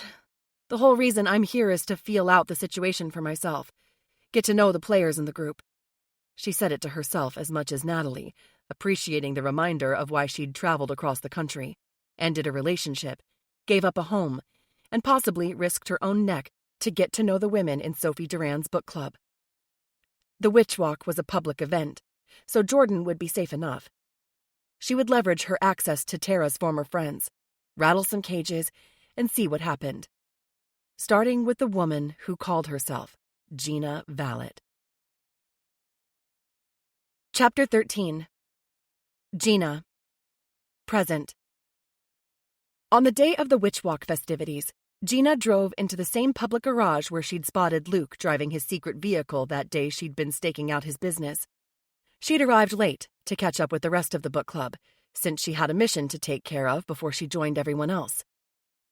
A group of laughing teens raced past her in matching Day of the Dead-style makeup. Had no one taught them about cultural appropriation? But then, who was she to judge, dressed like a pagan when she'd been raised to attend Mass twice a week? Driving slowly up the garage levels, she finally found Luke's SUV parked on the roof. Luckily, there were still open spots, so she drove into a vacant place at the other end of the building to put some space between their vehicles. Then, walked back to Luke's car. She double-checked the plate number before she stopped to withdraw a small mirror from her handbag. The cool October breeze blew her crimped hair in every direction, so she tucked a few extra strands beneath the black satin witch hat that she'd decorated with dried flowers. In the mirror, she could see the purple spider webs she'd painted around her eyes, but she wasn't using the mirror to check out her reflection. She was more interested in making sure no one was coming before she crouched beside Luke's secret second vehicle and tucked the magnetized GPS into the wheel arch. Straightening, she closed her compact and stepped away, making sure the tracker remained hidden from various angles. Once that was done, she slid her mirror back into a flat waist pack that fit under her black satin corset. Broom in hand, she followed the sounds of Celtic music, played in fiddles and uilleann pipes, down the stairs and out onto the street. The roots of the festival were more German, but Gina had noticed the year before that there was a blend of pagan traditions represented, and the event was intended to raise money for a variety of animal rescue organizations, so the point wasn't authenticity so much as fun. Twilight settled onto the street, halogen lamps flickering to life. The scent of fair food staples like popcorn and fried dough mingled with the specialty offerings from local restaurants. A smoke machine billowed purple clouds into the air, and orange fairy lights had been strung in the trees. Gina hurried toward Broadway, even though her black lace-up boots were a bit clunky to walk in, mainly because they were cheap. She hoped to run into Luke before she found the book club ladies, but any hope of that was dashed when Jordan Lawson suddenly appeared in front of her, her copper-colored hair twisted into uneven pigtails, tied with purple velvet bows. She wore eyeliner that would have scared a small child, her makeup trending toward ghoulish.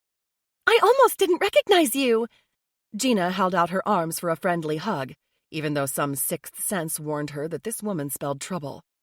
Stepping back, she admired Jordan's black lace dress, decorated with spiders and lizards. "Kudos to you on going all in on the theme." Jordan gave her a half smile. "I may have dabbled in some goth trends in my youth. Putting on the eyeliner felt like old times." "Oh, do tell! I love it when skeletons come falling out of the closet." Gina pointed south at the intersection. "And we might as well walk that way to find the others. Fatima messaged me a little while ago that they were having drinks in front of the distillery." They approached a witch stirring a giant cauldron with what looked like dry ice inside, the contents bright red and smoking.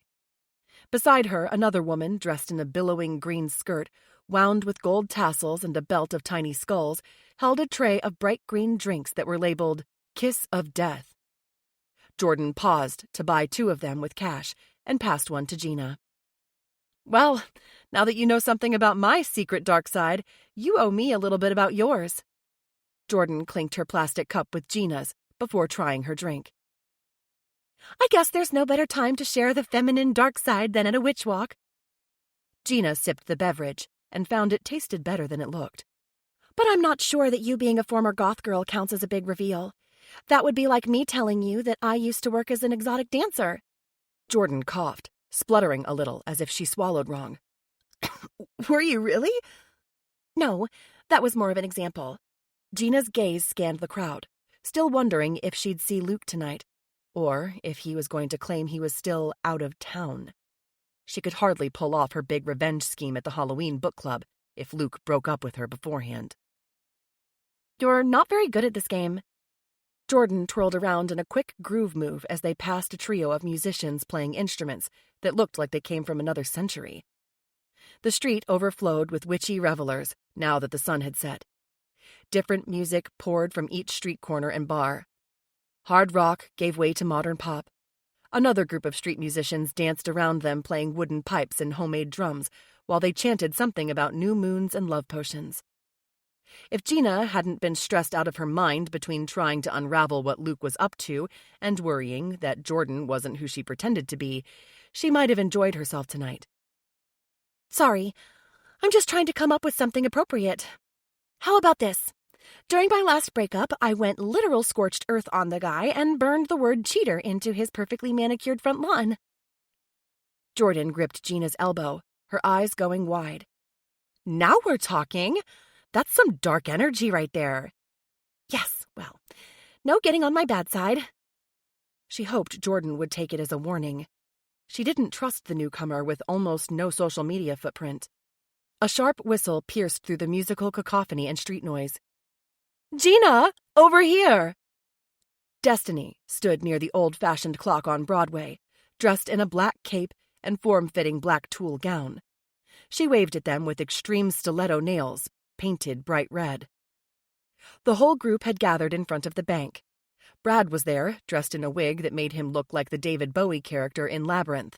He had an arm slung around May while she tasted a drink he held for her. Fatima, Caitlin, and Sophie were channeling the Sanderson sisters from Hocus Pocus, just like they had for the Witch Walk the year before. Sophie's blonde hair curled in perfect imitation of Sarah Jessica Parker's character. Fatima's dark hair hid beneath a black velvet cap, and she held the leashes of her two Shih Tzus, Poppy and Milo. Caitlin wore a red Bette Midler wig, as she tried to keep her American Akita Nala from jumping on Jordan, who had rushed over to greet the dog like an old friend.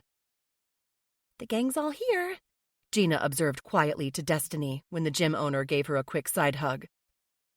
As if anyone in this group would miss a chance to let their witch flag fly.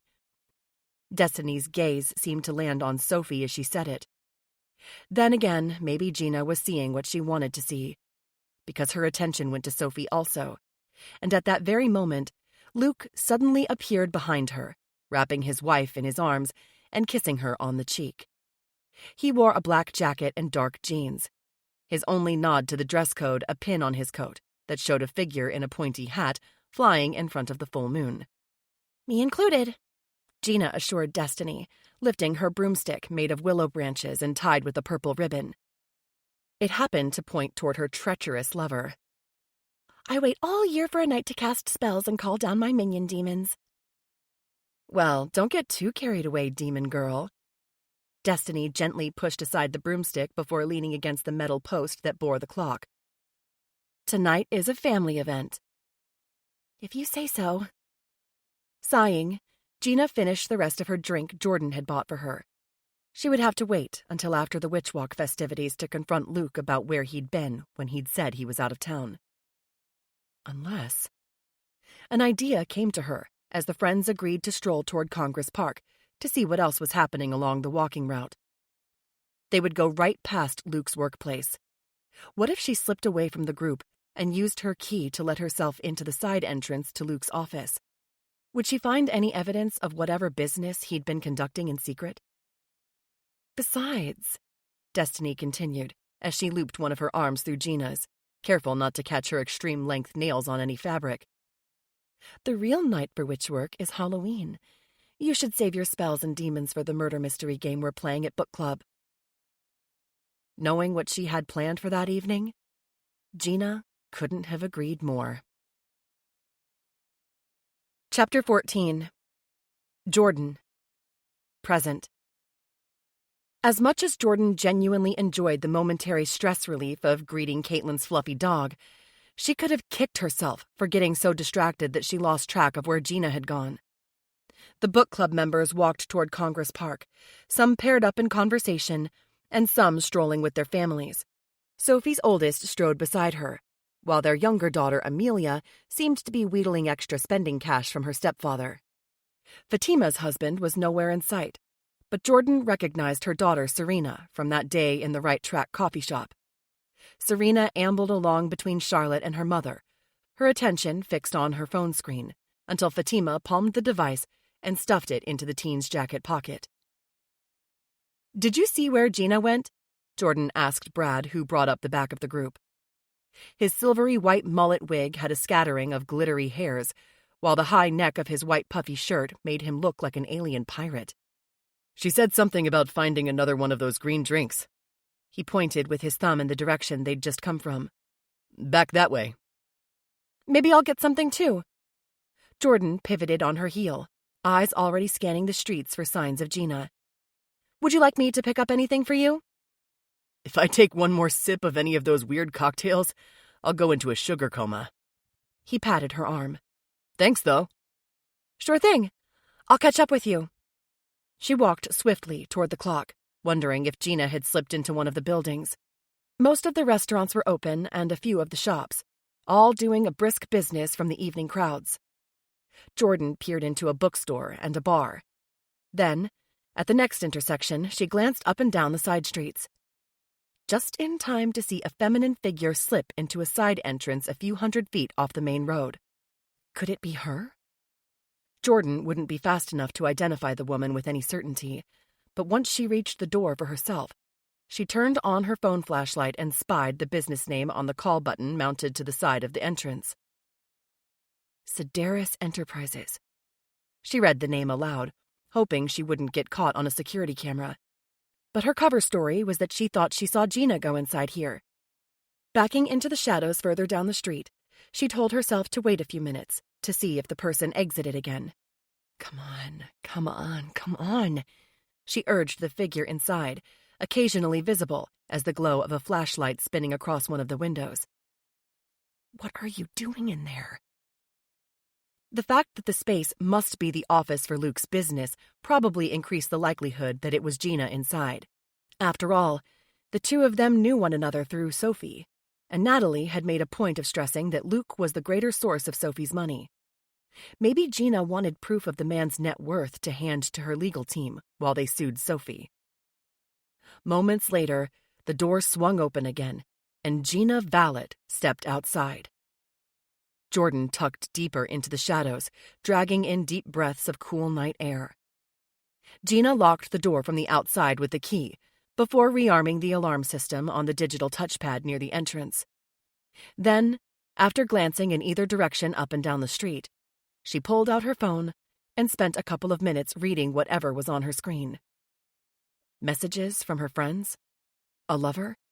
Was she looking at photos taken while she'd been inside of the building? That she had a key to the office and knew the code was interesting. What if Luke had evidence of Gina's involvement in Tara's death, and she'd tried to steal it back? She was reaching at straws, maybe, but she'd been reeling ever since she'd learned that Gina had a hidden identity. If the police had been more interested in solving the mystery of the hit-and-run in the first place, Jordan would have been inclined to contact them now with her suspicions. But Natalie had raised a good point. What if the police simply confronted Gina with what Jordan had already learned? There was no way to ensure the cops would protect Jordan's privacy, and the whole truth about her connection to Tara could come tumbling out. Any edge Jordan possessed by befriending the book club group would be lost, and they would close ranks. That being said, she couldn't deny that she was starting to feel the full import of how dangerous her mission had become. Someone in Tara's book club, or, at the very least, someone close to her, was responsible for her death. If anyone found out about Jordan's past, would she be next on their list? Surprised that Gina still hadn't made any move to rejoin the book club, Jordan began to fidget in her hiding spot between two buildings. It was quiet down this side street, even though they were only half a block from the festivities on Broadway. Jordan didn't think there was an outlet behind her. The narrow alleyway was completely dark. She couldn't move without Gina seeing her, since her place of concealment was almost directly across the street from where the other woman stood. A moment later, Jordan heard quick footsteps heading their way. She held her breath, hoping the newcomer wouldn't notice her. As the footsteps drew closer, Gina pocketed her phone and stepped into the middle of the sidewalk as if to intercept them. "You sure took your time," Gina greeted someone that Jordan still couldn't see. From the sultry tone of her voice, Jordan suspected the person was a romantic interest. She didn't have long to wonder, because a moment later, Luke Sedaris stepped into view, wrapping Gina in his arms and greeting her with a kiss that practically devoured her. By the time they were done, he had her backed up against the building, and he murmured words too muffled for Jordan to hear. But a minute later, Luke had the code deactivated again, and he opened the door with his own set of keys. He tugged Gina into the darkened interior with him, his low growl giving way to her delighted laughter for a moment before the door slammed closed behind them. Jordan had no idea what to make of what she'd just witnessed. But at least she had one more piece of the puzzle that kept eluding her. Luke Sedaris was an adulterer, and Gina, who had surely hated Tara as much as she must hate Sophie, seemed only too happy to lead him astray. But what reason did Gina have for spying on Luke, too? Was she using him to find dirt on Sophie to leverage for revenge? Could she be cultivating Luke as an accomplice in whatever scheme she had cooked up? Now that the street was quiet once again, Jordan stepped out of her hiding place and hurried to rejoin the others. Even though she had unearthed a juicy new clue about Gina, she wasn't done with her work tonight. She wanted to use this event to get closer to the book club members, strike up conversations, ferret out secrets. Next up on her list, the grande dame herself, Tara's closest friend in Saratoga, the woman whose husband was busily undressing someone else.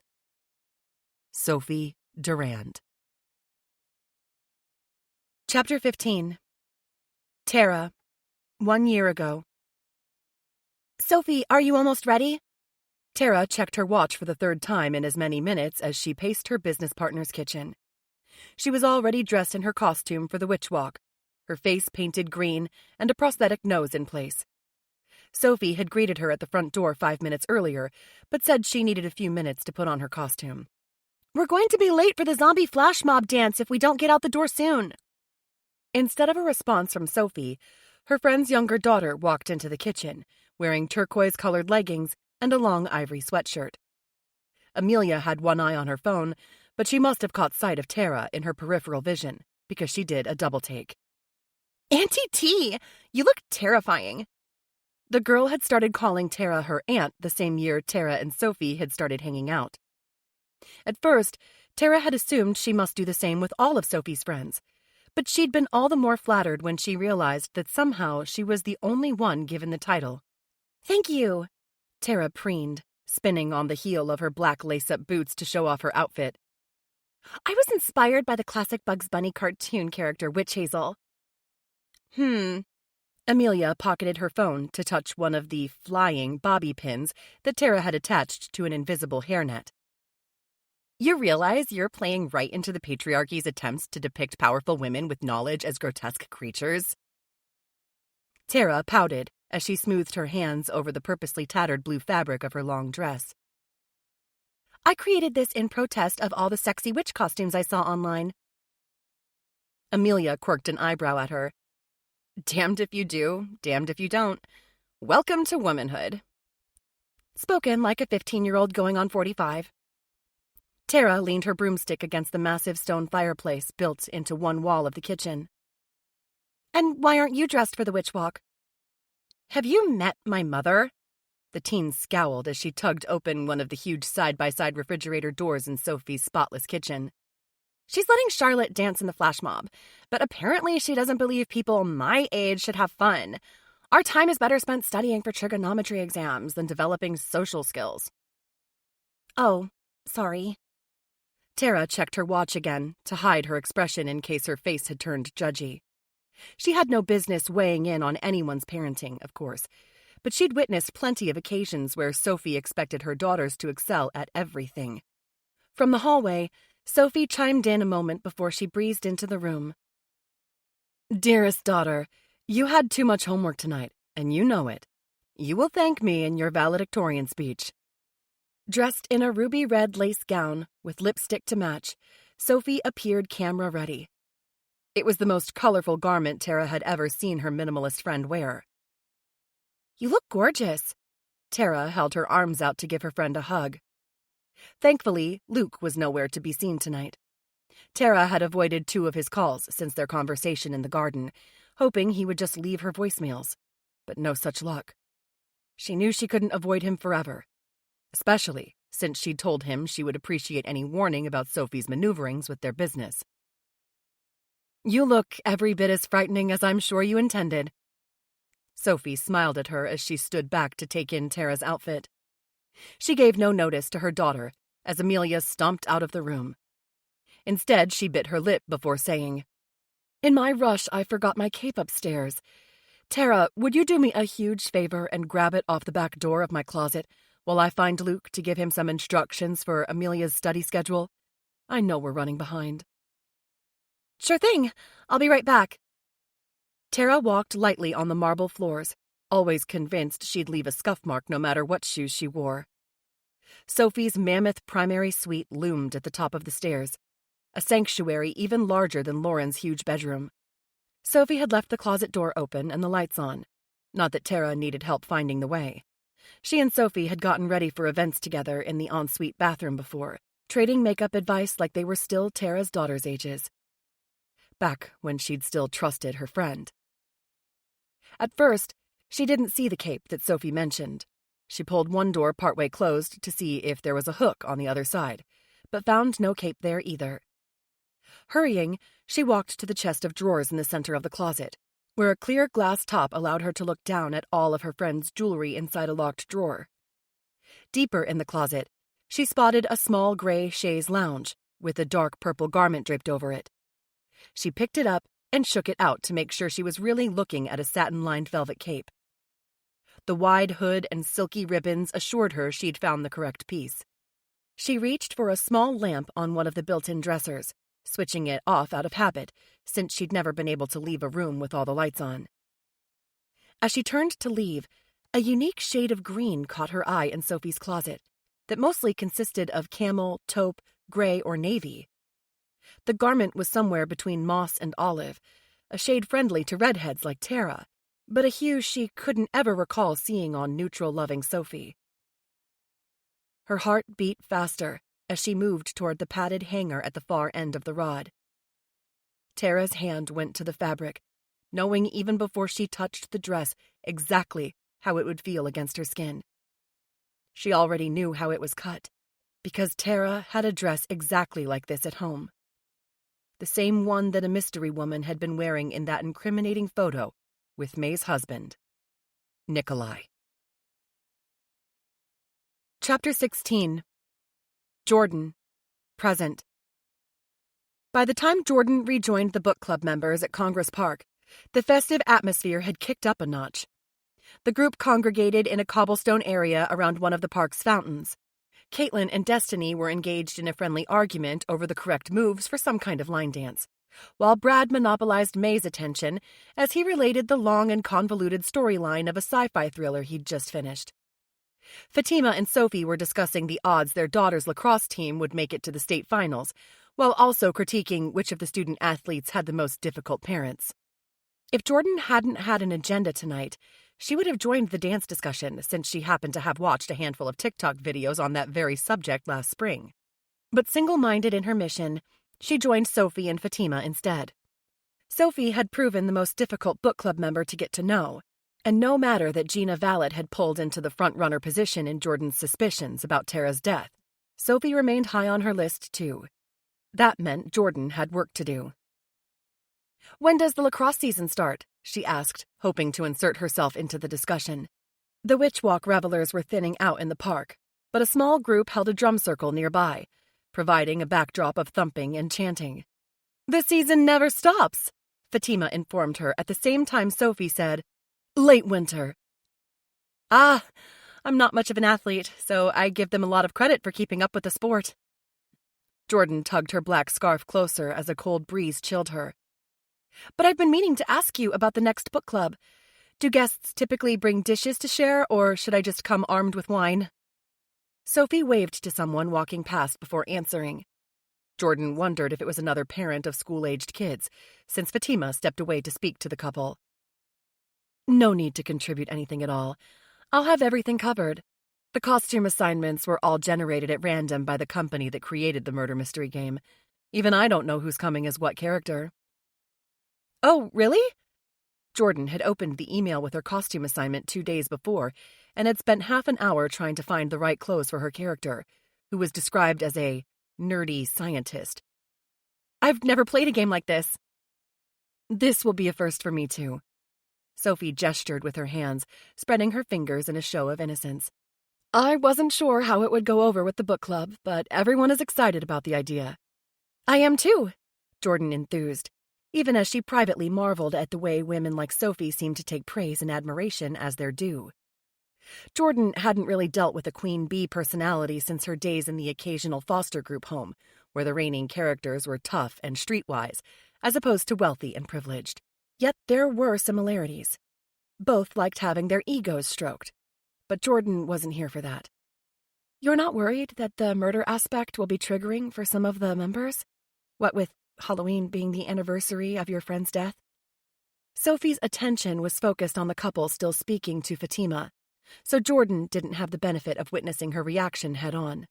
But even in profile view, she could see the slight narrowing of Sophie's gaze before her expression cleared. Then she turned to face Jordan. "I think it will be an act of self-care, for us to spend the evening together, distracting one another from our grief. The woman seemed to take Jordan's measure anew, reassessing her. Wondering, perhaps, if she could disinvite her. Jordan decided to dial it back. I'm sure you're right. As an only child, I didn't have anyone to grieve with when my mom passed. I'll bet it is comforting to have a friend group to share memories with. If she had feared Sophie might ask her questions about her mother or her personal background, she needn't have worried, because Sophie merely gave an imperious nod, affirming Jordan's opinion while maintaining distance.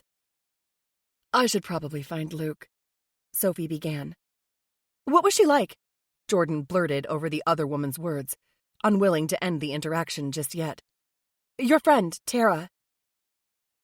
Sophie peered at her silently, as if trying to decide whether or not to dignify the question with an answer. In the quiet between them, Jordan heard the drum circle slowing their rhythm. Nearby, an event tram rolled to a stop to ferry pedestrians back to parking lots.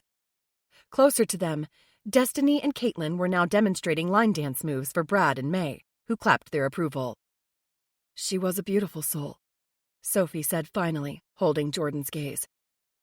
That rare friend who has a generous heart and absolutely no agenda. The words sounded so sincere, so truly reflective of Tara's character, that for a moment, Jordan couldn't even reply. A pang of loss clutched at her chest. I had a friend like that once. I felt fortunate to have her in my life, even though it was only for a short time, she said, her throat closing with grief. She felt a pain she couldn't quite push through. Regardless, Jordan suspected she wouldn't obtain any more information from Sophie this evening. Clearly, she wasn't the sort of woman who shared confidences more easily after a few drinks. Sophie Durand exuded icy control at a time Jordan struggled to blink away the threat of tears. A burst of laughter interrupted their strange stare-off, and Caitlin ambled over to link an arm through Sophie's. Are you ready to head back, Soph? Caitlin had pulled off the red wig she'd been wearing earlier, and she spun it on one finger like a top, her movement loose and a little wobbly. May said Nikolai will be our designated driver. He's just up the street. That sounds good, since Luke seems to have disappeared. Sophie's face remained a mask, her tone even. Did she have any clue what her husband got up to when he vanished on occasion like this? Gina never came back either, Brad remarked blithely, tugging off his David Bowie glitter wig. He ran his fingers through his own hair before he winked at Jordan, as if they shared a secret. I wonder why. His musings could have been lost in a sudden exchange of hugs as the group broke up for the night. But Jordan hadn't missed the words, and she would bet that Sophie hadn't either. Clearly, Brad got his jabs in where he could. Did you need a ride? Brad asked Jordan, while the rest of them followed May toward her husband's waiting vehicle. Traffic was already thinning out on the access road around the park. They'd stayed later than most of the revelers, or maybe the hardcore partiers had moved on to the bars. No thanks. I'm in the parking garage. How about you? I rode my bicycle. He pointed in the opposite direction of where she was headed. But I'm happy to walk with you. That's okay. I'll be fine. She would keep an eye out for sightings of Gina or Luke on her way back. I'll see you at book club? He was already backing away toward the bike stand. I wouldn't miss it. Something tells me this next meeting is going to be full of fireworks. Was it her imagination, or had his grin seemed momentarily vengeful? Alone again, Jordan was glad for the time to think through what she'd learned tonight as she retraced her steps back up Broadway. Brad had more of an edge than she'd realized. If he still nursed a grudge against Sophie, had he been equally angry with Tara? As for Sophie, no matter what glowing admiration the woman expressed about Tara, her aspect hadn't matched the words. Maybe that had more to do with the fact that she hadn't appreciated Jordan asking questions about her friend than any old resentment she had toward her one-time business partner. A partner she no longer had to worry about. How much had Sophie's net worth increased when she went from owning half of the clean break to the whole thing? Reaching the intersection where she'd witnessed Gina and Luke kissing like the survival of the human race depended on their immediate coupling, Jordan saw the Sedaris Enterprises building remained dark. No sign of Sophie's husband or his mistress on the street either. She continued toward the parking garage, keeping pace with the other pedestrians headed in the same general direction. She withdrew her phone from her pocket to keep her occupied, while she walked behind a couple of older witch women. They each used canes, but they were dressed to the nines for the event. One of them wore black satin pants, with wide swaths of purple fabric sewn around her calves in decorative flounces. Jordan hoped she dressed that well when she was their age. Scrolling through her messages, she ignored 2 new ones from Ezra before she spotted a voicemail from the probate attorney. Finally. She brought her phone to her ear to hear the message privately. "Hello, Jordan. It's Emily. We can talk more tomorrow, but I knew you were anxious to learn as much as you could about Tara's estate. Her assets have been frozen while the investigation into her death continues, which you already knew. But I learned definitively that a portion of the clean break was not included in the list of her assets. Most of her income came from a trust fund that paid out monthly, with the payments halting on her death. She didn't own a home, so a couple of cash accounts represents the bulk of her estate. I'm sending you a secure link to access my notes. Call me in the morning if you want clarification on anything." She still couldn't conceive how Sophie had wrested full ownership of the business away from Tara right before her death. Or had it been right after? She needed to research partnerships more to understand the legalities better. The street had cleared by the time she neared the parking garage, and she played the second voicemail message from the number she didn't recognize. "Jordan, it's Lauren Hughes," a low feminine voice began. "I'm in Manhattan for 3 days with Randall. If you still wish to speak, you can call this number to set up a time to meet when my husband is out. I'm not comfortable speaking over the phone. He wants no part of what you're doing, so this would be strictly confidential." There was a protracted pause. "As in, I'll deny ever having spoken to you." The message ended abruptly. Tara's adoptive mother was ready to talk? Jordan would be on the first train to the city tomorrow if it meant an audience with one of Tara's tight-lipped parents. By the time Jordan arrived back at the parking garage, she was still guessing what kind of information Lauren might have about her daughter's death. Jordan climbed the deserted stairwell up to the top level where she'd parked her vehicle. As her footsteps echoed in the dark, she momentarily wished she'd accepted Brad's offer to accompany her to the car. Because her little silver coupe sat all by itself, half of it in shadow, the security light busted out. It definitely hadn't been like that when she'd parked earlier. She would have noticed the glass on the concrete, especially since it fanned closer to her driver's side tires. Anxiety skittered up her spine. Mindful of her surroundings, she dropped her phone back into her pocket and retrieved her keys. She adjusted her hold on them, sliding a key between each of her fingers so that she had a makeshift set of spiky brass knuckles if someone approached her. It wasn't much protection, but it was something. She walked carefully around as many of the shards as she could, but in the end had to step on some of them to open the driver's side door. Old survival instincts kicking in, she grabbed her phone again to turn on the flashlight feature and peered into the back seat. Empty.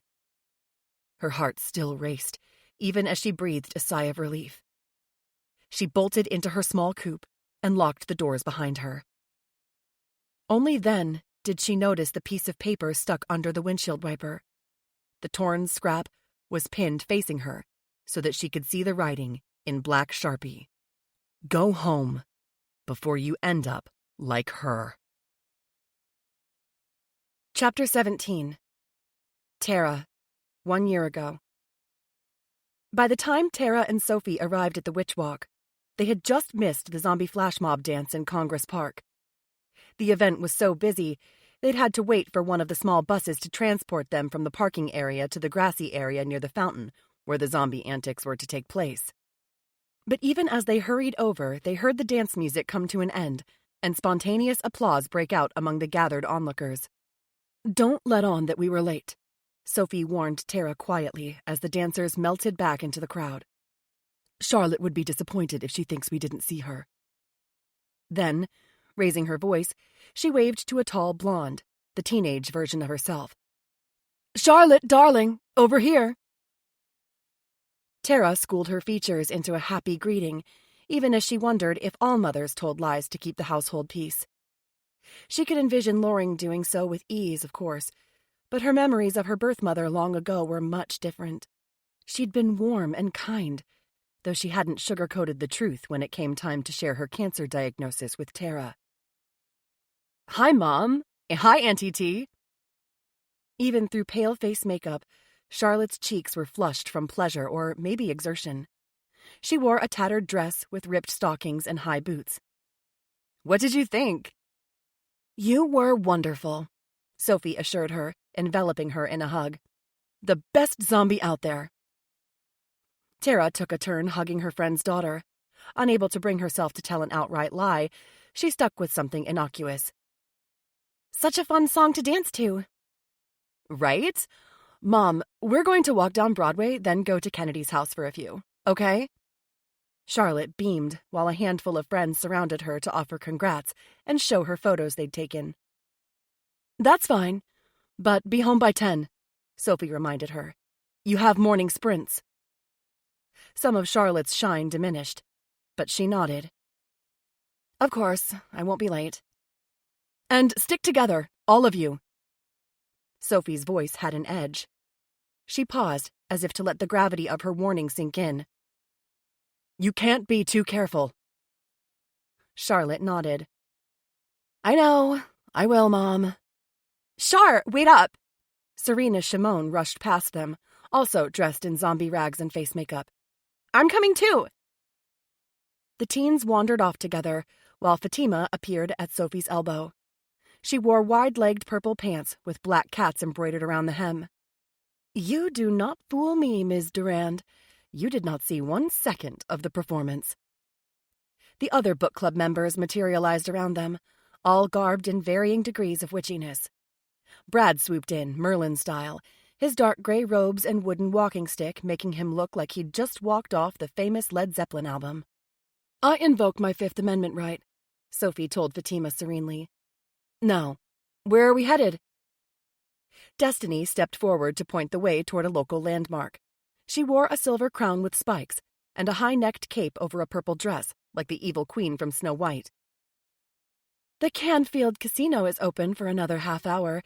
Let's grab drinks at the bar and then check out the band at the Caroline Street pub. Sounds like a plan! Caitlin gave a thumbs up before looping her arm through May's to start walking in that direction. May's headless bride costume made her seem 6.5 feet tall. She must have been looking out through the neck of the bridal dress while she held a doll's head under one arm. Tara would have complimented the originality of the outfit if May hadn't immediately turned away from her. Clearly, May was still nursing a grudge in the mistaken belief Tara had spent time with her husband. The rebuff hurt, but Tara knew she should be using this time to confront Sophie anyhow. She'd been too freaked out by seeing the damned dress in Sophie's closet to come up with a way to broach the subject on their ride over to the Witch Walk. But maybe now was the right time. She hastened her step to catch up with Sophie as the group headed toward the 3-story Renaissance revival structure that had been a landmark since its construction over 150 years ago. The building often appeared on ghost hunters' lists for one of the most haunted places in the United States, which was probably why the city had opened the venue for the Witch Walk. Tara, I want you to meet someone. Fatima's voice halted her just before she reached Sophie. Turning, Tara saw Fatima next to a pretty stranger, a petite blonde with brown eyes and elfin features, dressed like a steampunk witch.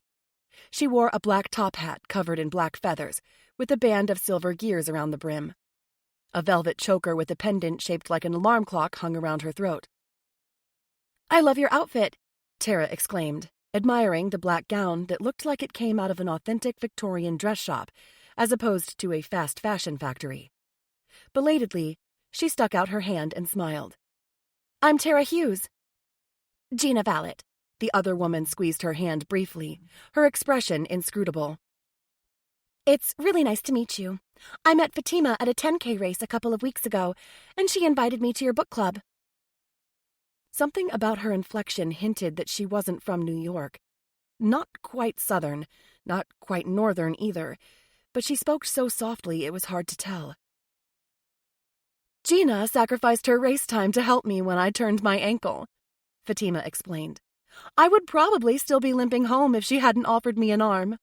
"That was good of you."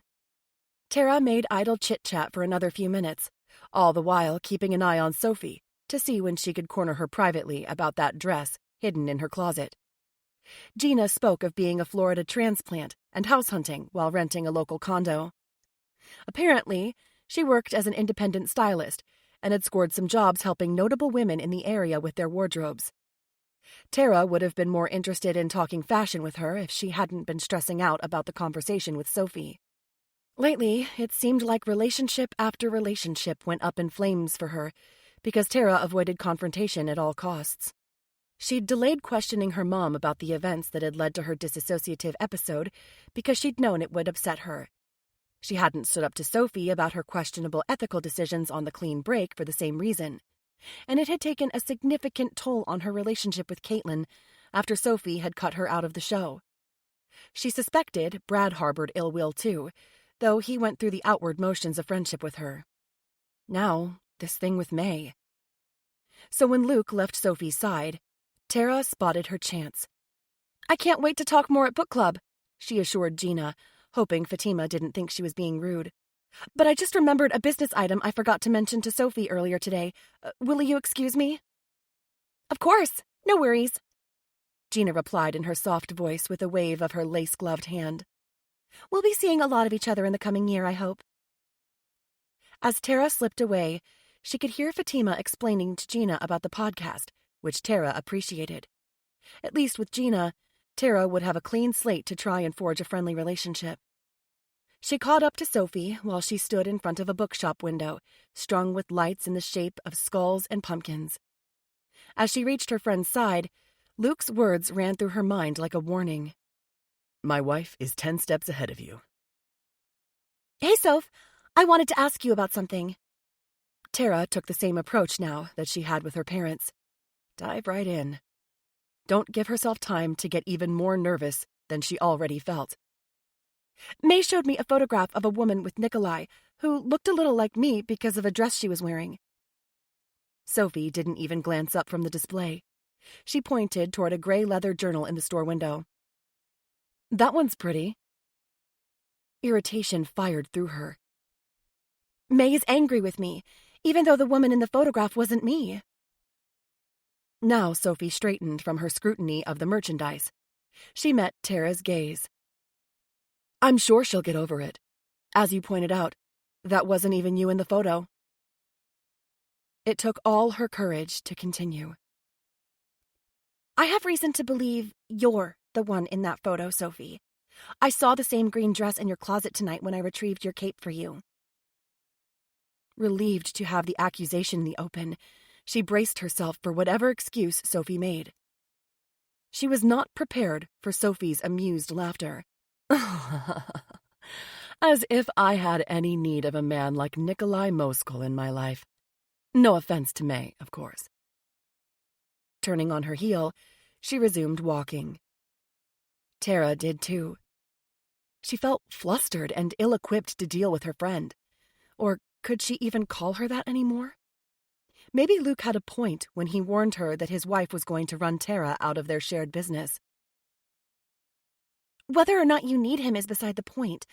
Why would you dress up as me? Even your hair was the same color as mine." Women play dress up all the time. Sophie tugged on her cape to illustrate her point. But I'll keep in mind that you have the market cornered on red hair and green dresses in the future, okay? Was that an admission? Breathing deeply and exhaling slowly, Tara struggled to remain calm. She worked hard to channel the voice of her therapist before her anxiety turned to panic. "It's far from okay. I don't understand why you would deliberately disguise yourself to look like me to spend time with a married man." For a long moment, Sophie didn't respond. But when they came to the intersection with Caroline Street and the group ahead of them turned down it toward the pub, Sophie finally spoke. "I'm not saying it was me, but given how inclined you are to toy with other women's husbands, perhaps you shouldn't be so quick to cast stones." Tara's stomach dropped. Sophie knew about Luke? That kiss? The idea rattled her to her core, especially since Sophie had just assumed that there was more to it than Luke making unwanted advances. Tara wanted to explain herself, but Sophie had already walked away, calling to Fatima to wait for her. In the meantime, Tara's knees felt like water. She couldn't have rejoined the group and made polite conversation with the others tonight if she tried. Not when she felt the physical symptoms of a panic attack coming on. She needed to leave now. First thing in the morning, she would talk to the attorney her father recommended, find a way to protect her business interests in the clean break as soon as possible. Because one thing had become crystal clear to her tonight. Sophie Durand was no longer her friend. Worse? Maybe she never had been. Chapter 18. Jordan. Present. After waking up before dawn to catch a train from Albany into Manhattan, Jordan stepped off the platform into Moynihan Train Hall at Penn Station, right into total sensory overload. The commuter hour Empire service was touted as the fastest rail route of the day, which meant it had taken less than 2.5 hours to make the trip to New York City. But it dumped her off into Midtown during the morning rush. Being a New Yorker born and bred, Jordan wasn't fazed by the sudden crush of coffee-carrying Bluetooth users walking at breakneck speed, even though the crowds around Madison Square Garden weren't the kind of thing she encountered in the Crown Heights neighborhood in Brooklyn, where she'd grown up. It would have been faster for her to take the subway straight to the train station to the Plaza Hotel, where she was supposed to meet Lauren Hughes, but she figured the walk would do her good. She needed to shake off the queasy feeling caused by finding that note on her car the night before. Had it been from Tara's killer? The idea that someone knew who Jordan was and why she was in town had made her triple-check the locks on the carriage house before going to bed. She'd also texted a photo of the note to Natalie, so maybe the PI could help her figure out who'd placed it on her windshield. So with a new sense of danger looming around Saratoga, the walk in Manhattan among a million strangers helped Jordan to relax a little. Plus, when she phoned Lauren half an hour ago to set up a time to meet today, Tara's mother had been insistent that she couldn't meet until after 9 a.m. The walk up 7th Avenue would fill the minutes until then. Maybe Jordan could save her some happier memories while she was at it. She'd been here with Tara once. By the time Tara reached her second summer at the foster home, Jordan had become an expert at working the system. Not for herself, but for Tara. She'd made the extra effort. She'd been worried during the school year what the summer would be like for her friend, since the lack of activities and structure left the kids in the home with too much time on their hands, which might translate to harassment, fights, unfit parents showing up at the home trying to take back their kids. So Jordan had applied for 2 free spots at the YMCA summer camp, writing an essay with hand-drawn illustrations. She'd nabbed the slots for herself and Tara, which kept them out of the house every day that summer, taking swimming lessons, making crafts, playing games. Their age difference put them in separate groups, but at the end of the season, all the campers went to Central Park Zoo together, an outing Jordan would never forget. That day came back to her in vivid detail as she dodged stalled tourists taking photos in Times Square. She and Tara had petted baby goats and watched the sea lions sunning themselves. There'd been a grizzly bear and a polar bear, peacocks and parrots. Afterward, they ate lunch near a playground in the park where there were enough swings for everyone who wanted one. No squabbles over one ratty swing. The whole day felt weirdly normal, like if she closed her eyes, they could have been any 2 real, full-blooded sisters on a summer trip. Later in life, she'd had a sunflower-covered swing tattooed on her shoulder. That one had been done by a professional with a machine, whereas the labyrinth on her forearm was something she'd created herself as a teen, using the stick-and-poke technique with pen ink. The maze had been a promise to herself that she could navigate the foster system and be free of it one day, while the swing had been a reminder that there had been good moments in her childhood. By the time she reached the southern edge of Central Park at 59th Street, Jordan felt energized and ready to talk to Lauren Hughes. The memories had grounded her, reminded her why finding Tara's killer was so important. Jordan might not have been able to protect her friend from whatever suburban danger had come for her on Halloween night. but she could still vindicate her.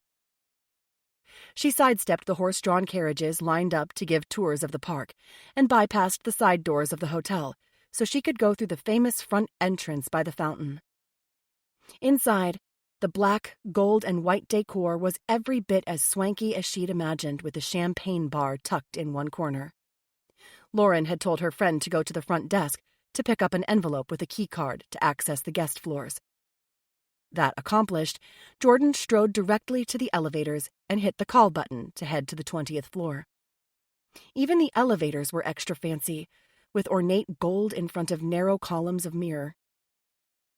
A moment later, she texted Lauren that she'd arrived, and by the time she reached the end of the corridor, Tara's stunning, intimidating mother was already standing in the open doorway.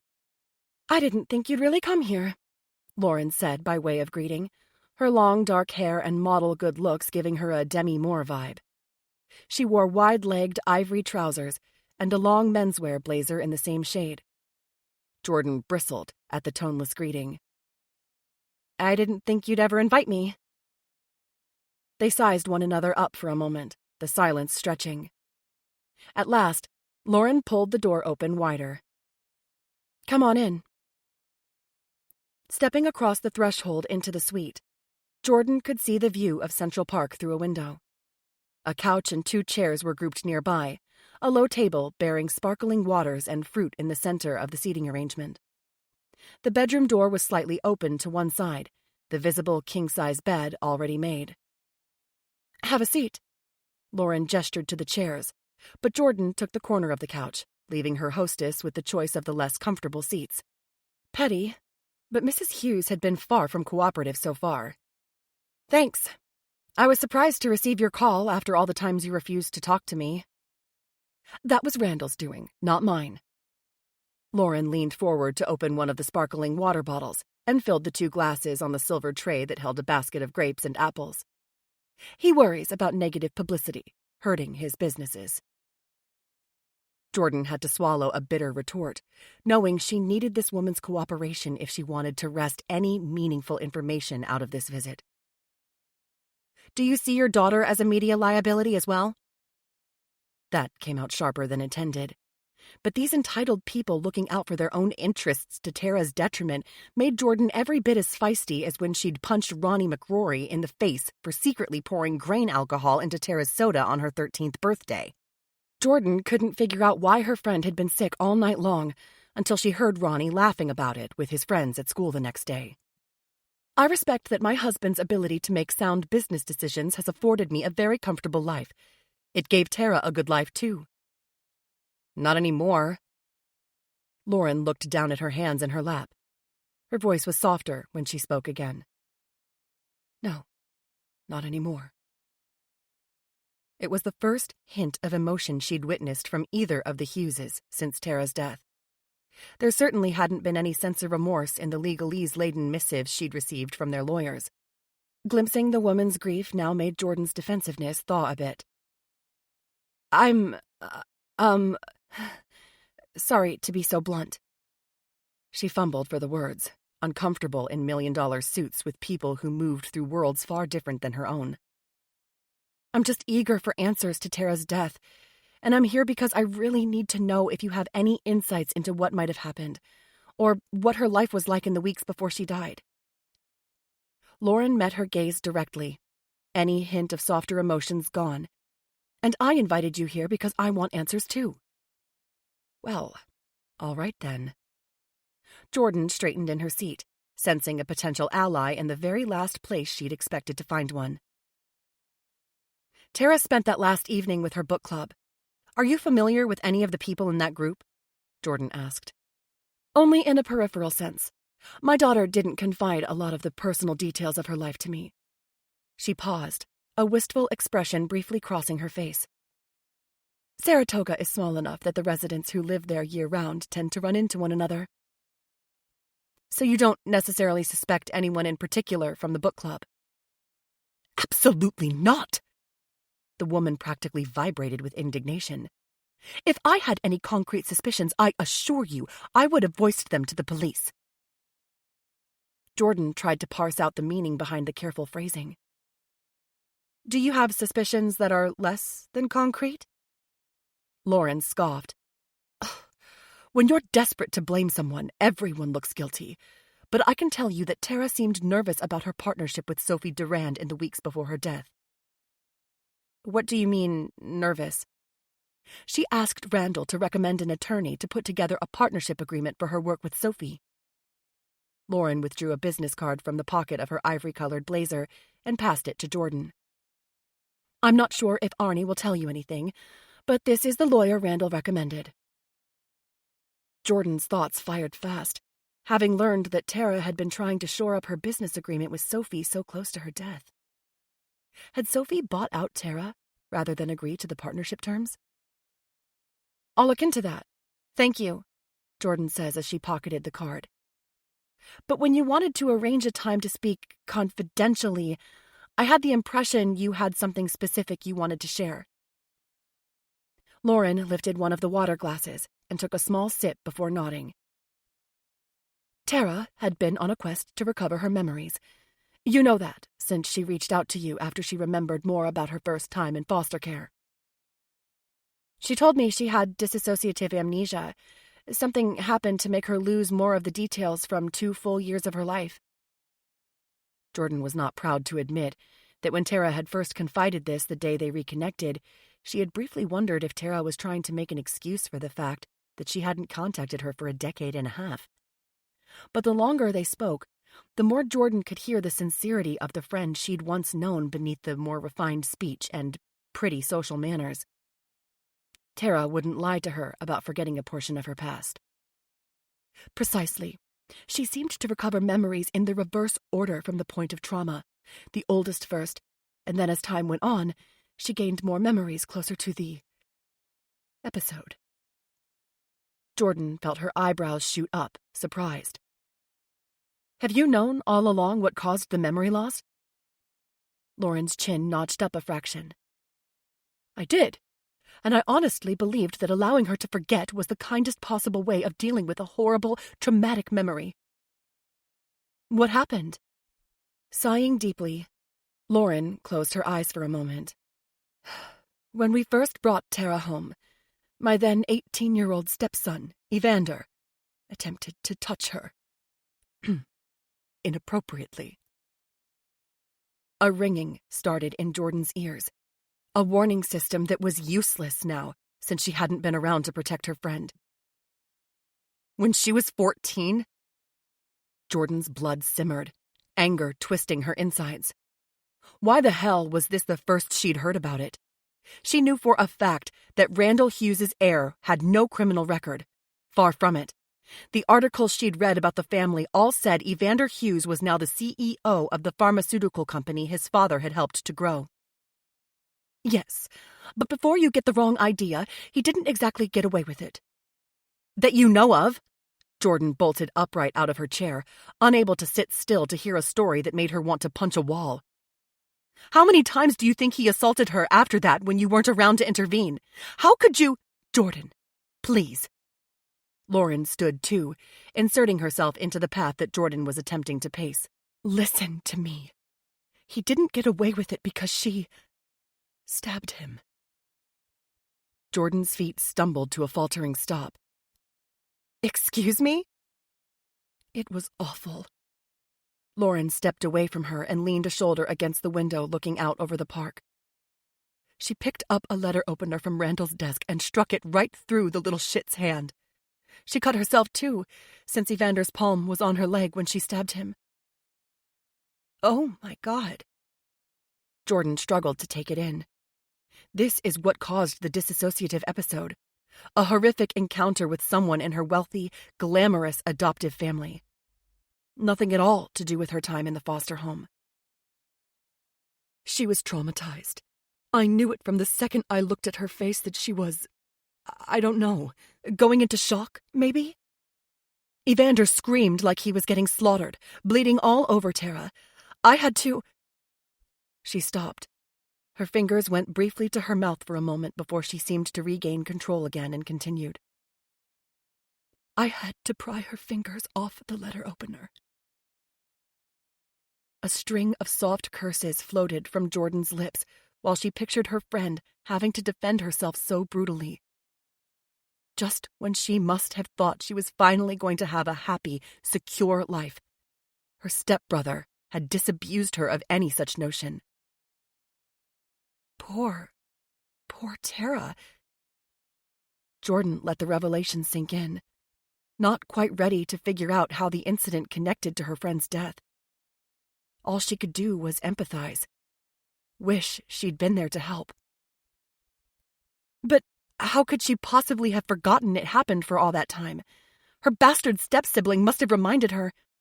What kind of mother do you think I am? I never allowed him to be alone near my daughter again. That's what prompted my move out of the city to Saratoga, just a few weeks after we adopted her. I wouldn't let her in the same zip code as him without constant supervision. But what about all the other girls he could have gone on to harm with predatory behavior? By not reporting him, Lauren had allowed him to continue endangering others. Jordan stuffed down her anger, needing to keep Lauren talking. And in all those years, Evander never brought it up? Randall made sure of that. While I lobbied for my husband to go to the police to file a complaint, that was never going to happen to his precious son. But Randall let Evander know his trust fund was contingent on staying away from Tara. Lauren tore her attention from whatever she'd been staring at out the window.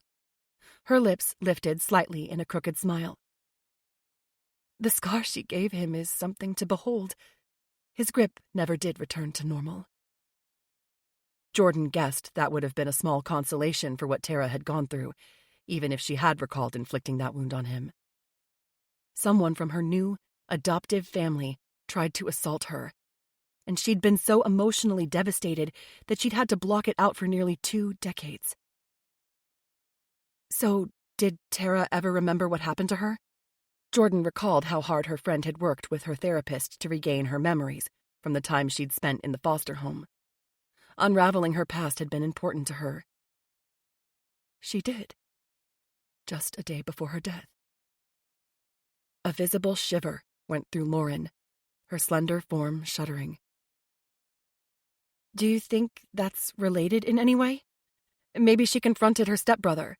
Could Evander have been the one behind the hit and run? No. He and Randall were both on a flight to Singapore that night to meet with potential clients. Jordan made a mental note to verify that. She didn't trust Lauren to share the whole truth. Just because the woman seemed protective of her daughter didn't mean she'd made good choices. Then why do you think all of this is related to her death? How could recalling the truth about her past possibly get her killed if her former tormentor had nothing to do with it? Jordan felt like she had been spinning in circles, trying to figure out what had happened to her foster sister. It still amazed her that one of the kindest people she'd ever met could have so many potential enemies. For years before they'd reconnected, Jordan had just assumed that Tara must have gone on to a great life after she left foster care. But if anything, being adopted by the Hugheses had only landed her in a pit of vipers. I've thought about that a lot, Lauren admitted. Tara called me after the therapy session that unlocked the memory for her, and she sounded so different. How? I don't understand. She needed to squeeze every possible detail from this woman, to absorb any maternal insight she had about what happened to Tara. Based on how long it had taken Lauren to come forward in the first place, Jordan suspected today would be her one and only opportunity to glean information from the woman. Lauren tapped a manicured fingernail on the windowsill, tapping and thinking. The news freed her somehow. She'd always been such a people-pleaser, and then, all of a sudden, she remembered this warrior side of herself. It was like it gave her permission to take on the world, confront anyone and everyone who ever slighted her. Including you? Jordan wondered what kind of relationship Tara and her mother had really had. She knew Tara had never felt like a full-fledged Hughes, but then again, she didn't seem to openly dislike her adoptive parents either. Hardly. Don't forget, I always knew that side of her was buried in her subconscious, and I respected it. I worked hard to make her feel safe under my roof. to give her a worry-free life. Lauren smiled sadly. Looking back, I can see now that I tried to create a mini-me when I adopted her. She just wasn't interested in shopping and traveling the world. I thought briefly I might have influenced her decision to go to design school, but I think that was a direction she took just to please me, because she never pursued fashion for a career. Lauren spoke a little more about Tara's seemingly aimless career, taking marketing work and fashion merchandising jobs when she could have done so much more. But Jordan's focus remained firmly on what Lauren had said about Tara recovering the traumatic event that had caused dissociative amnesia. A new picture of Tara's last days solidified in Jordan's mind. Pieces of the murky puzzle began sliding into place, becoming clearer. A very different Tara Hughes had attended that last book club meeting before her death. If what Lauren had said was true, then Tara hadn't been interested in people-pleasing on that final night of her life. Far from it. She'd gone to the meeting with scores to settle. Chapter 19. Gina. Present. In an effort to settle her heart rate after her morning run, Gina slowed her pace to a fast walk. The weather app on her phone said the day would be warm for late October, almost 60 degrees. But right now, shortly after sunrise, a heavy mist shrouded Daybreak Hill in a veil of fog. The school bus had already driven past, making the long trek up the hill daily, even though Sophie's spoiled daughters usually caught a ride to class with friends or with their father. For now, Gina had the road to herself as she halted near Tara Hughes's memorial marker. As was her habit, she paused to clear away any fallen leaves from the site, ensuring the white cross remained visible. The roadside marker served as a reminder to the community that life could change in an instant. Death, divorce, revenge. Any of those destructive forces could rob an unsuspecting person of their dreams and illusions. Gina was riding a fresh bouquet of daisies and sunflowers when her phone vibrated in the thigh pocket of her leggings. Dusting off her fingers before she checked the number, she recognized the law firm she could hardly afford. "Please tell me you have good news," she said as she straightened. She continued walking toward her house, covering ground quickly. "Mrs. Rebecca?" a man asked, his cultured tone betraying the slightest Louisiana accent. The hint of Cajun made her homesick. She missed the bayou, her family, the life she used to have. "Yes, Dennis, it's me," she clarified, glancing around as she reached her own driveway to ensure there were no cars parked there, that she was alone and wouldn't be overheard. "I don't have any definitive news for you today. Our office received word that the Fourth Circuit Court of Appeal moved your case to next month after your ex-husband's attorney—" "Next month?" She had been waiting for her appeal to be heard for 8 months already. Ever since she'd lost her initial civil suit protesting the arbitration agreement she'd signed when she went on Sophie's podcast. "That's correct, ma'am. The court has a very full docket, and your ex-husband's attorney requested more time to gather supporting evidence." "Evidence of what? His infidelity? His need for 25 expensive sports cars so none of his mistresses ever had to ride in the same one?" The words fired out of her mouth before she could filter them, anger at the delay robbing her of all patience. She recognized that she was being unfair, unreasonable, but her fury had endless triggers these days. She'd actually thrown a glass at the television screen 2 nights ago when she'd witnessed a random couple speaking their vows in a sappy romantic movie. Hearing the promises to love forever, it still felt like a knife in her heart all this time after the fact. Thankfully, only the drinking glass had broken and not the screen, since she could hardly afford to replace the television. "I realize this is frustrating, Mrs. Rebecca." The attorney's words were measured, and he didn't seem surprised or offended by her outburst. "Delaying proceedings is, unfortunately, a common tactic in these kinds of cases." "I'm sure Mark hopes that driving up my legal fees will make me back down."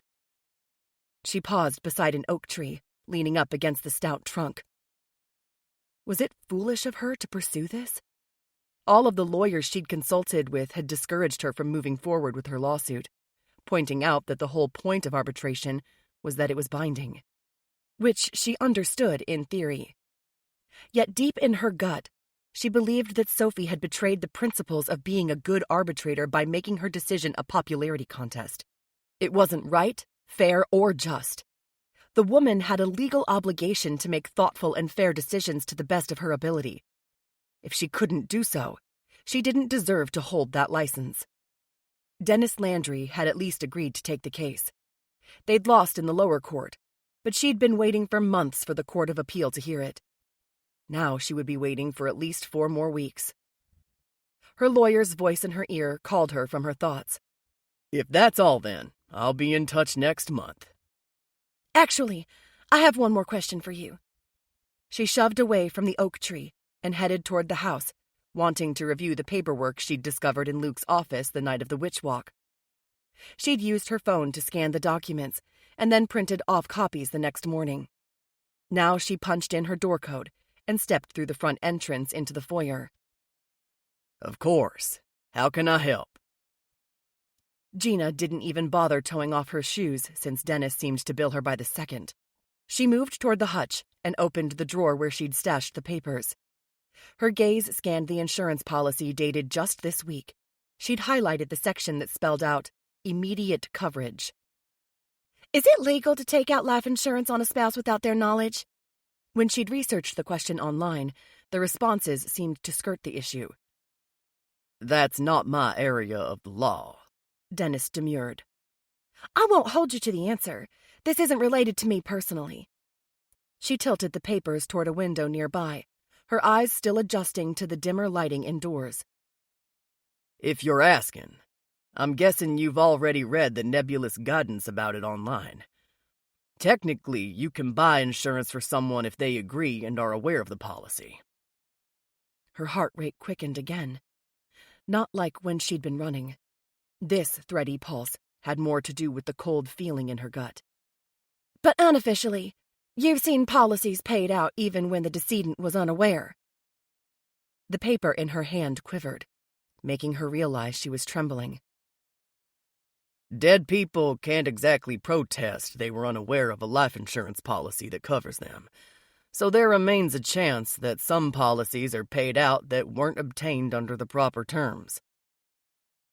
I understand. Thank you, Dennis. Gina's words came out in a breathless rush. Before she could disconnect, the attorney added, Are you concerned that your ex-husband still has a policy with coverage on you? Because if you have any reason to doubt your safety... No, it's nothing like that, she assured him, even though she supposed Mark could have done exactly that without her knowing. She seriously doubted it, however. Mark Rebecki may have proven himself an adulterous liar and a cheat, yet his reputation seemed too important to him to risk his sports career for the sake of a life insurance payout. I'm glad to hear you say so. Dennis sounded relieved as he gave a low chuckle. It's never a good sign when someone takes out a life insurance policy in secret. Gina didn't guess that it would be. Disconnecting the call, she set her phone aside. In the dim light of the dining room, she ran a finger along the verbiage of the $2 million life insurance policy that Luke Sedaris had secured on his wife, Sophie Durand, pondering what had prompted Luke to purchase the coverage now. Then she shuffled that paper behind the second document she'd scanned that night in his office. A briefly worded consent form signed by Sophie. Except that Gina knew there wasn't a chance in hell that the signature on the agreement had been penned by Sophie. Because Gina had discovered yet another, third document right next to the other ones in Luke's office. A notebook page full of penmanship attempts to recreate Sophie's distinctive scrawl. Together, the papers were clear evidence that someone had worked to forge Sophie's signature on the consent form.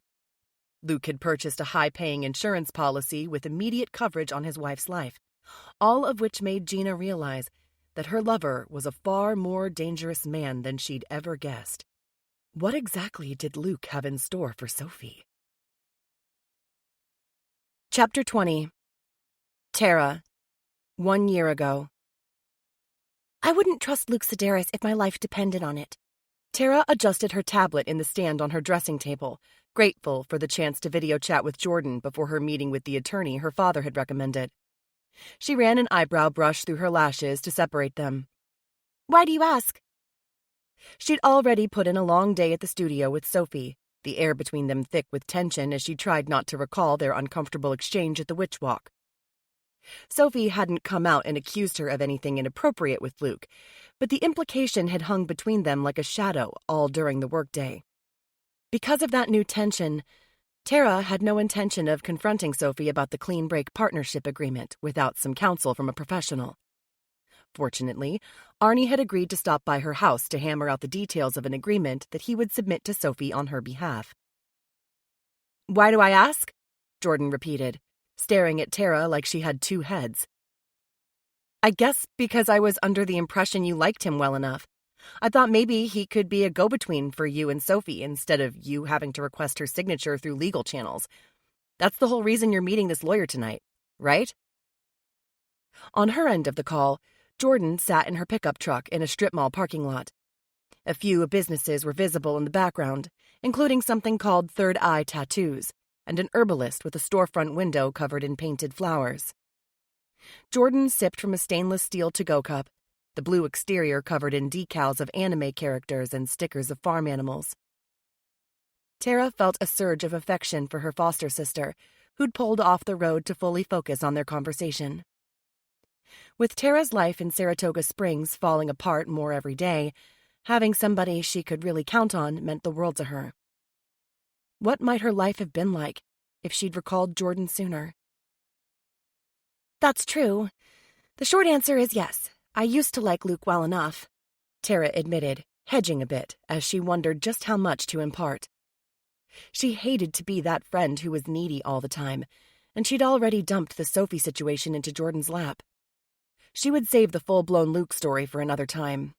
For now, she just shared one crucial fact. I recently learned he's not the loyal husband after all. It's tough to trust a guy who isn't forthright with his own spouse. Statistics show that's over half the population, said Jordan, ever the cynic. Tara didn't consider herself cynical so much as wary. I would actually consider myself fortunate if I could trust even half the people in my life. She searched her makeup drawer for a lip pencil she didn't need to use a sharpener on. She could only imagine her mother's horrified reaction to Tara's metric for choosing a lip color. Even my mom is keeping secrets from me. It seems like things are getting complicated there, Jordan observed, adjusting the visor in the vintage pickup truck. The movement cast her face in shadow. You should consider another visit here to decompress. Or we could meet up somewhere between Saratoga and Austin. We could find a fun halfway point and have a friend weekend. That sounds really nice. Any other time, I'd be tempted to take you up on that. Tara blotted the lip liner. She wasn't normally super careful about her appearance, but right now, it felt like one thing she could control in a world that seemed to be careening toward disaster. She couldn't have said why she had a nagging feeling of doom recently, but the sensation had been growing the last 2 weeks.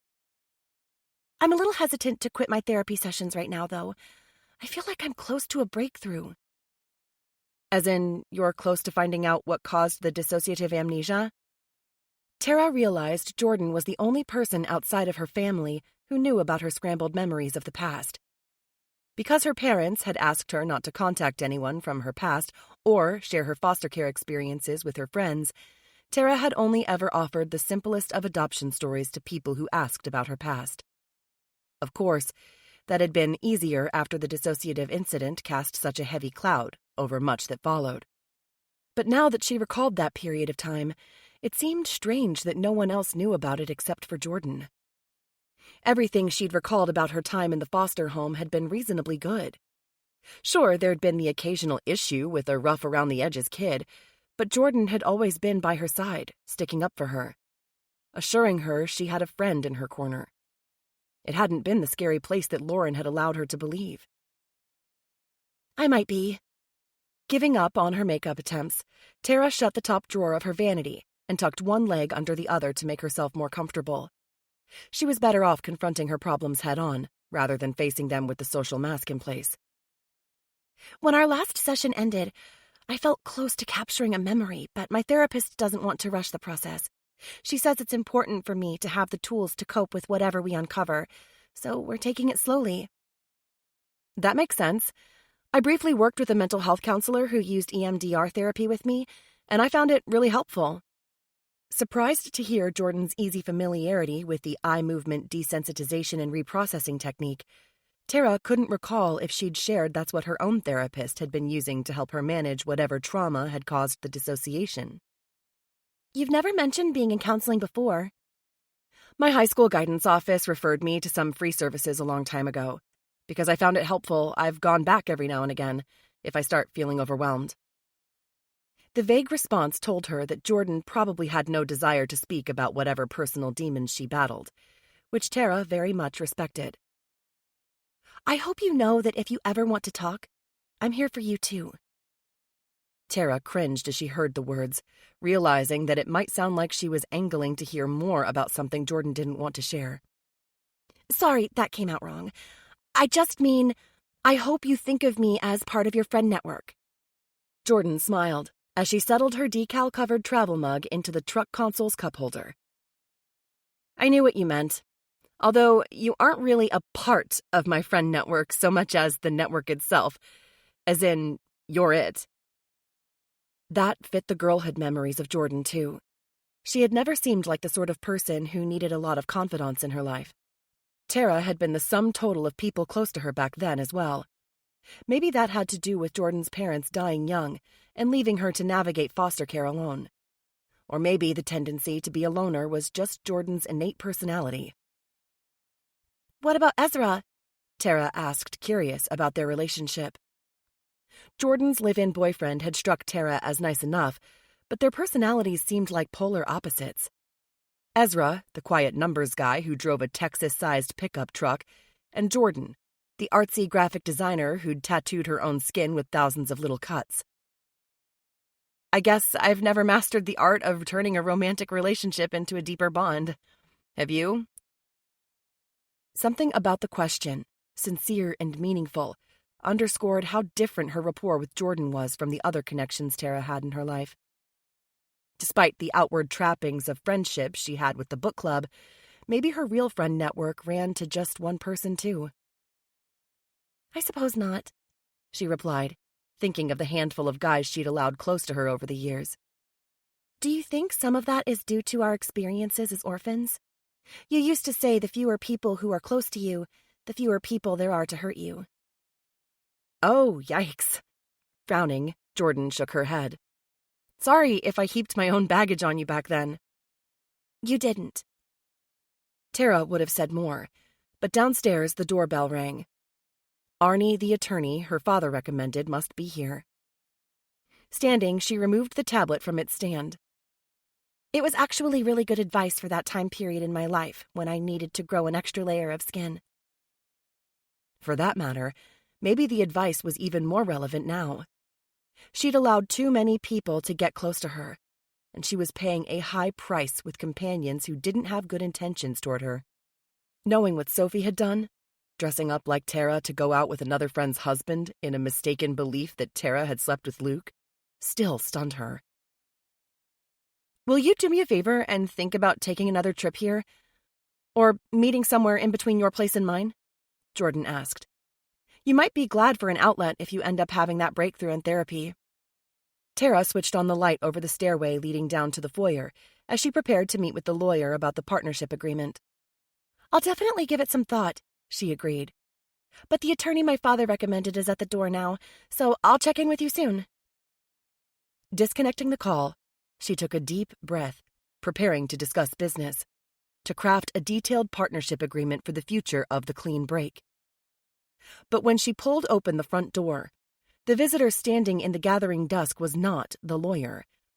At least, he sure didn't match up with the photo image that had been posted for Arnie on the legal firm's website. The picture had shown a slim, distinguished-looking older gentleman with silvering temples. Instead, a tall, athletic-looking man stood on the step, his unruly curls still dark. He had muscles on top of muscles, apparent even through the canvas field coat he wore open over a white dress shirt. Despite his strong features and heavy eyebrows, there was something boyishly attractive about his ready smile. Tara Hughes? The man glanced backward over his shoulder, almost as if he thought someone else might be in the shadowed driveway, watching them. Yes, I'm Tara.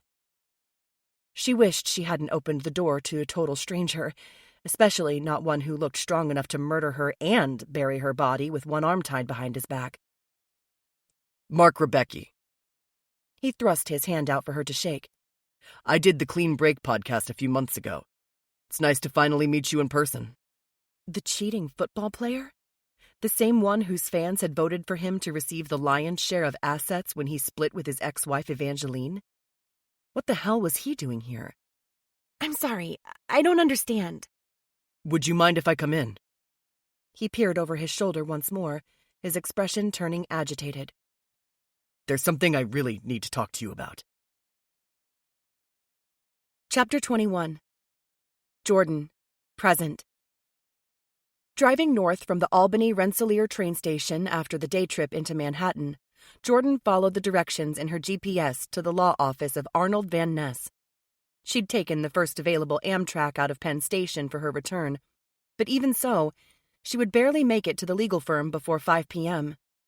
She hoped that Arnie kept regular hours, or this visit to see him would be wasted. And she really needed answers about Tara's appointment with him before her death. She remembered the video call with her friend the day Tara had planned to see him about the partnership agreement. She had seemed unusually down that day, making a comment about trusting fewer than half the people in her life. If only Jordan had known that danger had been lurking close to Tara. She wished she could go back in time and ask her more questions, find out all the reasons why she felt like she couldn't trust her own friends, her own mother. Although at least the meeting with Lauren had shed some light on that relationship. Your destination will be on the right, the GPS informed her belatedly. At the same moment, she spotted the Van Ness Associates sign on Route 9. Slamming on the brakes, she just barely made the turn into the parking area. The two-story commercial building seemed like an unusual spot for a law firm with a dry cleaner and a cupcake shop downstairs. But what did she know? The address wasn't even technically Saratoga. Her location told her she was in a town called Malta. As she locked up her vehicle, her cell phone vibrated with a call. She double-checked the caller ID, since Ezra had stepped up his efforts to get in touch with her, leaving panicked warnings on her voicemail since he was convinced she'd somehow end up dead or jailed for her efforts to investigate Tara's death. And maybe he had a point, given the threatening note on her vehicle. She had no intention of sharing that with Ezra, but she would be more vigilant about her personal safety for sure. This incoming call was from Natalie, however. She hit the button to accept even as she strode toward the office building. "Hey there, any news?" "Not about the anonymous note," Natalie began. "And my official advice to you about that is to go to the police." "I'm not ready to do that just yet." Jordan had wrestled with the idea herself, but she also didn't want to blow her cover to the book club, and she worried that getting the cops involved would do just that. "What else do you have for me?" "I spoke to a detective who was willing to share more about the paint chip the medical examiner found embedded." Natalie paused for a moment. "That is, the chip recovered from the hit-and-run scene. It's a very common black metallic paint used on 2 brands of luxury vehicles." Jordan swallowed hard, knowing that Natalie had tactfully refrained from referencing where the paint chip had been discovered on Tara's battered body. Her mangled legs, her shattered hip. The visceral pain Jordan felt in empathy for Tara's final minutes of life was very real, even if it didn't compare to what her friend had experienced. Jordan shivered from more than the brisk autumn wind. "Have you checked the color against all the vehicles owned by book club members when Tara was killed?" She lowered her voice as she reached for the office door and found it unlocked. Stepping inside, she shrugged out of her jacket in the bright reception area with a couple of barrel chairs and a sleek front desk that remained vacant. Behind the desk, the Van Ness name had been spelled out in large letters on a marble wall. Off to one side, an open door led to a connecting hall, where she guessed the individual offices must be located. 3 so far. Caitlin Teal had an SUV that color then, although she did not renew the registration for it this year. And Fatima's daughter, Serena, has one that's still on the road. I've seen that vehicle myself, and it doesn't show any signs of damage, but they could have fixed it. You said there were 3. The motor vehicle department shows that Luke has 2 SUVs registered for commercial purposes by his business. One of those is listed as having black paint, but I haven't actually seen either of them for myself to verify. Maybe because one of them was totaled when he hit Tara? Or he disposed of it afterward so the crime couldn't be traced to him? The possibility that they were closing in on answers sent a zing of anticipation through her. Then again, a vehicle registered to Luke's business didn't necessarily mean he'd used it himself. The driver could have been his wife or his lover. Had he been sleeping with Gina Vallet a year ago? Or someone else? Because once a cheater, always a cheater. Either way, maybe the SUV that killed Tara had been sitting in Sophie Duran's garage all this time. Hello? A man's voice called to Jordan from the back of the building, reminding her of the business at hand. Can I help you? Jordan spoke quickly into her phone. Gotta go, Natalie. I'll call you back in a few. After she disconnected, she edged past the reception desk to search for the speaker. Hello? I'm looking for Mr. Van Ness. She peered into the first empty office, and then the second.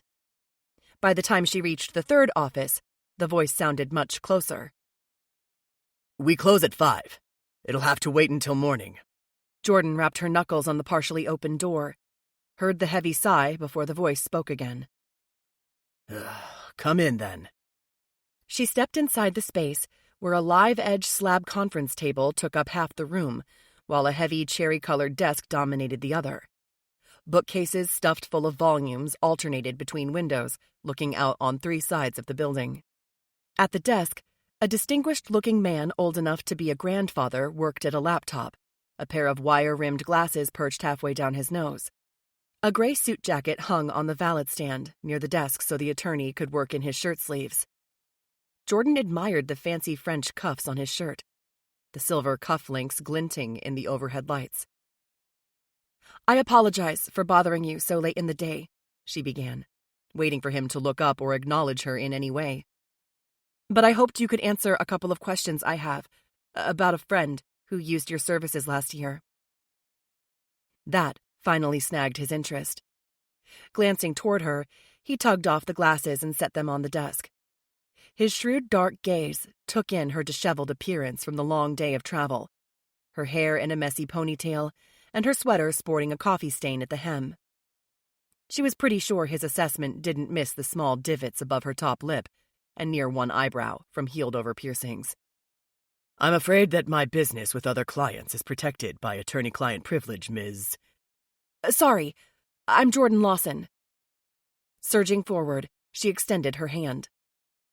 Arnie Van Ness's gaze dropped briefly to the labyrinth tattoo on her forearm before he stood to shake her hand. She'd been so careful to keep that hand-done tattoo covered by a sleeve whenever she was around the book club crew, but it had been such a long day, she'd grown careless. I understand that you might not be able to share much, but the client in question was murdered a year ago, so there might be some leeway with the privacy expectation. Murdered? The lawyer reached for his jacket and slid an arm into each sleeve, almost as if a lifetime of habit wouldn't allow him to take a meeting without being in the proper uniform. He sure wasn't showing any sloppy teenage tats. I don't take those sorts of cases.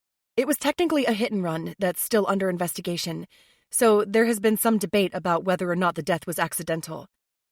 My friend had a meeting with you to set up a partnership agreement, she explained, hoping to jog his memory, hoping he would feel compelled to answer her questions if he understood her desperation.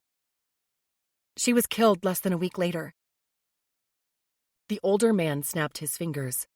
You mean Randall Hughes's daughter, Tara? Please, have a seat. He gestured to the conference table. Yes. Tara called me shortly before she met with you. Jordan lowered herself into one of the cushy chairs on wheels at the table. Do you recall going to her home one evening last fall? I did make the trip out there. I don't normally make house calls, but a request from Randall Hughes is an exception. I was happy to meet his daughter wherever she chose. Arnie took the spot at the head of the table, his expression lost in thought. But you should know that meeting never happened. Excuse me? Jordan distinctly remembered Tara ending the call because her doorbell rang. They had been on a video chat, so she had witnessed her friend descending the stairs to answer it. Yes, I recall it quite well, Miss Lawson, since I'm rarely stood up these days, you see. He gave her a small smile, a hint of his charm from another era apparent as he winked at her. When I arrived at the address Miss Hughes had given me for our meeting, Tara was not there. Chapter 22. Tara, 1 year ago. Polite manners warred with personal safety in Tara's mind as she stared back at Mark Rebecki, the famous football player, on her front step. Should she allow the star quarterback into her home when he hadn't even called her in advance to set up a time to meet? This was her home, after all, not a place of business. It had been months since he'd been on the clean break, so it didn't seem like he could be here to speak to her about the show. I'd suggest a public meeting place, he began, seeming to read her mind. Except that I get recognized, and it's tough to carry on a conversation.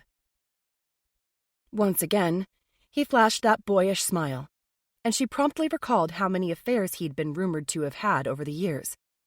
His poor wife. Ex-wife. Unfortunately, I'm expecting someone. She checked her watch, wondering how much time she might have before Arnold Van Ness arrived. This won't take long, he assured her, still glancing around the yard as if he expected someone to pop out of the hedges.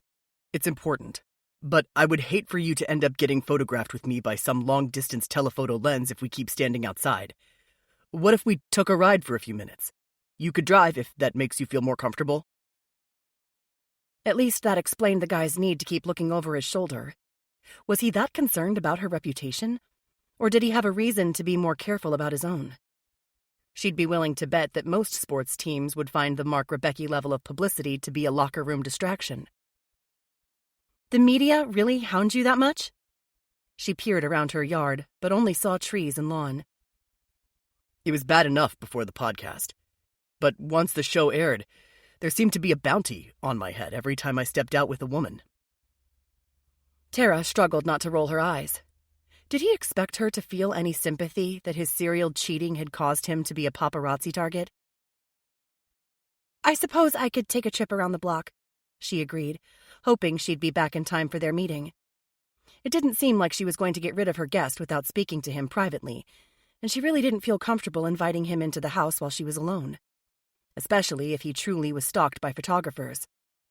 Besides, her car had so many features she could ask it to call for help if she got into trouble.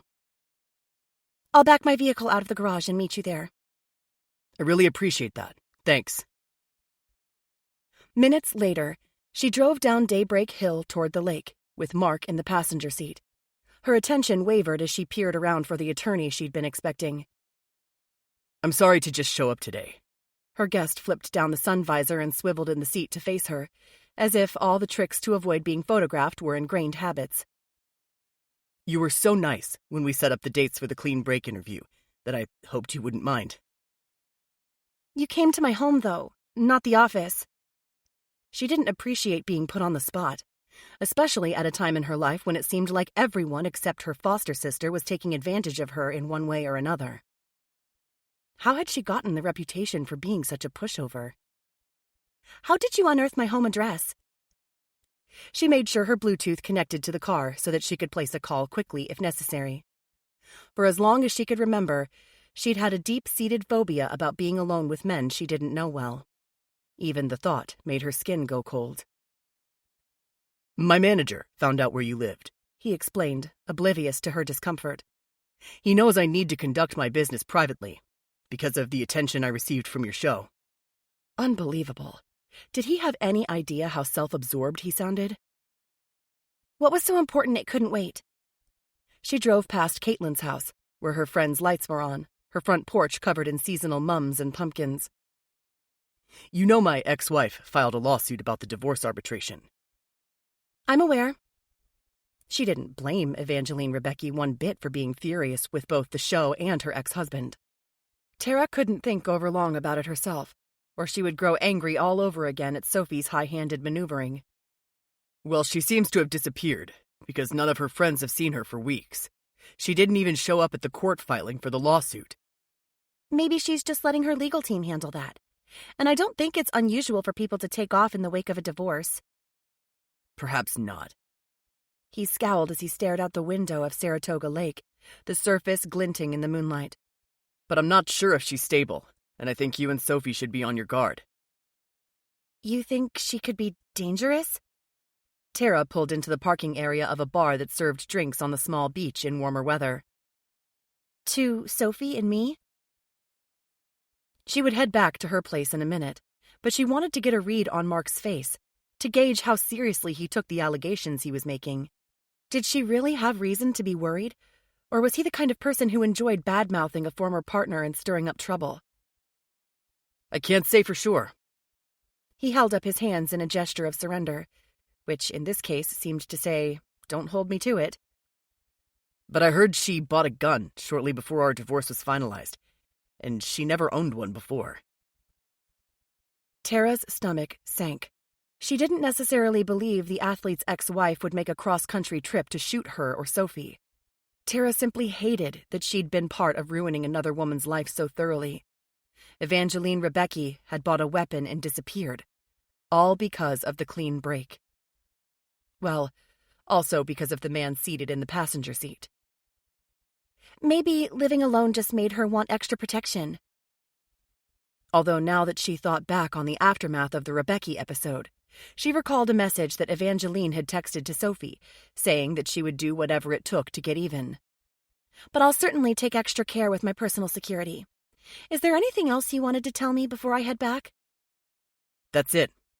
I owe you and Sophie a lot for all you did to help me through a rough time. If there's any chance that Evangeline has gone off the rails and hatched some revenge plot, you deserve to know about it. Since my legal team has forbidden me from commenting about my ex-wife in writing, I figured I'd tell you in person. Shifting the car into gear, Tara ground her teeth to stifle her natural inclination to defend a wronged woman. Everything about this man irritated her, from his entitled arrogance to his legal team, while his traumatized and broke former partner had been cheated out of a fair divorce settlement thanks to Tara's show. Thanks to Sophie's decision to screw over Evangeline for the sake of a ratings boost. Driving faster up Daybreak Hill to await her attorney, she wondered if she would be better off letting Sophie buy her out of the clean break and ending the partnership for good, because things seemed to be getting downright dangerous. A week ago, Tara had merely felt suffocated in the relationship with Sophie. Now, she wondered if she also had reason to fear for her life.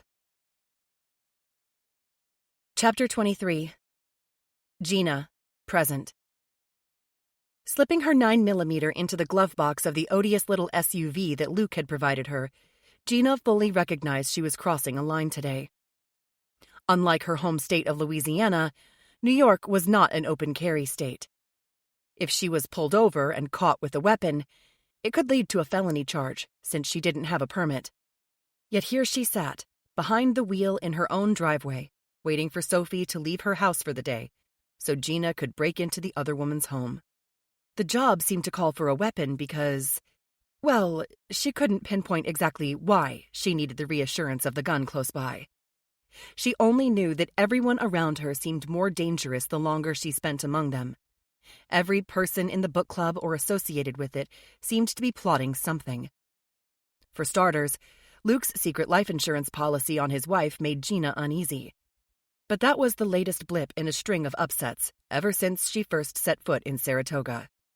First, her ex had made a trip to town, warning Tara and Sophie to be on the lookout for Evangeline. It had taken all her courage to face the podcasters in person after that, terrified they would recognize her. Then there'd been the incident with Tara last Halloween that had been utterly horrifying, not at all what Gina had intended for revenge.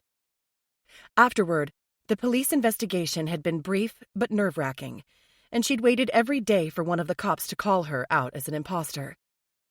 Thankfully, they seemed convinced the hit-and-run was accidental, and the case had quickly grown cold. She'd barely had time to catch her breath in the aftermath when Jordan Lawson waltzed into town and infiltrated the book club, making Gina wonder about her motives. Was she in town for a piece of Sophie, too? Then, there was the obvious animosity between Caitlin and Sophie. Brad's not-so-subtle digs, Destiny's money problems, May's suspicions of anyone female around her tomcat of a husband. As for Fatima Shimon, arguably Gina's closest companion in the group, the woman was cunning. With an IQ to rival her aerospace engineer husband's and an ambition to match, Fatima played her cards close to the vest, despite her outwardly effusive friendship. Gina knew Fatima nursed a grudge against Sophie. Was it strictly because Sophie's daughters occasionally outshone her own? Gina couldn't pretend to understand the dynamics, but she knew better than to underestimate Fatima, which was why she'd chosen to stay close to her. Gina could not afford the distractions of friends warring to take a shot at Sophie before her, not when she was so close to realizing her vengeance. In the book club group chat the night before, Sophie had mentioned she had a few errands to run this afternoon in order to prepare for the murder mystery game. With Sophie out of the house and Luke at work, Gina figured the time was right to do a little behind-the-scenes work at Sophie's place. Her own preparation for the Halloween book club night. Now she sat in the SUV and waited for Sophie to drive past in her white Mercedes. Fortunately, Sophie's Type A personality kept her to a strict schedule, and she zipped by Gina's driveway within 2 minutes of the departure time she'd referenced in that group text. As soon as the Mercedes was out of sight, Gina opened a security camera app on her phone. Luke had shared access to his home system when they started seeing each other regularly, which gave Gina owner privileges to disable the recording devices at will. If Sophie happened to check her own app while she was out, she might think her Wi-Fi was down. But according to Luke, it wouldn't trigger any warnings. Sophie had made home protection his domain. With the security turned off, Gina drove the short distance up Daybreak Hill to Sophie and Luke's gargantuan home. She took the added precaution of parking on the far side of the pool house so that her vehicle wouldn't be visible to any delivery services. Parked beneath an oak tree bare of almost all its leaves, she removed the gun from the glove box. She checked the safety before sliding the 9mm into the holster at the small of her back, concealed by her high-waisted leggings. The long hoodie she wore hid all signs of the weapon. Then, she grabbed the cloth sack she'd brought containing items to plant inside the home. Items sure to stir a wife's concerns about her husband's fidelity. Walking quickly across the yard, she unlocked the side door from her phone app, holding her breath until she closed it behind her again without tripping any alarms.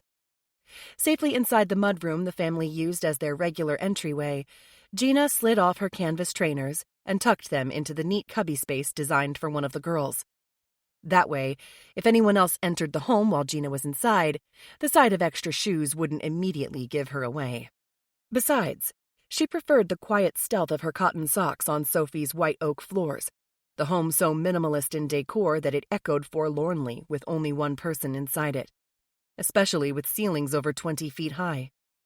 She'd been a guest of both Sophie's and Luke's at various times over the past year, so she was intimately familiar with the French country mansion. Yet there was something very different about being inside it alone, when she could really take in the details. Gina had lived in a mammoth house once too, but she'd like to think she did a better job of turning it into a home than Sophie had done here. The house surrounded the pool deck on 3 sides, with huge sliding doors that could disappear into the walls on sunny days, allowing in tons of natural light. White couches and seagrass rugs made for a sterile family room. There were no personal touches here. No photos or memorabilia from family vacations, not even a charge cord or a leftover school textbook. Gina paused before entering the kitchen, double-checking her phone app to ensure the interior camera was off too. She happened to know there was a recording device above the side-by-side refrigerator, but the security dashboard showed that it was offline as well. Only then did she venture into Sophie's high-tech kitchen, where silver Trevine countertops and white oak cabinetry complemented top-of-the-line appliances. She didn't technically need to be in this room, since she had no intention of planting items in common areas of the home. The couple's bedroom and Luke's office were her ultimate destinations. Still, She found herself lingering in the space that was predominantly Sophie's domain. For a year and a half, she'd been fixated on vengeance, obsessed with delivering Sophie Durand the comeuppance she so well deserved. Now that Gina's hard work was so close to paying off, she found herself savoring every moment leading up to the implosion of this perfect world Sophie had built for herself at the expense of others. Gina found the details of it all fairly delicious, because having Sophie walk in on Gina and Luke in flagrante delicto wasn't nearly satisfying enough. To have Sophie confronted with the affair all at once robbed Gina of enjoying all of Sophie's gut-wrenching fears that would come before the confirmation that her husband was cheating on her. A slow, dawning awareness that her life was falling apart would be much more in keeping with the horrors that Sophie had visited on her show guests. She had spoken to Gina, Evangeline, so warmly on the phone before the podcast had started recording. Sophie had assured her that listeners would be interested in hearing the details of how her marriage had crumbled and that sharing her experience would help the audience relate to her. Sophie waxed on and on about the way her podcast fostered a community for people going through difficult times and created a safe space to discuss the emotional injuries of troubled marriages. Gina had been foolish enough to believe her, drowning in her financial and marital problems. Gina had thought that Sophie really understood her. Worse, she had believed that Sophie cared. Sophie reeled Gina in like a prized catch, positioning her perfectly before sending a harpoon through her world. Overnight, Gina and her deepest pain had been cast into a popularity contest against Mark's charm and ability to play a crowd. The breakup of her marriage had become entertainment, with strangers on the streets of her hometown stopping her to talk about the podcast. Even the ones who sided with her were unbearable, their noxious interest often exploitative, since they usually posted about their interactions with her online. After she first left New Orleans, she'd changed her look just to keep people from recognizing her. The nose job had been something she'd thought about for years, and she'd already made a down payment to the surgeon when her husband sprang the divorce on her. So, of course, she went through with the procedure.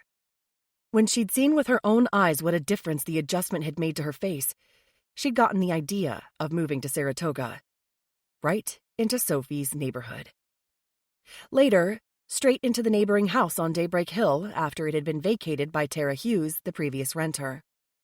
Abandoning the kitchen for the primary suite, Gina removed a delicate pair of red silk panties from her bag and searched for the best spot to hide them in an incriminating fashion.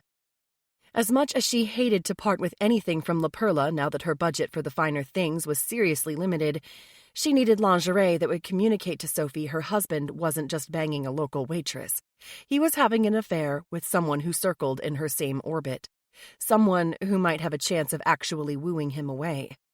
La Perla panties with hand-stitched embroidery would get the job done. But where to hide them? Gina stood at the foot of Luke and Sophie's California king-sized bed, the white duvet and pillows perfectly arranged. Should she slip the underwear into the nightstand drawer on Luke's side of the bed, or maybe somewhere in his closet? She wandered into the walk-in dressing area that looked like a personal boutique, complete with chandelier over a chaise lounge in the center. Sophie's clothes took up 2 of the 3 surrounding walls, while Luke's garments were arranged on one.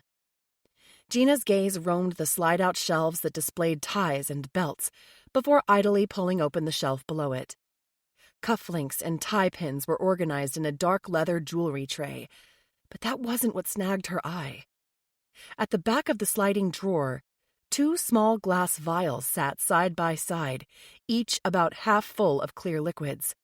They were the kinds of vials a prescription like insulin might come in, except there were no pharmacy labels on them.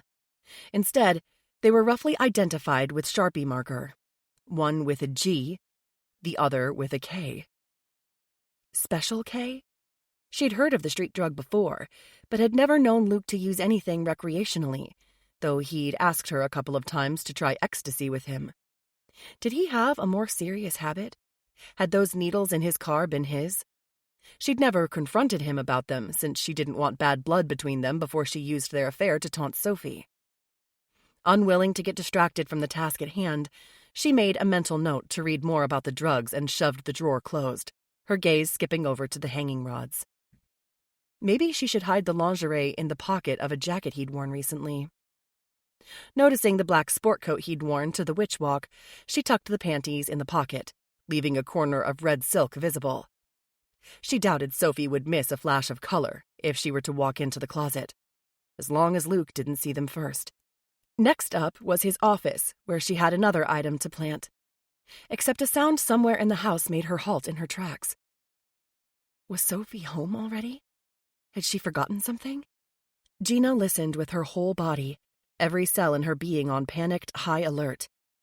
She couldn't even check the security app on her phone to see if someone was entering the house since she'd disabled it. If she rearmed it now, the camera outside would capture her vehicle on the property. Walking softly across the bedroom floor, she moved closer to the windows to see if she could look across the pool terrace into one of the other wings of the home. There must have been a tint on the windows, however. No matter how clear they appeared while looking out of them, she didn't have a good view into the windows on the opposite wing that flanked the pool. The glass must be semi-reflective. Her gaze tracked upward to the second level, where a big balcony jutted out over the pool area, and a set of stairs led down to the main deck. All remained quiet there, too. The casita was dark at the far end of the deck. Her heart pounded so hard, the sound whooshed in her ears, making it even harder to hear as she strained to catch any noise. Should she hide? A low rumble that sounded like a woman's voice reached her a moment before rock music boomed across the whole home speaker system. The shock of sound made her jump. Oh, God. How would she ever hear the person's movements now with the music blaring? Then again, the sound should camouflage her movements too, right? She quickly circled around the bed toward the exit into the corridor and peered down the sweeping main staircase. Seeing no one, she darted along the passageway to Luke's office. As quietly as possible, she withdrew the burner phone she'd loaded with texts and suggestive selfies from her own phone number. She slid the device into a drawer of his desk, once more hoping that Sophie would locate the evidence of an affair before Luke spotted it. If Gina had to put money on the more observant of the pair, however, it would be Sophie all day long. Now, how to get out of the house without being seen by whoever entered? The rock music was the kind Luke might listen to, yet she'd been certain it had been a woman's voice she'd heard earlier. Did one of Sophie's daughters like the same bands favored by her stepdad? Or was there a chance Luke was in the house with another woman who wasn't Sophie or Gina? Gina tiptoed toward the home's second, less grand staircase between the main and first floors. This one was more functional and less aesthetic, with walls to hide people trying to sneak up or down. Under the cover of the music, she braved one foot on the main floor, peering down the hallway. The rock and roll ended as abruptly as it began. Suddenly, the house was silent, except for Gina's breathing. Shit. Caught on the main floor, with only the stairwell as a place for cover, she tucked back into it, held her breath, listened hard for the sound of footsteps heading her way. Because if the unknown visitor had been in the kitchen, the person would have to walk within just a few feet of her to exit the home using the family's favored side entrance. When the footsteps sounded, coming toward her, Gina's fingers found the gun at the small of her back. Taking comfort from the weapon, she drew it, just in case. Breathing fast through her panic, she debated making a break for the second floor. But what if the stairs creaked beneath her feet? Before she could decide, there was a rustling in the mudroom, like a bag being picked up or put down. A jingle of keys. A moment later, the door opened. Gina could feel the rush of cool autumn air as it shut behind the departing person. Were they really gone? She counted to 10, then counted to 10 again before she moved. Silently, she padded toward the mudroom, the 9mm still in her hand. When she reached the area with the cubbies, she took in the blank space where her shoes should have been. The canvas trainers had vanished. What the actual hell? Stuffing the weapon back into the holster at her back, she rushed to the door to peer out one of the sidelight windows. In time to see Sophie's older daughter walking toward a convertible BMW, with a backpack slung over her shoulder, her phone in one hand and her keys in the other. Charlotte Durand was wearing Gina's shoes. Could the daughter be just as much of a manipulative mind game player as her mom? Gina didn't bother trying to make sense of it. Her mission complete, she needed to get out of the house fast before Sophie returned from her errands. So a moment later, she slid behind the wheel of her SUV and headed for home in her socks. Only once she was safely in her own driveway again did she rearm the security system at Luke and Sophie's place. All the camera feeds came back to life in a grid pattern on the app before she closed out of the program. It had been a close call, and her heart still beat like a jackrabbit half an hour later. The discovery of those vials in Luke's possession didn't sit well, and the fact that Charlotte had taken her shoes still messed with her mind. Gina had come out all right, though. Evidence of her affair had been planted. The deed was done. Everything was in place for Halloween, and her last book club with Sophie Durand. Chapter 24. Jordan, present. Jordan didn't trust her lockpicking skills any more than she knew how to override a complicated home alarm system. Therefore, breaking and entering into the book club members' homes to search for the missing hit-and-run vehicle was not an option, assuming Tara's killer had even kept the car used the night of her death. She needed to see those 3 vehicles that Natalie referenced as potential matches to the paint chip. Maybe she'd get lucky and see evidence of repaired damage. So instead of lockpicking, she found herself knocking on Caitlin Teal's front door the day before Halloween, a hastily made mini loaf of pumpkin bread in her hand. Cooking and baking were activities that Jordan normally enjoyed, but it wasn't the same baking for someone who might have killed her best friend. She'd put in just enough effort to gain admittance inside private homes to search the necessary garages. With Natalie's help, Jordan knew who owned the vehicles with the same color paint as the hit-and-run SUV. But now she needed to look for signs of front-end damage, or repainting, or, well, anything. It seemed unlikely that the person who hit Tara would have kept the vehicle, or if they had, they surely would have repaired it by now. But figuring out who killed her friend meant following every lead. Jordan wanted to see those vehicles for herself. Inside Caitlin's house, Nala's face appeared in the inside light as the dog barked happily. Jordan waved at the Akita, grateful someone in the home was glad to see her. A moment later, Caitlin pulled the door open. Dressed in blue workout separates, Caitlin wore her hair in a high ponytail, her phone in one hand still running the audio for what sounded like yoga instruction. What a fun surprise! Caitlin exclaimed, extending her arms for a hug even though her expression remained a little unsure. Sorry to show up unannounced. This method had worked for Brad that time he stopped by Jordan's house, so she hoped that the homemade goods would do the trick here, too. But I fell victim to a baking mania and thought I'd better share the spoils so I can still fit into my costume tomorrow night. She thrust the foil-wrapped package toward Caitlin.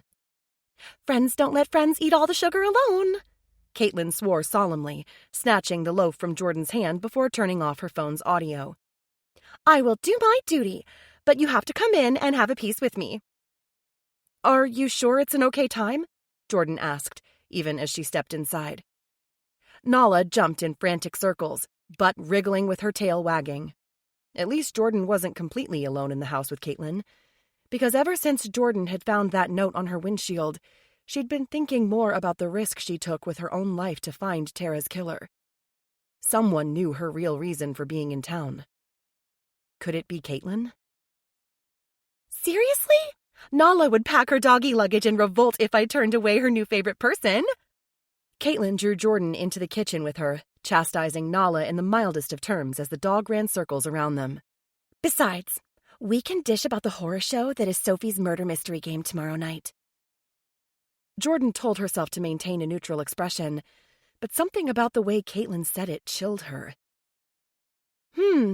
I was under the impression everyone wanted to be in this book club. Now you're making my first time sound scary. They stopped near the built-in banquette table, where a cafe-style chair was already pulled up to one side. The kitchen was white and gray, with pops of pink in unexpected places.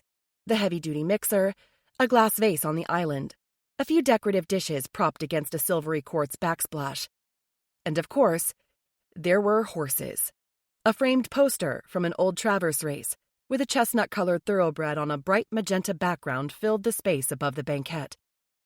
A quick scan didn't reveal any security cameras, but that didn't mean there weren't any. No matter if there was one, Jordan still planned to snoop if an opportunity presented itself.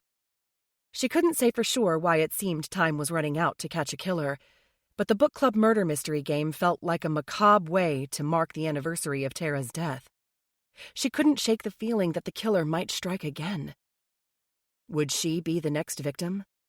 "Oh, God, I'm sorry," Caitlin said. "I'm talking to you as if you've been one of us forever. But in my defense, it seems like you're already kind of one of us after the block party and the witch walk." She set the pumpkin bread on the island, then reached for 2 dessert plates in an upper cabinet near the sink. "Plus, Brad told me the two of you hung out one night. You got his stamp of approval, by the way." "Nice. He blew me away with the story about his appearance on the clean break." Jordan kept an eye on Caitlin to gauge her reaction. Would she defend Sophie or Brad? "Right?" Caitlin shook her head as she reached for a knife to cut the bread. "Who would believe one of his closest friends would give his kids away to his ex?" Jordan's breath caught at the sight of the knife in Caitlin's hand, the blade glinting in the pendant light for a moment, while Caitlin waited for an answer to her question. "Doesn't it ever come up during book club?" Jordan dragged her gaze from the stainless steel. "As in, do they really even get along? I can't imagine how I'd ever stay friends with someone who stole my parental rights." Caitlin paused to consider, returning her attention to the bread. "Brad seems cool about it for the most part, I guess. But every now and then I notice he gets a dig in at Sophie, so I'm sure it still rankles." Jordan had noticed the same thing at the witch walk. Brad had been quick to point out, loudly, that Luke had vanished from their group at the same time that Gina had gone missing. Maybe he blames Sophie's former partner for the decision to award the larger share of custody to Carlo. She tried to say it very casually, but Caitlin swung to face her abruptly. "You mean Tara Hughes?" The chill in Caitlin's whole demeanor caught her off guard. "I think so." Her heart hammered under Caitlin's scrutiny. "Wasn't that the name of Sophie's partner? The same woman from the book club who died last year?" "Yeah, that was her all right." Caitlin slid a plate and fork toward Jordan while keeping one for herself. In the face of Caitlin's obvious dislike, Jordan felt all her hackles raise. The same way they had a lifetime ago, when they'd been kids and anyone dared to give Tara a hard time. Jordan had never fully understood why she'd been so compelled to be her friend's defender from the moment they'd come into one another's orbit. Even before she'd gotten to know Tara, Jordan had gone to bat for her. Maybe it had something to do with recognizing a singular goodness in her friend. The rare sort of kindness and empathy that was too often scrubbed out of kids who spent too long in the system. Like Jordan. But just because she didn't possess those qualities herself, didn't mean she couldn't appreciate them in someone else. "I take it you didn't like her?" Caitlin forked up a bite of the bread like it was a piece of cake, then pointed the fork at Jordan. "Let's just say I won't speak ill of the dead, to protect my mortal soul and all that." She took the bite and changed the subject. "This is so good." Jordan smiled her thanks and debated how to wrangle more answers out of her host. "So Tara was more like Sophie's friend than anyone else's?" She quit petting Nala, and the dog settled at her feet, wrapping her furry body around the base of the counter stool. "Tara was my friend too, once upon a time, back when the three of us came up with the idea for the clean break." "You were involved in the podcast?" Jordan was familiar with Tara's side of that story, but she needed to hear Caitlin's take on the split. She also wanted to get into Caitlin's garage at the first possible opportunity, since there had been no sign of a dark SUV in her driveway either of the times that Jordan had been to this home. Has she sold it? Natalie had mentioned that Caitlin hadn't renewed the registration on it, but the PI hadn't found a record of the vehicle being sold either. "I was. And it just goes to show you need to be careful of your drinking partners." Caitlin's joke fell flat, since she was obviously angry as she said it. "Anyway, Over a bottle of wine by Sophie's pool one day, I made the mistake of getting swept up in brainstorming about a celebrity breakup show, adding my own ideas and helping them come up with a killer format. But then, Tara and Sophie cut me out of the project like I'd never been a part of all those early planning conversations.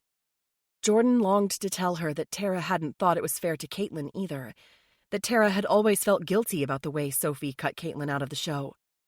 But of course, that wasn't her place. Besides, if Caitlin had been the one behind the wheel the night of Tara's death, Jordan had zero sympathy for her.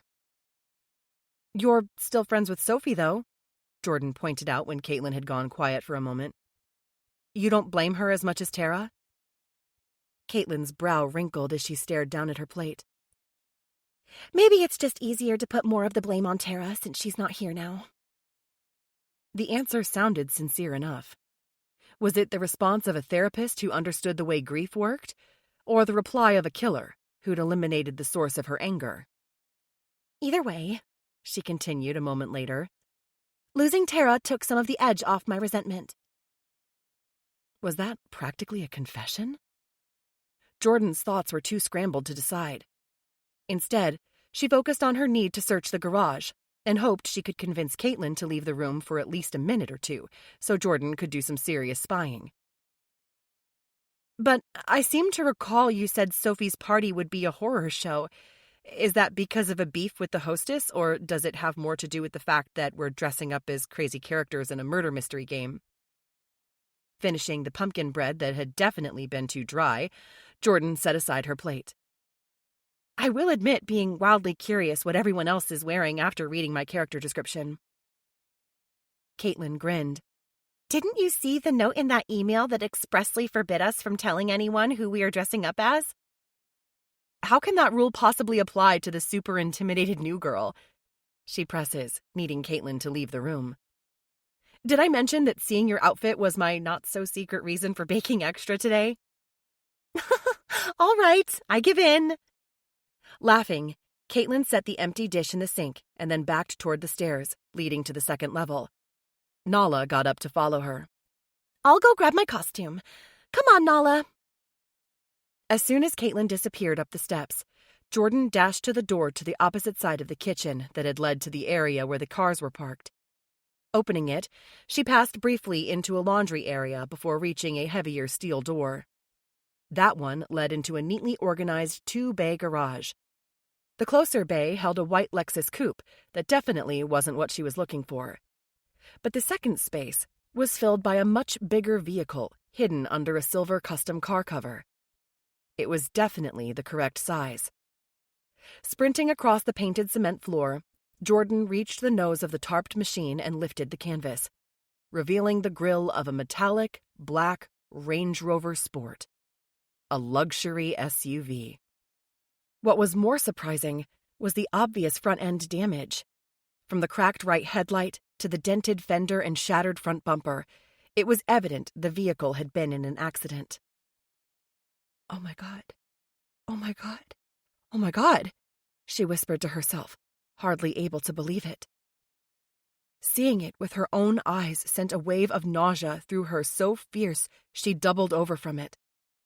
The car cover fell from her fingers. Had this been the point of impact that killed her friend? "Jordan?" Caitlin's voice called from the kitchen.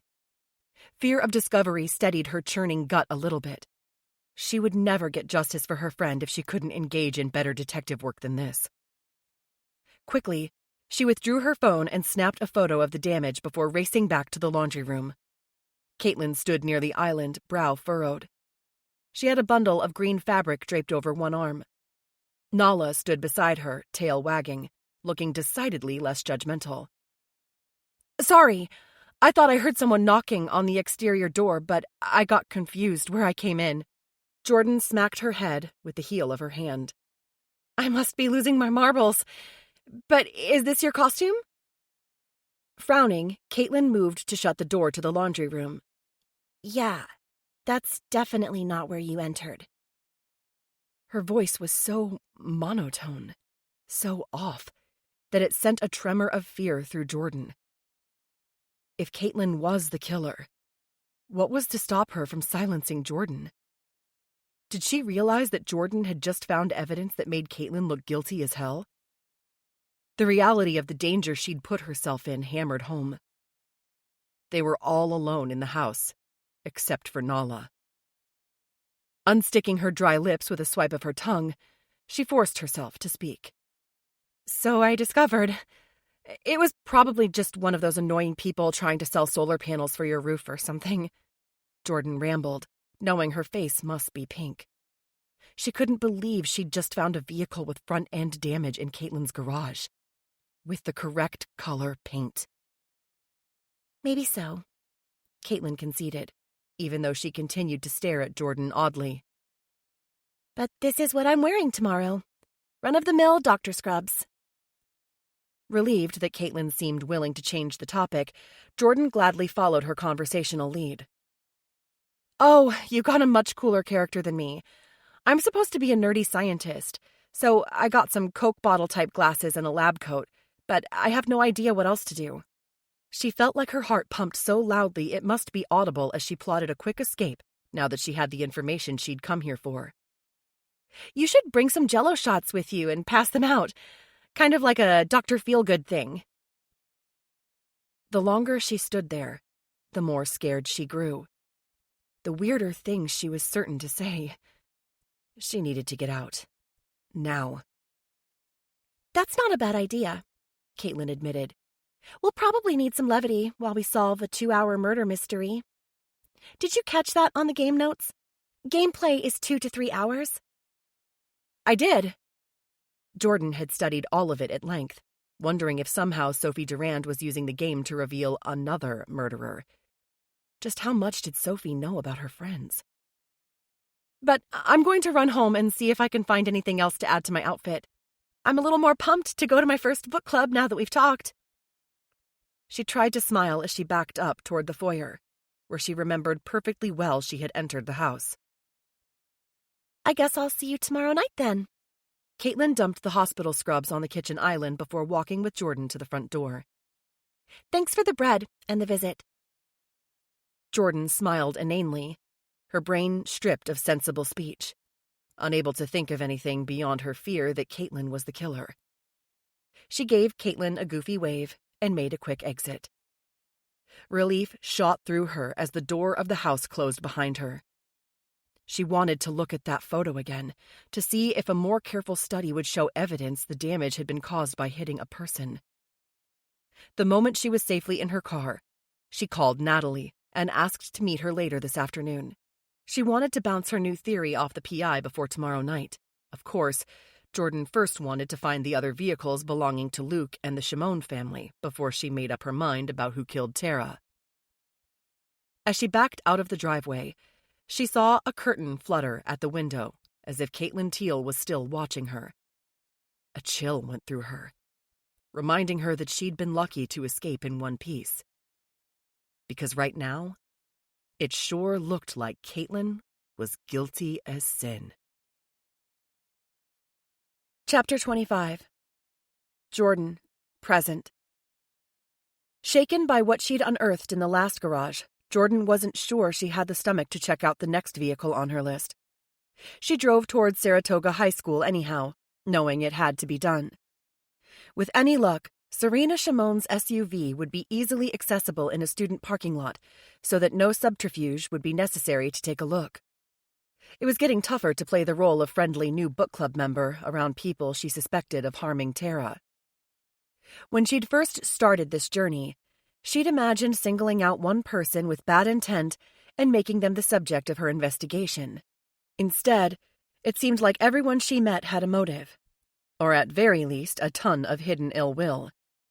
As challenging as her childhood had been, first with her parents and later adjusting to life without them, Jordan preferred the certainty of those times for knowing who her enemies were.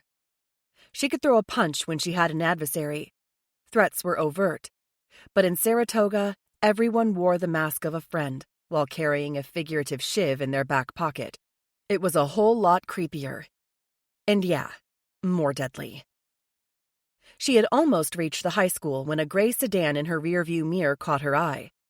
She felt like she'd seen it behind her the day she'd left the lawyer's office in Malta. It had stood out to her because a transponder hung on the inside of the windshield at an odd angle. Now, 2 vehicles back, the same sedan ran a red light. To keep up with her? Was someone following her? Ever since the note she'd found on her car the night of the witch walk, she'd experienced moments of feeling like she was being watched. She was so distracted by the idea that she almost missed the turn into Saratoga High. At the last minute, she slammed on her brakes for the access road. Heart pounding, she noticed the gray car sped off in the opposite direction. Was she imagining things? She told herself she was being paranoid, or at least she hoped so. Reaching the packed student parking area, she slid into an open patch of grass and hoped no one would ticket her in the handful of minutes she needed to find Serena's car. She'd checked and rechecked the bell schedule that varied depending on the day of the week, timing her arrival 10 minutes before the last bell of the afternoon. Even so, the student lot wasn't empty. Who were these kids that eluded teachers at this hour? Jordan walked purposefully up the first row of cars, noting how many were brands she'd never afford in this lifetime. There was a mix, to be sure, but it spoke to the area's affluence that high-end BMWs and Audis sat beside the kinds of cars she would have expected at a high school, like 10-year-old base models that had been cheaper even when they were new. Another few minutes spent in the lot told her the vehicle she was looking for wasn't there. Natalie had gotten last year's plate numbers for all 3 of the vehicles, with the incriminating paint. So Jordan was certain Serena's wasn't here. Frustrated to strike out, she walked back to her vehicle. As much as she knew she needed to see all 3 of the potential SUVs, the fact that Caitlin's had been in an obvious accident made her lean heavily toward her as the guilty driver, or at least the owner of the vehicle that had hit Tara. Just as she reached for the door of her coupe, a loud pop song blared out the open windows of a vehicle on the main road. When she glanced in the direction of the sound, she spotted what she'd been looking for. Serena Chamone's black Infiniti SUV, with Serena herself at the wheel, and Charlotte Durand riding shotgun. The volume of the music lowered as the blinker light came on and the girls turned into the parking lot. Too eager to inspect the vehicle for possible signs of repaired damage, Jordan didn't think to look away or hide her face. So it was no surprise that Charlotte's gaze met hers, lighting with recognition for a moment before she lifted her hand in an awkward acknowledgement. Crap. Jordan debated just slipping into her car and driving away, pretending like the moment never happened. But she still needed to check out the SUV. Besides, what if Charlotte mentioned Jordan being at the school to her mom? Better to just say a quick hello and take a cursory look at the Infiniti while she was here. Her phone buzzed as she walked the short distance to where Serena had parked. Seeing Ezra's number on the screen again, she declined the call and wished she'd never told him a single thing about her mission in Saratoga. Then again, who would get vengeance for her if she was the next victim of the book club killer? Maybe she should at least tell her ex-boyfriend who was on her list of suspects if she didn't make it home tomorrow night. Ezra might not make a good significant other, but she felt sure he could be counted on to report a crime. Jordan adjusted her path so that she would arrive at the SUV from the front. Taking out her phone, she pretended to read a text while snapping a covert photo.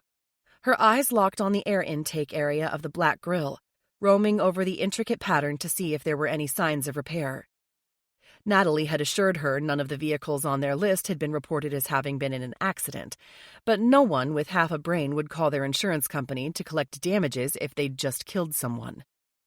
Could Fatima have been so cagey that she'd used her teenage daughter's vehicle to take out an enemy? Or maybe she'd loaned it to Gina. Those 2 were certainly close. They'd taken that shopping trip into the city together the weekend of the block party. "Hi, Miss Jordan," Charlotte greeted her. She slammed the passenger side door of the SUV and hitched her pink leather backpack higher on her shoulder. She nibbled her glossy lip and looked decidedly nervous. "Do you have kids that go to school here too?" Jordan supposed it was a legitimate question, even if the idea of her own teenage children knocked her flat. She'd barely figured out how to navigate her own life as a 36-year-old, let alone how to supervise anyone else's. I don't have any kids, she admitted, pretty sure no one had ever asked her that question before. I just wanted to stop by the office and give them my name as a potential volunteer. She forced herself not to blather needless details the way she had at Caitlin's house after she'd been caught scouting the garage. Serena slid out of the driver's side and gave a small smile, her expression pensive. Also, worried? All at once, it hit Jordan why they seemed on edge. She'd been so concerned with what they'd think of her appearance at the school, it hadn't occurred to her that they might be equally afraid Jordan would pass the sighting on to their mothers. But no telling that you saw me here, okay? I want my first appearance to be a surprise to everyone next spring. She didn't know if that made any sense, but she would guess the students knew less about parent volunteers than she did. Like magic, the girls both beamed at the mention of secrecy. Of course, Serena assured her at the same time Charlotte said, "We won't say a word." At that moment, the school bell rang, an electronic chime that sounded over an outdoor PA system a split second before kids burst through the exits of both buildings near the parking lot. "That's my cue to go," Jordan announced, backing away. "See you." She hadn't noticed any outright damage on the Shimon family's SUV. But was she just being paranoid, or did the paint job on the hood appear a little different, shinier than the rest of the vehicle? It frustrated her she couldn't have had a minute alone with the vehicle to look more carefully. But she would study that photo she'd taken and compare it to the one she had from Caitlin's house. Jordan sped home, confident Natalie would be there to meet her so they could debrief before the book club party tomorrow night. When she pulled into her driveway, however, it wasn't the PI's Jeep that waited for her. A big gray F-150 sat in her driveway, the Texas plates a dead giveaway, even if there wasn't a gun rack visible through the rear window. What had possessed her ex to drive halfway across the country today of all days when she was so close to answers about Tara's death? She didn't have time to deal with him now. What if he was here trying to stop her from investigating? Furthermore, he wasn't exactly being discreet by parking in her driveway. Thanks to the close proximity of Brad's house to hers, she had no doubt all of book club would know she'd had a guest from Texas by tomorrow. She cursed softly to get it out of her system, then, taking a deep breath as she stepped out of her car, she prepared to face him. Her former boyfriend had never been formally introduced to her scrappy side, the girl with an edge who would take all comers when backed against the wall. But he was about to get acquainted. Chapter 26. Tara. 1 year ago. The therapy breakthrough happened one day before Halloween. Tara struggled to process it 3 hours after the milestone appointment, pouring more bath salts into the jetted tub in her primary suite, while steam filled the bathroom. She still couldn't believe she'd finally recovered her memories. The morning had started out just like any other day. Then, during her lunch break, she had been seated in her psychologist's office, answering the same kinds of questions she'd been fielding for years during bilateral stimulation. Basically, she and her therapist worked together to find an array of alternate activities and eye movements that helped remove the stress of recalling her past. In the breakthrough session, Tara had been playing with a bright pink fidget spinner, while her therapist walked her through some vague memories about her homecoming day with the Hughes family. Tara had been cautioned not to think too hard about that time on her own after recovering some of those memories the week before, and she trusted the process enough to do as she'd been told. She'd been eager to get back to work on those memories, however, feeling certain they were close to recovering everything. Then, the next moment when her therapist asked her to think about what she'd noticed about that homecoming day. Memory deluge. Now Tara sank deeper into the small tub, punching the button that would add a blast of heat to the cooling water. Or at least, she thought the water had chilled. She'd been shivering nonstop since the memories of her adoption day had returned to her in vivid, terrifying detail. Thank God she'd scheduled herself to work from home that afternoon, telling Sophie she needed a few undisturbed hours to research potential new guests for the podcast. Because there was no way she could have performed any of her usual job tasks right now, when she couldn't quit trembling. It had required all of her acting skills to convince her therapist that she would be fine at home with an extra dose of Ativan.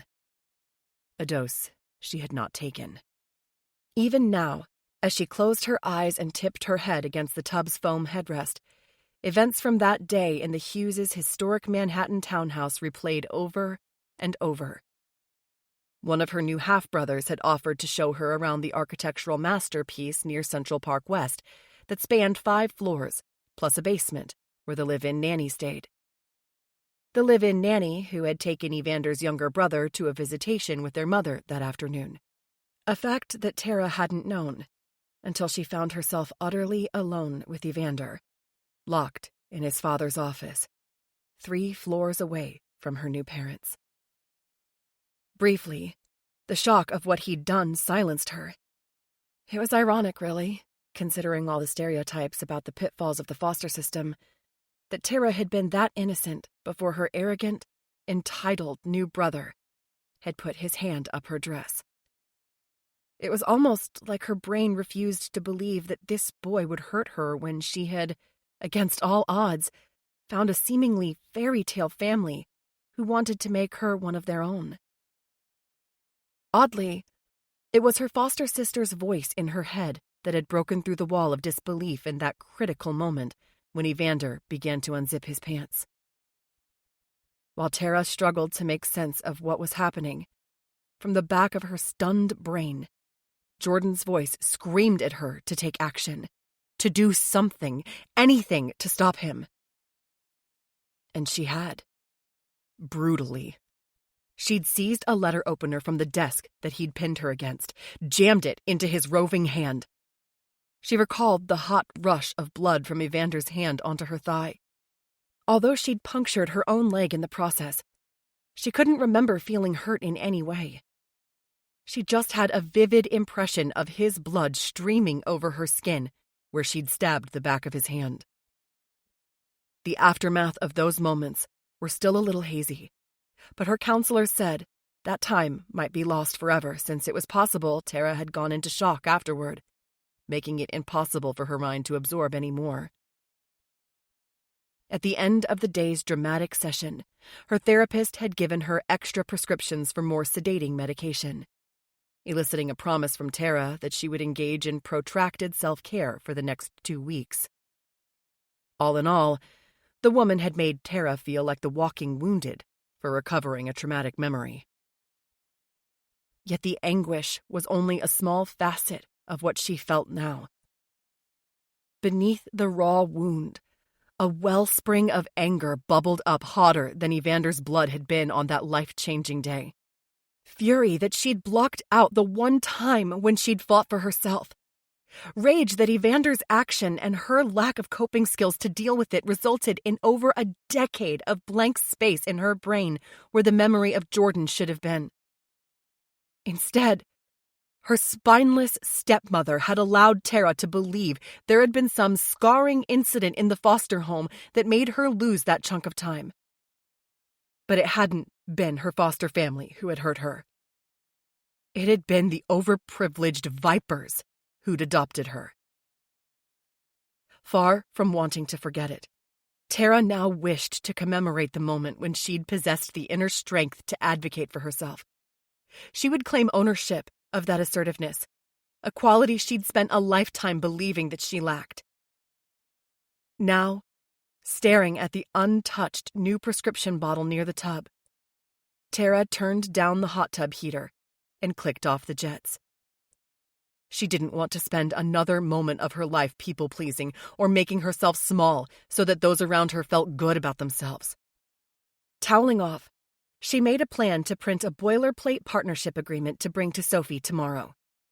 She might have missed her appointment with the attorney while she'd met with the too-full-of-himself football player Mark Rebecki, but that didn't mean Tara needed to delay the conversation with Sophie about their partnership any longer. Her father was right that she'd made a huge mistake not hammering out something before now. Tomorrow night at book club, she would show the agreement to Sophie and insist her partners sign it. She'd also refute May's outrageous claim that Tara was sleeping with Nikolai and, if necessary, point May in Sophie's direction. As for Luke, if she saw him, she planned to settle that score, too. Because today's therapy appointment hadn't just helped Tara recover her past, it had freed her to find her voice. With it, she planned to make sure the rest of the world knew she was no longer anyone's doormat. How fitting that she would be wearing the Maleficent costume for Halloween. She'd been overshadowed by villains wearing masks of social acceptability for too long. When she swept into Sophie's home tomorrow night, all in black from her horned headpiece to her winged collar and long train, Tara would rewrite her whitewashed history and, finally, speak her truth. Chapter 27. Jordan, present. Jordan speed-walked toward Ezra's pickup truck at the same time he clambered down from the driver's side. He looked rougher than normal. Patchy stubble on his face said that he hadn't shaved in days, and his olive-colored t-shirt and faded jeans were rumpled. His light brown hair had grown long enough to hang in his hazel eyes, but he shoved it out of the way as he faced her. "What are you doing here?" she asked, even as she nodded toward the carriage house. "Actually, don't answer that until we're inside, since I'd rather no one overhear us." Ezra spread his arms wide. "That's the welcome I get?" Irritation made her impatient, but she tamped down her frustration long enough to unlock the door and motion him inside. "I'm allowing you to come into my home, even after you kicked me out of yours. Consider yourself fortunate." "I never— Inside, please," she repeated, gritting her teeth and hoping Natalie showed up soon, so she had an excuse to send him packing. For now, however, she would at least make it clear that she was at a precarious moment of her investigation into Tara's death. He huffed a long sigh and lumbered into the house, his boots echoing on the hardwood. When she'd closed the door behind them, she swung around to face her ex. "Now, care to tell me why you not only ignored my requests to leave me alone, but you traveled halfway across the country to stand in my driveway where anyone could have seen you?" "You stopped answering my messages, Jordan. I got worried about you." Shoving his hands in the pockets of his jeans, he glanced around the small living space. "God, this place is tiny." Jordan peered around the renovated carriage house, seeing it through his eyes. Small, yes, but there were deadbolts on both doors, and that was really all that mattered to her. "You told me to choose you or Tara. I chose her." She enumerated the points on her fingers. "You told me we were done. I took you at your word and packed my things. Now, here you are, slowing down my efforts to investigate Tara's death when I'm at a pivotal stage?" He scrubbed a hand through his overgrown hair. "Can we just sit down for 2 minutes? I've been driving straight for the last 16 hours. Her annoyance dimmed a bit in the face of his obvious exhaustion. How ironic he'd finally chosen to put some work into their relationship after they were finished. "A few minutes, but then I've got an appointment with my PI, and I can't reschedule." She gestured toward the stiff-backed couch that had come with the furnished space. "Have a seat. I'll get you something to drink." Ezra lowered himself to the dark blue cushions while she grabbed a couple of waters out of the refrigerator. She couldn't help but glance out her front windows as she strode back into the living area, paranoid that Brad or one of Tara's other friends would choose this moment to drop by, and she'd be stuck trying to concoct a story about her guest. She took the time to pull the blinds.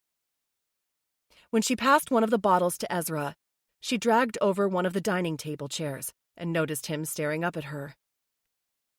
"You look different." He studied her while he twisted off the cap and took a long swig. "Is it just the clothes?" Jordan glanced down at the gray Alo yoga top and black Lululemon leggings that she'd chosen for her errands. She had no idea how out of date the styles were when she'd chosen them at a consignment shop, but she'd never been an athletic fangirl before. But she couldn't deny they were the most comfortable things she'd ever put on her body. "Does it matter?" She folded herself onto the wooden chair and sipped her water. "Can you please just tell me whatever it is you drove all this way to say?" "2 things." Leaning forward, he set the water bottle on the square coffee table between them. "First, I'm really worried that you're going to either end up dead or behind bars before this quest of yours is done. She knew she'd already addressed this, but since it was obviously weighing on him, she tried to reframe her response to be as simple as possible. Thank you for your concern. Please recall I was taking care of myself well before you came into my life. I'm tougher than I look. She hadn't told him much about the years she'd been in the care of her addict parents before she'd gone into the foster system. She'd slept in abandoned houses among people so deeply under the haze of drugs they didn't have a clue what they were doing. There'd been no need to dwell on it because she'd survived. In the end, she'd been stronger, resolute. Behind her, the old-fashioned kitchen clock ticked a loud countdown. One way or another, she had the feeling this whole drama would be over tomorrow after the book club. So, let's say you're tough enough to take on a killer and live to tell the tale. Maybe you even exact the vengeance I know you want. He leaned forward to make his point, eyes locked on her. Is it worth risking jail time after you've worked so hard to build a good life? Her heart slugged harder in her chest, his words making her uneasy in a way she couldn't immediately pinpoint. Was it just her imagination, or did it sound almost threatening? I'm here to expose a killer, not met out vigilante justice. She held up her hands. I'm not the criminal here. Maybe not yet, but you're disguising your identity and tricking a whole lot of people with wealth and influence. That's not a crime. Have you checked the stats about the number of innocent people behind bars? He seemed agitated, his voice growing louder. You think everyone in this wealthy enclave you're trying to infiltrate will just sell out one of their own when you point your finger at whoever you think is guilty? His frustration had distorted his features, making her wonder for an instant how far he would go to make his point, to scare her away from her mission. But this was Ezra. She knew him better than that. Didn't she? I guess I haven't thought that far ahead. She'd been too consumed with finding answers to consider the aftermath. I assumed everyone except the killer would be grateful to know who among them was guilty. But maybe they already know and have been protecting that person this whole time. Jordan, you don't know who you're dealing with. His voice had an edge. She did not appreciate the scare tactics at a time in her life when someone was already threatening her, perhaps following her. It's unfortunate you came all this way to warn me when I've already explained that I'm committed to finding Tara's killer. I need to see this through.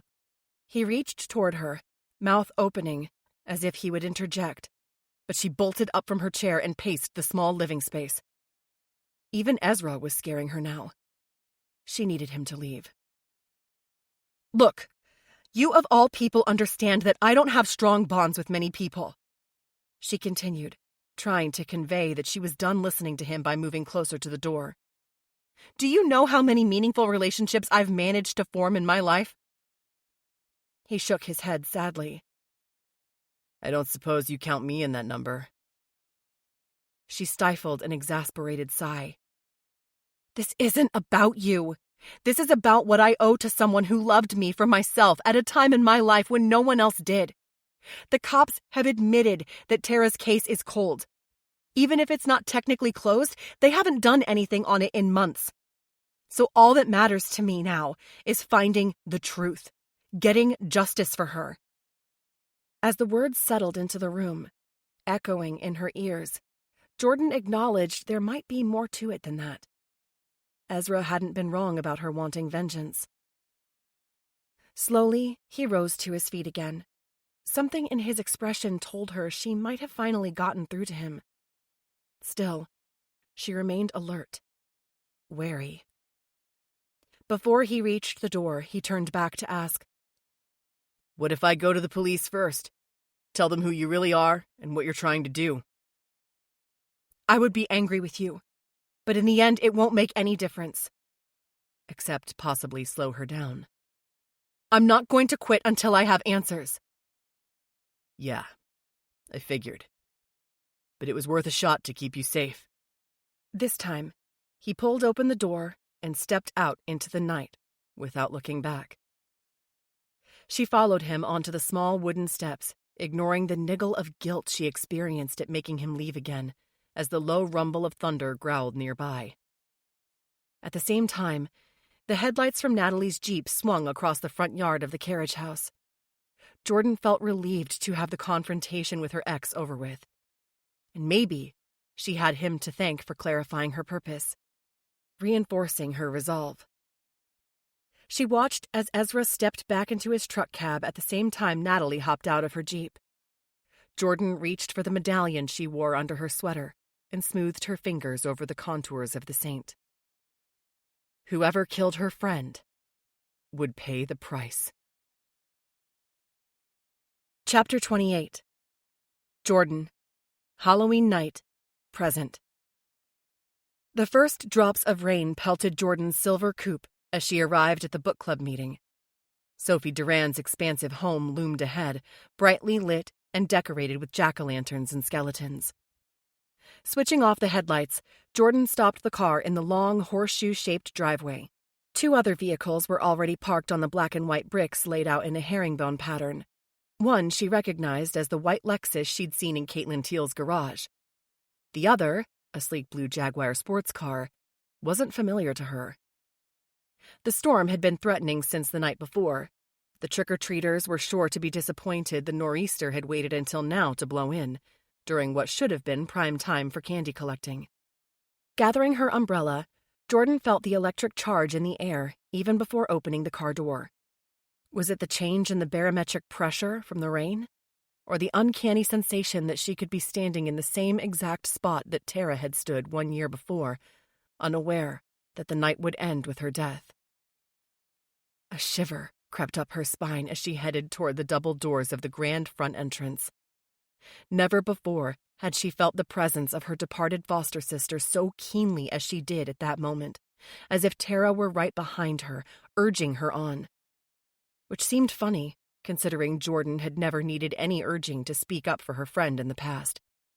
Jordan hadn't once shied away from a fight. Tonight was different, though. How could she battle a danger that was so much tougher to see? A danger that hid behind social niceties, designer labels, and small talk. This was the complicated world Tara had navigated alone, and Jordan appreciated feeling like her friend was somehow at her side tonight when she planned to expose everyone's secrets, including the killer's. Jordan adjusted the oversized glasses from her extremely stereotyped nerdy scientist costume, then checked her phone one final time. Natalie had been messaging her updates for the last hour as she checked into what Jordan had learned about Caitlin's car. Natalie had also learned from her PI colleague that Tara hadn't been the woman with Nikolai in the months before her death. It had been Sophie, dressed like Tara, a fact proven from video footage obtained from another hotel the same night, when the couple had been recorded walking into the lobby together, their faces clearly visible. The PI had eventually passed on that information to May, but not until after Tara had died. And according to the PI, May had refused to believe it had been Sophie, despite the video evidence. What the hell did that mean? Could May have killed Tara thinking she was the one having an affair with Nikolai? And what did that mean for Sophie's safety now? Maybe Sophie was in danger too.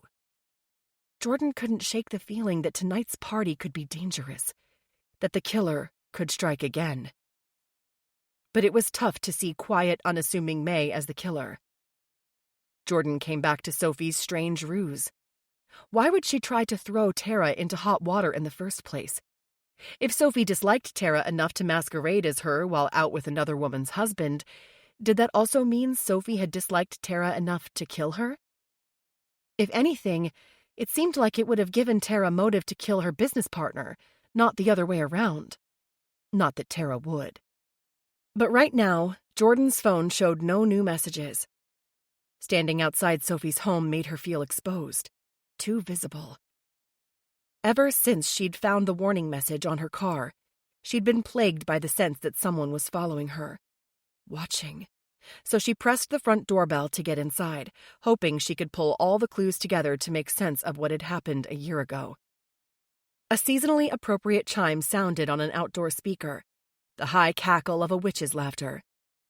A moment later, one of the dark double doors swung wide, and she was greeted by two woodland fairies wearing matching jeweled crowns with pale, glittery wings attached to their backs. "Happy Halloween!" the fairies chorused together before parting to admit Jordan into the house. "Happy Halloween," Jordan said, recognizing Charlotte first and guessing her sister Amelia was the other fairy, though her face was distorted behind a pale stocking mask with bulging eyes like an insect. While Jordan stepped into the echoing foyer, Charlotte jingled a set of keys in her hand and called over her shoulder. "Mom, I'm leaving. I'll be back by 10. The girls vanished out the front doors a moment later, leaving Jordan to hang her coat on the rack. She followed the sounds of Love Potion number 9 coming from another room, along with feminine laughter. The scent of cinnamon and nutmeg hung in the air. Reaching a state-of-the-art kitchen, Jordan paused to take in what and who she saw. She recognized Caitlin in the doctor's scrubs she'd shown Jordan the day before. Her long hair was tucked under the surgical cap, and her curves were less obvious under the shapeless top. But otherwise, she looked the same as she fanned out a stack of cocktail napkins on the island filled with drinks and snacks. The two other women in the kitchen had leaned into their costumes hard. "Welcome to the Murder at Rookstone Manor game," said Sophie, dressed in a vampy red gown with a white fur stole around her shoulders. She had curled her hair into perfect waves, her lips flawlessly outlined in crimson. Straightening from the oven where she pulled a tray of spanakopita from one of the racks, she asked, "Can I get you a cocktail?"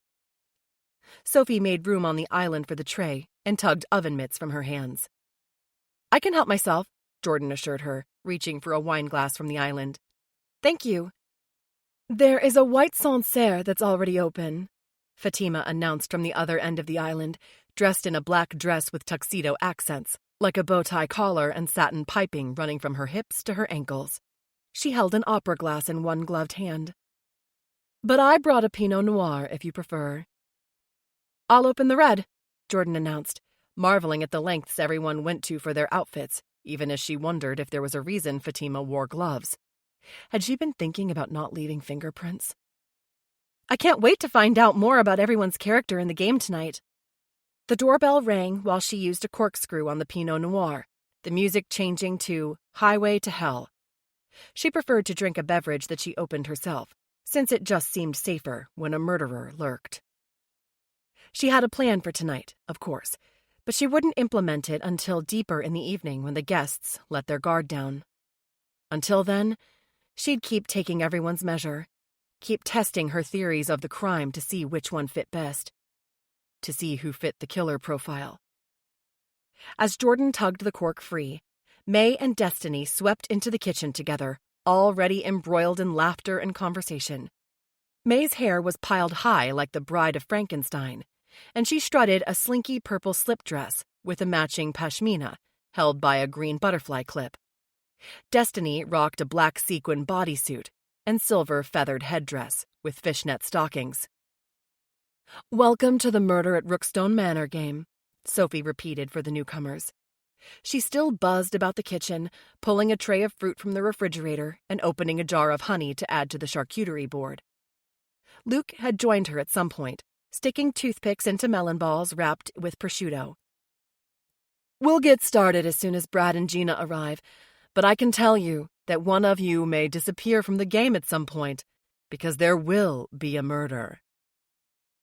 Jordan paused in the middle of pouring her drink, red wine splashing onto the counter. "During the game?" She'd read about these kind of entertainments online, and she couldn't recall any of them saying that someone disappeared while playing. "I thought the murder was supposed to happen off stage, so to speak. Then all of us tried to solve the mystery." "Not with the Rookstone Manor game," Sophie assured her. At the same moment, Gina Lawson stepped into the kitchen, wearing a Stetson and leather chaps with a turquoise-fringed shirt like a rodeo queen. She paused in the entrance to the room, her hand on a very convincing-looking prop revolver in her jeweled leather holster. Cocking her head to one side, she tipped back her cowboy hat before she spoke. Did someone say murder? Chapter 29. Gina. Present. The book club group appreciated her entrance, and Gina appreciated the attention. Fatima imitated the cowboy swagger. Jordan compared it to some Bugs Bunny cartoon with Yosemite Sam. Could Jordan be any weirder? And Sophie, that teetotal bitch, just laughed delightedly, as if the performance was all for the benefit of her party. Gina wondered at what point in the evening these people would quit being amused and start recognizing the very real danger she represented. She couldn't wait.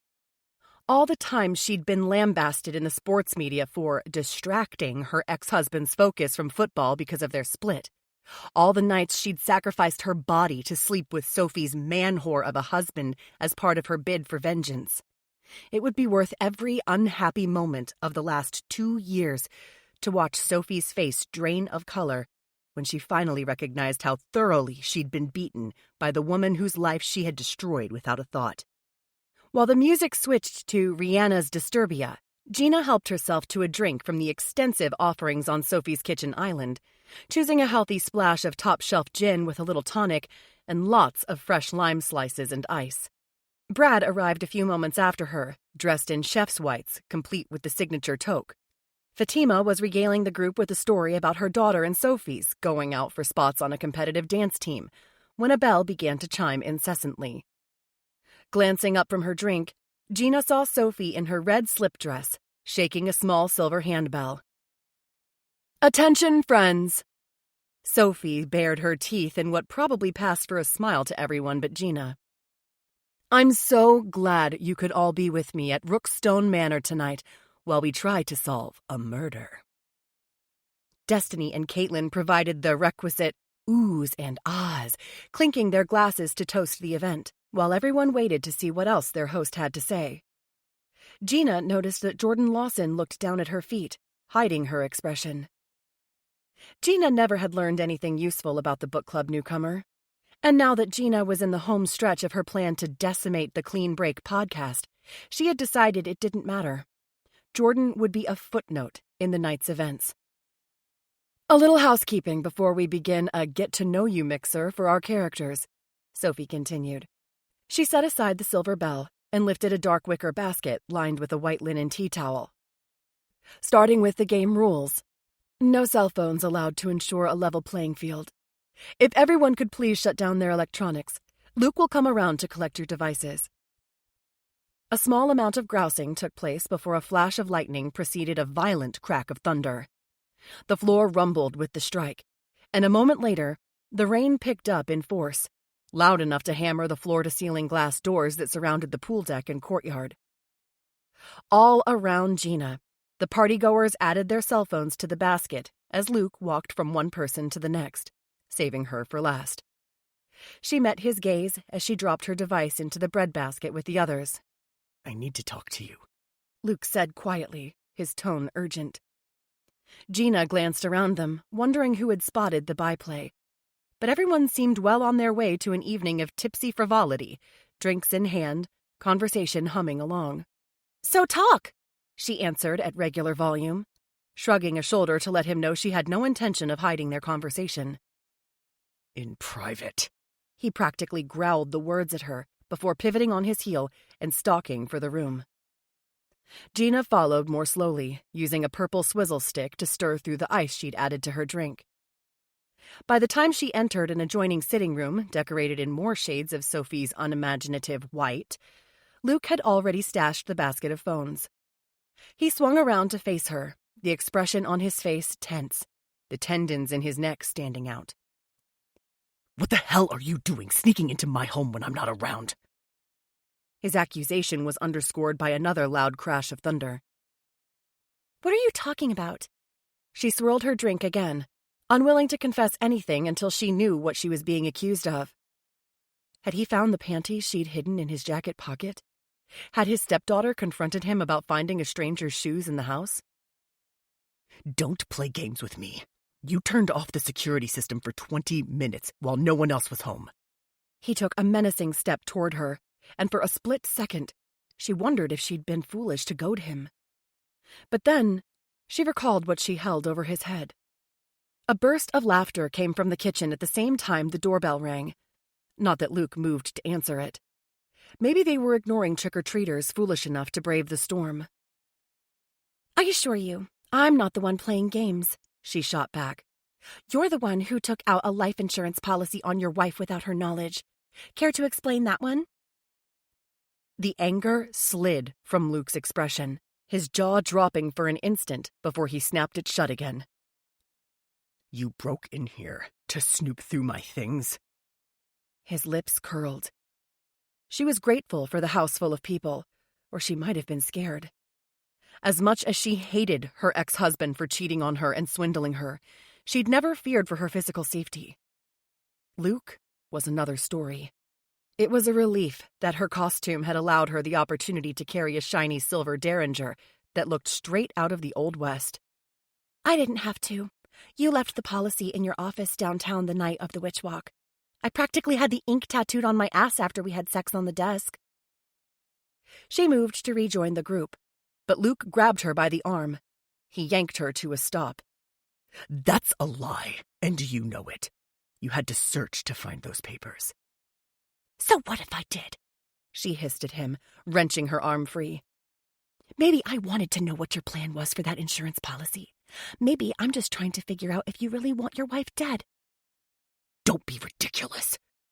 He spat the words back automatically, but she didn't believe his denial for a second.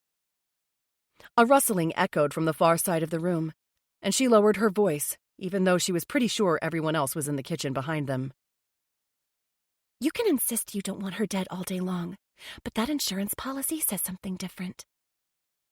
Folding her arms, she took his measure, trying to figure out how close he was to implementing whatever plan he had in mind. She didn't want Sophie to die before finding out that Evangeline Rebecca was sleeping with her husband. Luke remained stubbornly silent. What's wrong, Luke?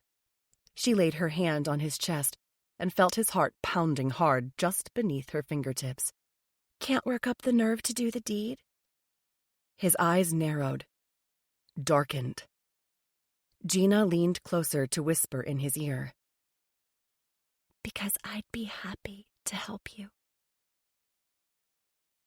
Chapter 30. Jordan, present. Nerves strung tight. Jordan couldn't focus on the details of what May was saying about her game character. May was supposed to be a countess of a small European country, and she was visiting Rookstone Manor because... who knew? Jordan didn't care. How messed up was it that this group was mingling to learn one another's fictional characters when the real people beneath the costumes were the true mystery? 1 year ago today, a book club member had been killed a stone's throw away from where they all stood knocking back cocktails, and you'd never know it to hear them chatter away about Rookstone freaking Manor. Like Tara didn't matter. Like she didn't deserve to be remembered with even a toast in her honor. What about you? May asked, sipping from a martini glass with little left in it besides 2 olives on a toothpick. What about me? Jordan asked, hauling her attention from the arched entryway to the sitting room where Gina and Luke were engaged in an intense conversation. Their body language did not look like that of lovers. Did anyone else feel the same tension in this house that she did? The sense of impending doom, like a killer might strike again at any minute? They were wasting time speculating about the characters in a game when someone in this house had run Tara down in cold blood. We're supposed to be trading character backstories, right? May lifted a censoring eyebrow. I intend to be the one to solve this thing. Right. The murder that has yet to happen? That's not how these mystery games are supposed to work. Jordan had researched the crime-solving party entertainments as soon as she'd received the invitation, and she'd never heard of a version where the dead person was unknown for a portion of the event. The whole point was to find out who killed a character who was already dead. May gave a knowing smile. You're new to the book club, so you might not be aware of the group dynamics yet, but Sophie Durand knows what she's doing. I can guarantee she has planned this night down to the smallest detail. The knots in Jordan's stomach tightened. Agitation spilled over. What about last year? Was last year's murder mystery perfectly planned too? She didn't realize that she had raised her voice until the kitchen quieted. Heads swiveled toward her. "Everything okay, Jordan?" Destiny asked, a warning clear in her dark eyes. Jordan couldn't think of a better time to disclose her motives than right now, when she had all of the potential suspects under one roof. The front doorbell rang, but no one moved to answer it. "Things are far from okay," Jordan informed them, shoving her oversized costume glasses on the top of her head so she could see everyone's faces more clearly. "Because I can't fathom why we'd spend tonight trying to crack a fictional mystery when a much more important, real one remains unsolved." "Oh, honey," Caitlin murmured, moving closer in her doctor scrubs. "Let's not go there, all right? We're trying to put the pain of that behind us." When Caitlin looped an arm around her, Jordan shook her off. "Maybe that's easy for you to say, since one of you is her killer." She met Caitlin's startled gaze, recalling the damage to the woman's SUV. "But Tara Hughes was more than a friend to me." She could have heard a pin drop in the room. Even the Halloween playlist had been silenced. "What are you trying to say?" Destiny pressed, giving her a hard stare. In the quiet, Jordan could hear her own ragged breathing, her erratic heartbeat that warned her she was treading shaky ground. She hadn't planned to reveal her mission this early in the evening, but she couldn't continue the charade when Tara's killer might be ready to strike again. Someone was following her. Someone had guessed her real reason for being in Saratoga and wanted to silence her. "I'm saying that Tara was my foster sister, the best friend I ever had." She paused to let that sink in, wanting them to feel the strength of that bond and how much it meant to her. "And she deserves justice. So no one is leaving here until I find out what happened on the last night of her life." There was a gasp, an outcry. Before Jordan could figure out where the sound came from, another flash of lightning sizzled through the sky, lighting up the kitchen. Thunder cracked. Every single light in Sophie's house went out, plunging them all into inky darkness. Chapter 31. Tara. Halloween, 1 year ago. Just a week before, Tara would have been nervous about what she had planned for the Halloween book club at Sophie's house. Scratch that. The week before, she wouldn't have even dreamed of the standoff she envisioned for tonight. But now she had her recovered memories to remind her that she was strong, that she could stand up for herself. Tara's whole sense of self had shifted since then. Now, seated in her car in Sophie's driveway, she hit the button on her phone to make a quick video call to Jordan so she could show off her costume. While she waited for her foster sister to answer, Tara checked her makeup in the rearview mirror. "Happy Samhain!" Jordan's voice greeted her as the video connected. "I can't wait to see your costume." "Happy Halloween!" Tara replied as she took in her friend's flour-covered apron while she stood in her Texas kitchen, surrounded by cookie cutouts in the shape of cats, ghosts, and jack-o'-lanterns. Cooling racks held piles of baked cookies, while Jordan rolled out a fresh batch of dough to cut out more. "And I can't believe I caught you in the throes of domesticity, like some kind of YouTuber homemaking goddess." "We all have our secret sides." Jordan set down a cookie cutter shaped like a spider and brought her phone closer to her face. "But let's see your outfit. It's a little dark wherever you are." "I'm still in my car. Hang on a second." Tara had arrived a bit late to the book club, so it looked like most everyone else was already on the scene. Thankfully, the exterior of Sophie's house was bright with security and landscape lighting, despite the inky darkness of a moonless night. Stepping out onto the herringbone-patterned driveway behind Fatima's dark green Audi sports car, Tara adjusted her headpiece so that the Maleficent horns were positioned correctly. Then she held her phone above her head at arm's length. "Oh, wow! Tara, that looks amazing!" Jordan squinted into her camera. "Is that train pleated in the back?" "Yes, and it's detachable." Tara spun around to show off the Velcro tabs she'd used to hold the heavy black fabric in place.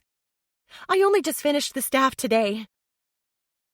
She brandished the 5-foot staff, painted to look like a gnarled tree branch wrapped around a reflective purple ball at the top. You are completely frightening, Jordan assured her. I hope you're going to cast some serious spells tonight. I might just do that. Tara laughed darkly as she retrieved her purse from the car and then slammed the door shut. I'll have everyone I need to hex all in one room at least. I thought this book club was full of your friends. Jordan frowned, swiping her hair out of her eyes and leaving a flour smudge on her forehead. Is everything going okay there? Better than okay, Tara assured her. As much as she wanted to share everything she'd learned in her last therapy session with her foster sister, this wasn't the right time. Or it will be after tonight. Everything you're saying has an ominous ring to it. Behind Tara, another vehicle turned into the driveway, and she recognized Caitlin's dark SUV. It's probably just a side effect of the spooky costume, Tara hedged, knowing that her showdown with Luke and Sophie was only minutes away now. She pointed her long scepter at the phone. I'll let you know how it all turns out the next time we talk. Tara smiled, feeling every one of the heavy red lipstick layers in her makeup mask. All right, knock 'em dead. Your costume rocks, and so do you. Jordan lifted a sugar cookie and took a bite before she disconnected her video. Tara tucked her phone into her bag, double-checking that the partnership agreement paperwork still rested inside. Then, after greeting Caitlin and receiving a grudging 2-word response in return, they headed for Sophie's front door. In the entryway, a table full of pre-stuffed bags awaited trick-or-treaters, while a life-sized witch cackled as she stirred a cauldron billowing red smoke. After Tara skirted the treat table to ring the doorbell, Amelia answered, wearing gray sweats and a t-shirt with a skull on the front. Her expression was surly, until she saw who it was. Cool costume, Auntie T. Grinning, Amelia hugged her before giving Caitlin a tamer greeting. Come in. Everyone else is already here, and Mom's just working on the appetizers. Darling, I'm well finished with the food prep, Sophie chided from deeper in the house. Bring my guests in and then get back to your homework. Amelia rolled her eyes, some of the surly expression returning. Tara had no idea why Sophie never allowed her daughters 10 seconds of fun. But then she didn't pretend to be an expert on parenting. Her first role model had been a struggling single mother who'd spent too much time working to really be a memorable presence in Tara's young life. Her next role model had been Lauren, who wanted a shopping partner who loved gossip and travel as much as she did. We'll catch up soon? Tara asked Amelia quietly as they walked together toward the kitchen where the others congregated. I have a bunch of good book recommendations for you. Tara enjoyed both of Sophie's daughters, but she identified better with the younger one, who was a little curvier, a little more rebellious, and never seemed to snag her mother's full approval the way her sister Charlotte often did. Awesome. I could use some reading material to lighten the hours spent behind my prison walls. Amelia stopped just short of the kitchen, waving Tara and Caitlin forward before retreating toward the stairs. While Amelia stomped back up to her room, making no attempt to hide her displeasure with her mom, Tara pulled her attention to the kitchen, where Caitlin had walked ahead of her to greet Sophie with only a fraction more warmth than she'd given Tara. Their stilted interaction reminded Tara that even though half of their book club had misgivings about Tara, most of them had equal reason to distrust Sophie. From Tara's perspective, however, the main reason her friends had issues with Tara were all directly related to Sophie herself. Because of the clean break, mostly. Though in May's case, Sophie had deliberately masqueraded as Tara to deflect May's suspicions about her husband away from Sophie and toward Tara. It had been a cold and calculated stab in the back from her business partner based on Sophie's suspicions about her own husband. She would add it to the list of things she got off her chest tonight when she spoke to Sophie. For now, Tara would have followed Caitlin into the kitchen to join the rest of the group if a rough voice hadn't called her from the far side of the sitting room. Happy Halloween, Maleficent. Tara's gut sank to hear Luke from the shadowed half of the room. She turned to see him clutching a glass of amber-colored liquid, dressed casually in jeans and a white button-down. Her heart pounded harder, even though she knew he couldn't do anything to her with Sophie one room away, within hearing distance. Or was that his aim? To make Sophie jealous by flirting with Tara? Which made her wonder if Luke had been the source of the unfounded rumor about himself. Would he really plant seeds of doubt about his fidelity if he wanted to cast one of Sophie's friends in a negative light? Hello, Luke. She gripped the scepter tighter, remembering the feel of that letter opener in her hand on the day she'd shown her stepbrother that he had no right to touch her without her permission. You've been avoiding my calls, Luke accused, rattling the ice in his glass before taking a sip from his drink. Tara glanced over her shoulder toward the bright kitchen, wondering if anyone was listening to them. Sophie had overheard her daughter all the way from the foyer. Tara took a step closer to him, unwilling to give anyone cause for gossip. Because it was a mistake for me to think you would ever give me useful information about my business. She regretted that she'd allowed him to play upon her fears, her weaknesses. I'll be better served working things out with my partner in the future. Luke laughed, not bothering to hide his amusement. You'll be better served, will you? What about me? What about you? She snapped back, still keeping her voice low but unable to hide her anger. My work with Sophie doesn't have anything to do with you. Sweet, innocent Tara. Always so kind to everyone. He mocked her. Yet you're not above using the promise of sex to get your own way, are you? Stunned, she could only blink in confusion. This, too, he mocked, imitating her by batting his eyelashes. You sure did snag a good deal on the house you rent from me, but that didn't have anything to do with you flirting your ass off. Tara glanced over his shoulder again, hating the thought of anyone hearing this conversation about behavior that had no basis in reality. She'd assumed the reasonable rent on the house down the street was because they were all friends, and Luke was a wealthy man. I'm happy to pay market value. I hardly need handouts. Did you believe you could just toy with me at that anniversary party for the clean break? Never made good on all that sexy insinuation? He reached for her, and she scuttled back fast, bumping into the corner of a console table with a yelp. While she steadied the lamp she'd almost knocked over, he came up behind her, caging her between his arms and speaking directly in her ear. Maybe uptight Tara just needs a little chemical help delivering on her promises. Maybe we can try some ecstasy. She reared an elbow back, intending to jab it into whatever she could hit. But when she wrenched it backward, she met only air. Luke had vanished behind her as fast as he'd grabbed her, while in front of her, Sophie stepped into the sitting room, cold fire in her blue eyes. "Come and join us, Tara." Sophie's voice was strangely soft, her manner in direct opposition to the murderous look on her face. But then, no one else but Tara could witness the other woman's expression at that moment. "We're all waiting on you." Tara's heart was in her throat from being cornered, from the threat of being drugged against her will. Holy hell, who were these people? She wanted to scream at Sophie, at Luke. But with Sophie's kitchen full of guests, Tara told herself to wait until later. She would make sure to be the last one to leave Sophie's house tonight. Once she had her conniving business partner to herself, she would demand Sophie sign the partnership agreement or risk a costly lawsuit. Then, as soon as her former friend's signature had been secured, Tara would get the hell out of this house. She would jump in her car, drive to the closest police station, and file sexual harassment charges against that bastard Luke Sedaris. Because if he touched her again, there was another letter opener in her purse. She damned well remembered how to use it. Chapter 32. Jordan, present.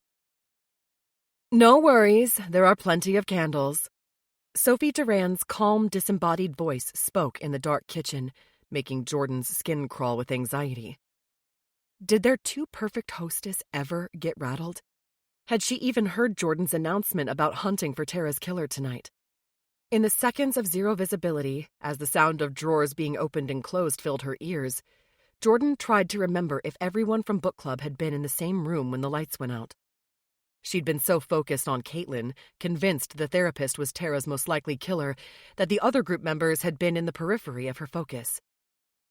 "Here we go," Sophie continued, speaking a moment before a battery-operated lighter sparked into a flame. She stood at the island, a handful of fat candles in varying sizes and colors perched on the granite.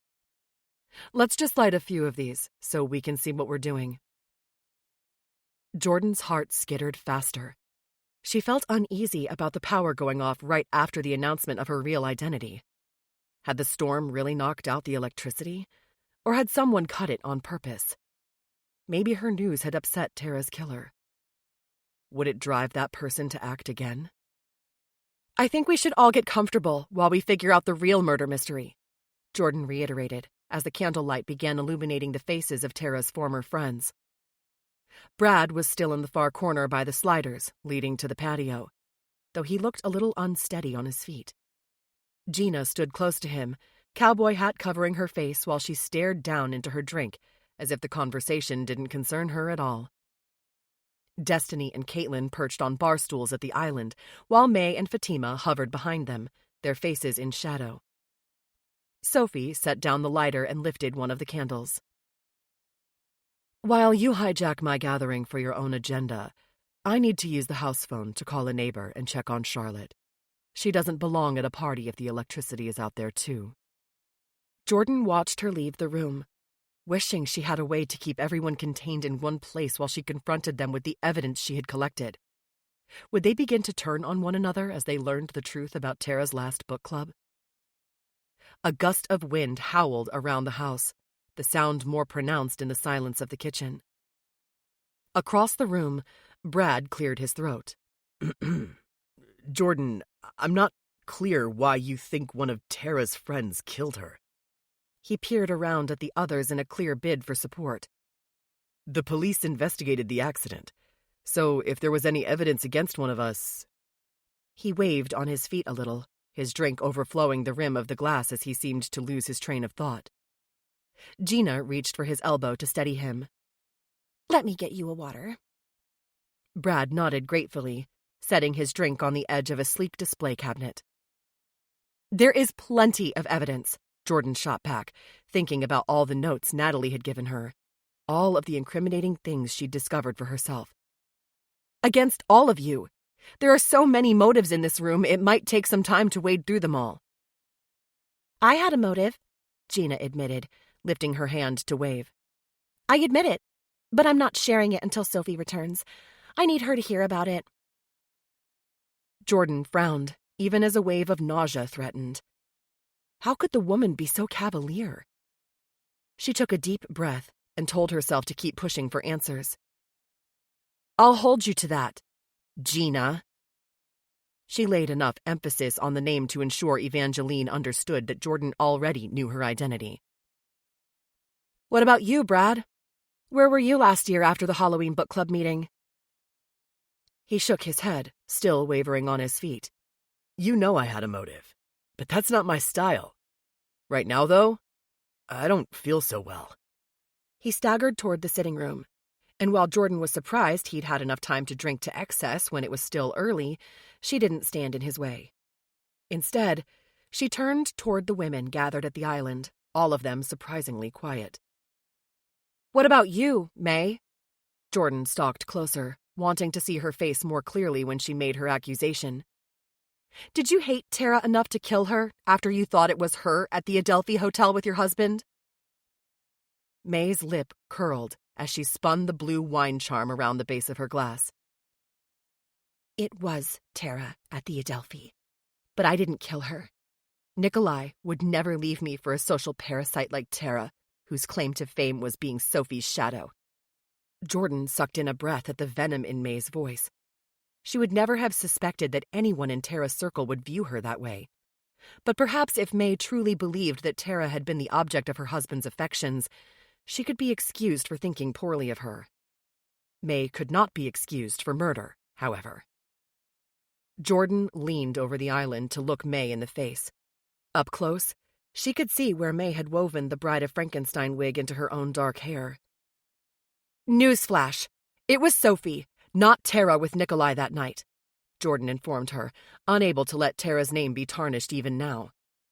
Where were you after book club last Halloween? May appeared a little less certain of herself. She lifted her chin. I saw the photo of them together at the Adelphi. I know it was Tara. More lightning lit up the room. The thunder rolled a moment afterward. Rain came down in sheets against the retracting glass pocket doors. But you also saw the photo evidence from another hotel where you can clearly see the woman wearing the dress was Sophie, not Tara. Why did you refuse to believe what your PI told you? Was it because you'd already killed Tara and didn't want to think you'd done it for nothing? Jordan glanced around the kitchen, hoping their two-faced hostess would return soon. But there was no sign of her yet. Why don't you share with us your alibi for Tara's time of death? If you were with the police department, you'd already know. May folded her arms across her purple slip dress and glared at Jordan.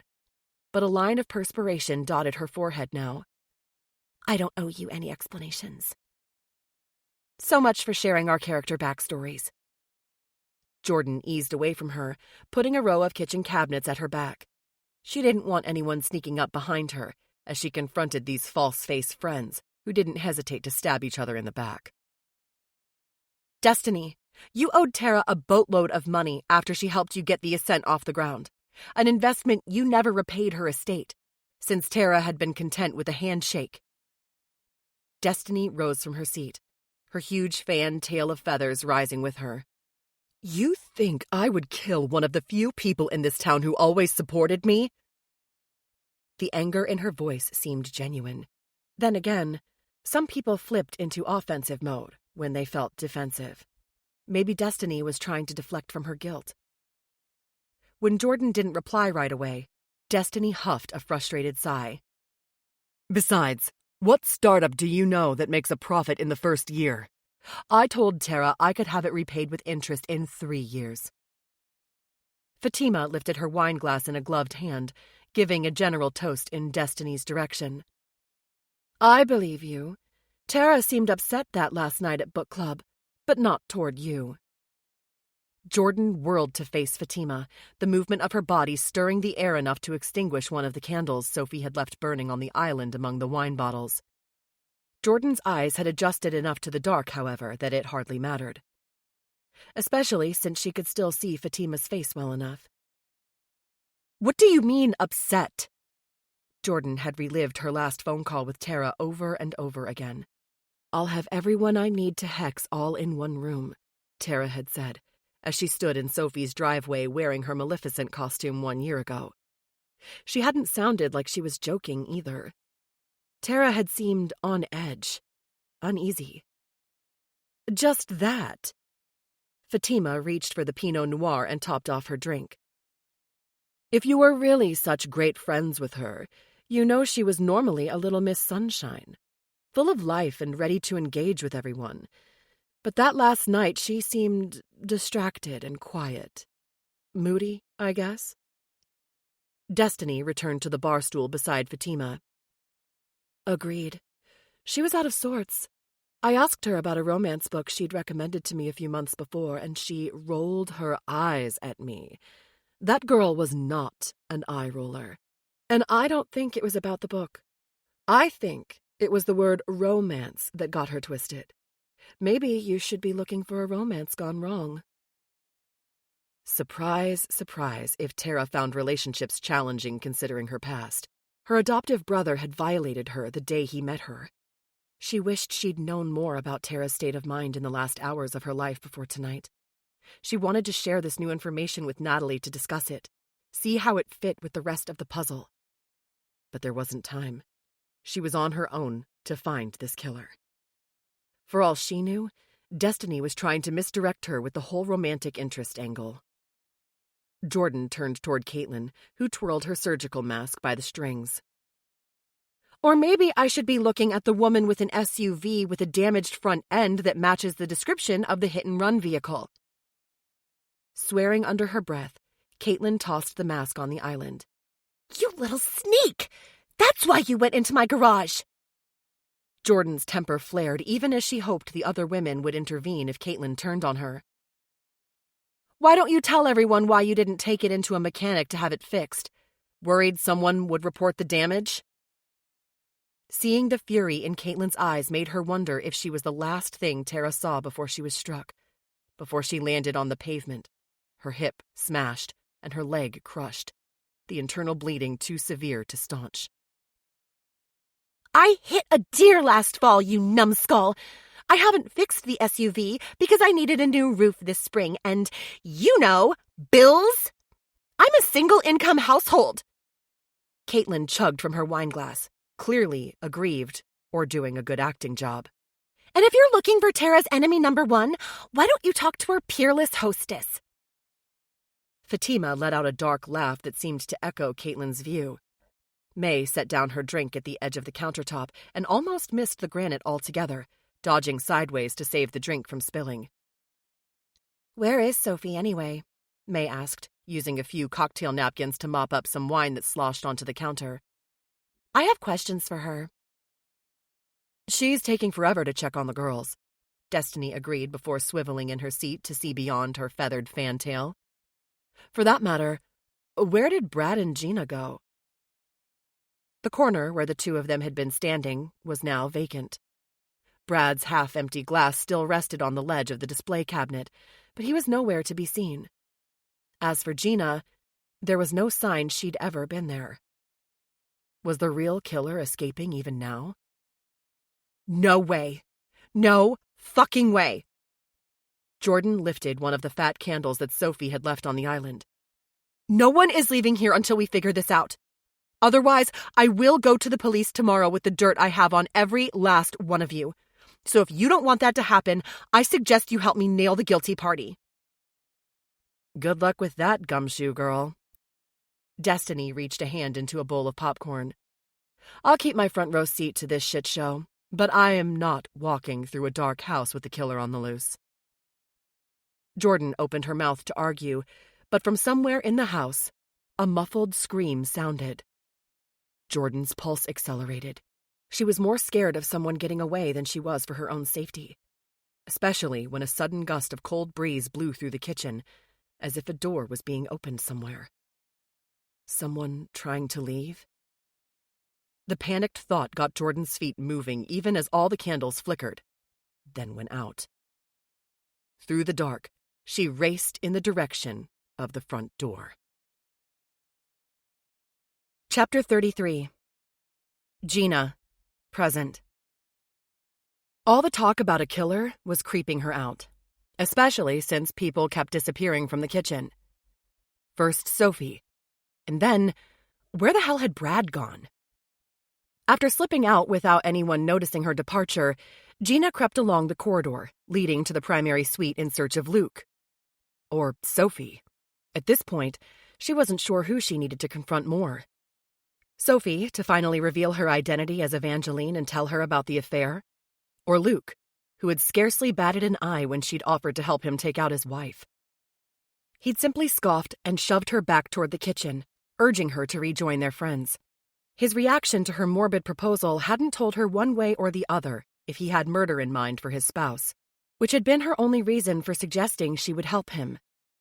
She'd used her proposition as a litmus test to determine if he truly meant Sophie harm. At least, she hoped that had been her sole purpose for speaking aloud a desire to kill someone. She hadn't lost all of her humanity because of the clean break debacle. Had she? This night of revenge wasn't going to plan at all.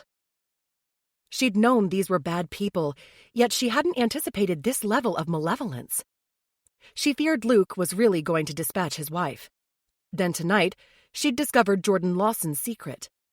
The woman was Tara Hughes's foster sister, convinced someone in book club had targeted Tara exactly 1 year ago. While the news of Jordan's identity had been a surprise, Gina hadn't found it at all difficult to believe that a member of this book club had killed before. Beneath their smiling socialite exteriors, every last one of these cultured Saratogians had a dark side. Luke, are you here? Gina called into the blackness of the cavernous home. her voice lost to the 20-foot-high ceilings and the ambient noises of the storm outside. Her eyes adjusted to the new level of darkness since she'd left the light from the candles behind in the kitchen. The double doors to the primary suite were closed, as was the door to Luke's office. Everything seemed quiet, still. But from some far corner of the house, a shout. Of pain? Surprise? Then everything went silent again, but she felt a slight swirl of air past her chilled arms that warned her doors were being opened and closed somewhere. She backtracked to the sweeping staircase that led to the upper rooms, 2 guest suites and the girls' bedrooms. Had everyone gone there? Gina paused at the top of the landing, strained her ears listening. Her heart thudded hard enough to make her feel dizzy, and she wished she'd skipped the alcohol earlier. Was that what was making her feel woozy now? Or from holding her breath in apprehension? She forced herself to draw in long, slow gulps of air. Here, too, all the doors were closed. Softly, she walked to the first one and put her ear to the white oak. Nothing. At the second one, she did the same, and all seemed quiet within. But at the third, a room she was pretty sure belonged to either Charlotte or Amelia, she heard muted voices. Or at least one voice. A woman was ranting in an angry sort of raised whisper. Gina pressed closer to the door. Was having an affair with her. Of course I had to confront her. Whatever else the woman, was it Sophie, was saying got lost to a shout from the base of the main staircase. Brad? Gina? Are you up there? Gina recognized Jordan's voice, even as she cursed the woman for drowning out the whispered conversation. Making a split-second decision, Gina turned on her heel and fled for the back stairs that led to the mudroom, the same route she'd used when she'd sneaked into the house the day before. The steps were darker, and she slowed to navigate them. By the time she reached the bottom, she felt sure that she'd escaped Jordan without being seen. Flattening herself against the mudroom wall, Gina willed her erratic breathing to decelerate, her tension to recede. But that proved impossible, because at some point tonight, she'd gone from wanting revenge to being quietly terrified. Something dangerous was happening upstairs, maybe downstairs too, because as she stood on shaking legs, she heard a door slam nearby, followed by the unmistakable mechanical scrape of a deadbolt sliding into place. The tension in Sophie's house was thick enough to choke on. Gina had the overwhelming sensation that she was just one cog in the bad vibes factory that was Sophie Duran's life. Gina now understood there were far darker forces at work tonight than her plan for vengeance. Silently, she crept along the downstairs corridor in the direction of the sound she'd heard. As she moved, she reached into the slim holster at her waist, allowed her fingers to trail over the cold steel of the derringer she'd worn as part of her costume. She hadn't come here with the intent to kill. But if it came down to her or someone else, Gina wouldn't hesitate to fire. Chapter 34. Tara, 1 year ago. Normally, Tara loved the book club meetings. Over the years that she'd been a member, they'd read mostly fiction with a little nonfiction mixed in to break things up. Tara had enjoyed the classics like The Great Gatsby and The Bluest Eye, both Brad's picks, since he was on an endless quest to improve their literary minds. Then there'd been the more recent bestsellers, like Bel Canto and Demon Copperhead. But tonight, as half the group sat around Sophie's living room in costume and the other half hadn't bothered, Tara wanted to throw her copy of the self-help book selection in frustration. Would this meeting ever end? Her anger toward Luke had built throughout the evening until it reached a boiling point. How dare he accuse her of being sexually manipulative, of somehow cajoling him into giving her a good deal on rent with the promise of...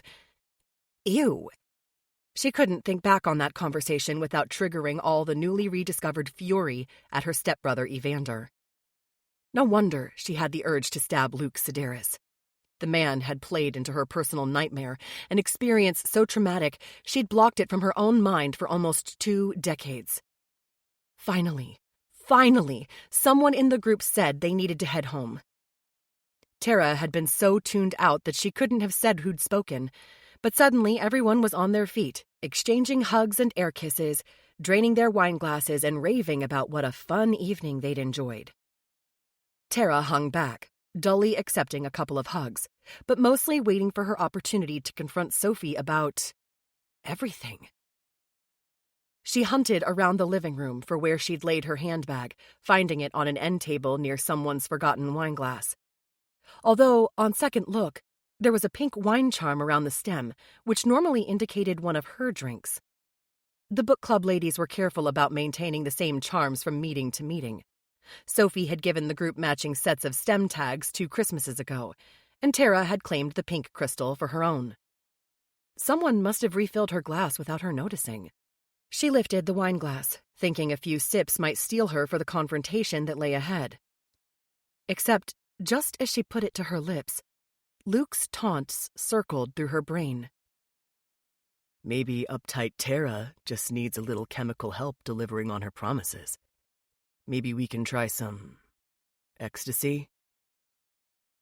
Would that bastard try drugging her drink? She set the red wine down with a clatter. She wouldn't put anything past him after that ugly encounter earlier. Tara, are you heading home too? Sophie turned toward her now, a questioning look on her preternaturally calm face. Was it Botox that made her skin appear so placid? Or was she simply that expressionless and unflappable? No, Sophie, I'm not going anywhere just yet. Tara reached into her purse. She withdrew a pen and the partnership agreement she'd printed off from a legal advice website, since she'd never been able to reschedule with Arnie Van Ness. We have some unfinished business to address. Is that so? Sophie didn't so much as glance at the sheaf of papers. I thought we'd agreed business is for workdays and book club nights are for fun. I think you've put off this discussion long enough, Tara informed her evenly. She unfolded the printouts and passed them to Sophie. It's past time that we formalize our business arrangement. A small smile curved Sophie's mouth. I see. At least allow me to change out of my costume first. She smoothed a hand over the long crimson gown she wore, then set the papers down. It's hard enough to think about work when you're dressed as Maleficent.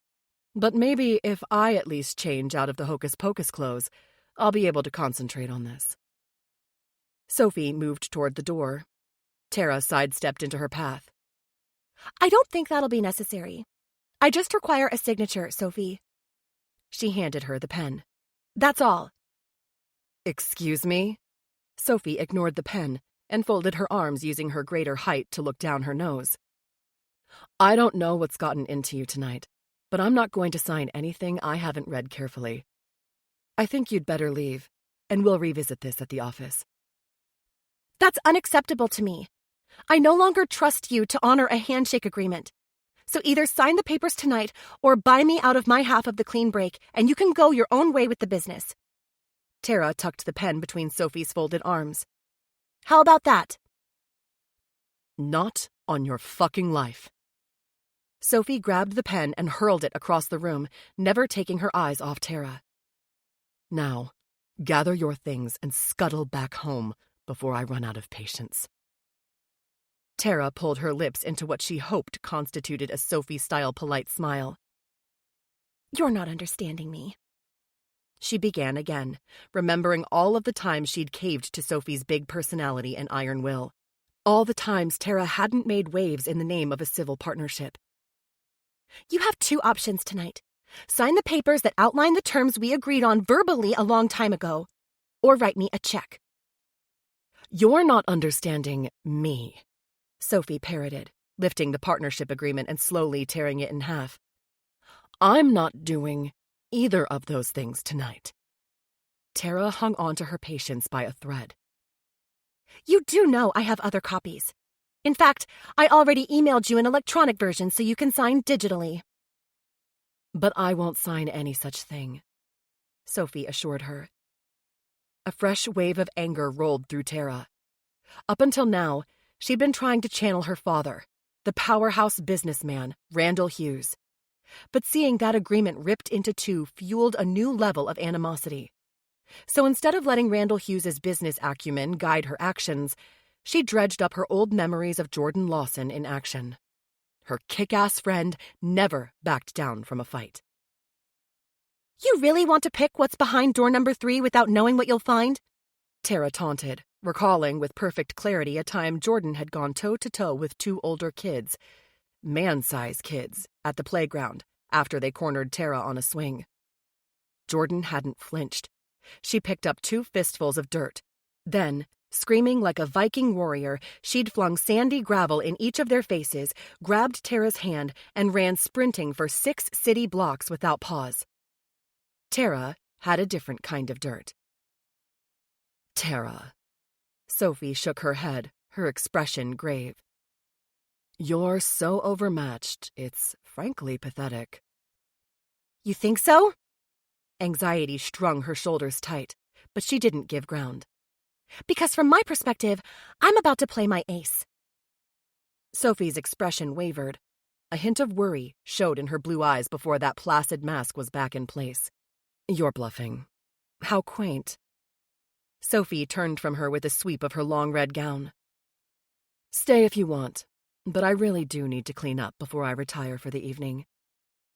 I'll go to the police tomorrow. Tara's words had the desired effect. Sophie stopped, turned to take her measure. What are you talking about? Your husband, she said pointedly, enunciating with precision. The sexual predator. Looks like I'll be filing my harassment claim in the morning. Sophie's color drained a little. She hadn't been expecting that. What proof do you have? Her voice had a strangled sound, as if the words cost her. Tara picked up her purse and her scepter. Wouldn't you love to know? Tara asked before she walked out of the living room, opened the front door, and stepped out into the night. Breathing deeply of the crisp fall air, she savored the memory of the look on Sophie's face, the fear in her eyes when she'd realized Tara had not, in fact, been bluffing. Tara hadn't gotten what she wanted tonight, not by a long shot, but she also hadn't backed down. Sophie would come around and sign the papers, maybe even before morning. She would see reason when she thought about the scandal Luke's behavior would create for her family.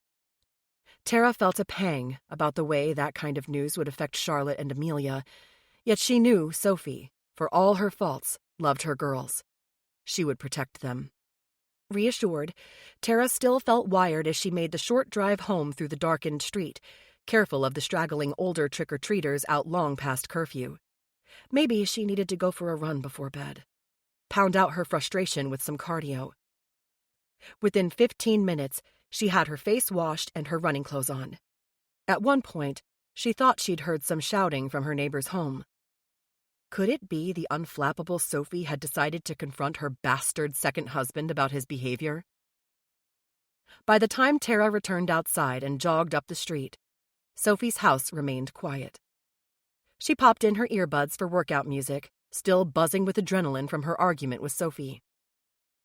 She never heard the vehicle approach until it was too late. Out of nowhere, the headlights all but blinded her. Only at the last minute did she glimpse who was behind the wheel. Someone who looked almost surprised to see her. A face she recognized all too well. When the crash came, the flash of excruciating pain, Tara didn't bother to guess if the driver had hit her purposely or if there was a small chance the collision had been accidental. Instead, with the clarity of a woman who knows death has come for her, Tara hoped Jordan would somehow figure out what had happened. That Jordan would work her fearless friendship magic for Tara's sake. One last time. Chapter 35. Jordan. Present. She was in over her head. Jordan cursed herself for her attempts at playing Poirot as she ran around the house in the dark, stubbing her toes, banging her hips on unseen furniture and toppling over one piece that had resulted in glass breaking. Noisy. Dangerously so. Still, she searched the house in vain for the exit that had been opened somewhere. Her efforts to draw a confession from someone in the kitchen had been laughable. No one was admitting to killing Tara. Worse, 2 of her suspects had vanished without her ever noticing. Where the hell had Brad and Gina gone? And why hadn't Sophie ever returned? Jordan had been so dismissive of law enforcement struggles to solve this case that she hadn't done much better. She didn't care about endangering her own life, per se, but she definitely didn't want to give up the ghost before she pointed a finger at Tara's killer. Amid the din of the storm, Jordan hadn't heard any doors opening or cars departing. Not finding evidence of a defection downstairs, she moved to check out the second floor. "Brad? Gina? Are you up here?" She climbed the steps when no one answered, careful not to trip in the dark. She wouldn't be doing Tara's memory any favors if Jordan was found at the base of the staircase with a broken neck. The book club would close ranks, shrug their collective well-toned shoulders, and move on as if nothing had ever interrupted their charmed lives. A rustling noise emanated at the far end of the upstairs corridor. The ceilings weren't as high on the second level, making sounds easier to pinpoint than on the echoing first floor. Jordan rushed forward, determined not to let anyone leave the house. But as she Pause for a moment. Let this soft tune be your companion as you reflect on what you've just heard. We'll resume shortly. And as always, thank you for watching.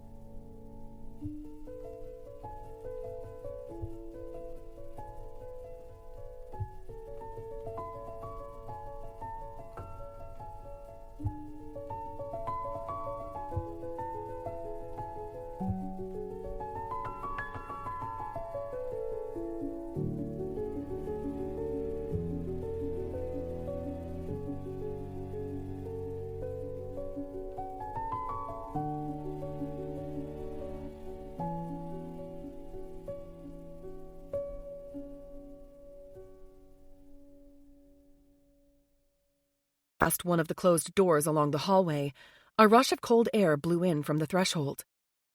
Could this be the source of the gust that had blown through the kitchen? Maybe someone had opened a window, not a door. "Hello?" She knocked on the panel of polished white oak. "Anyone in here?"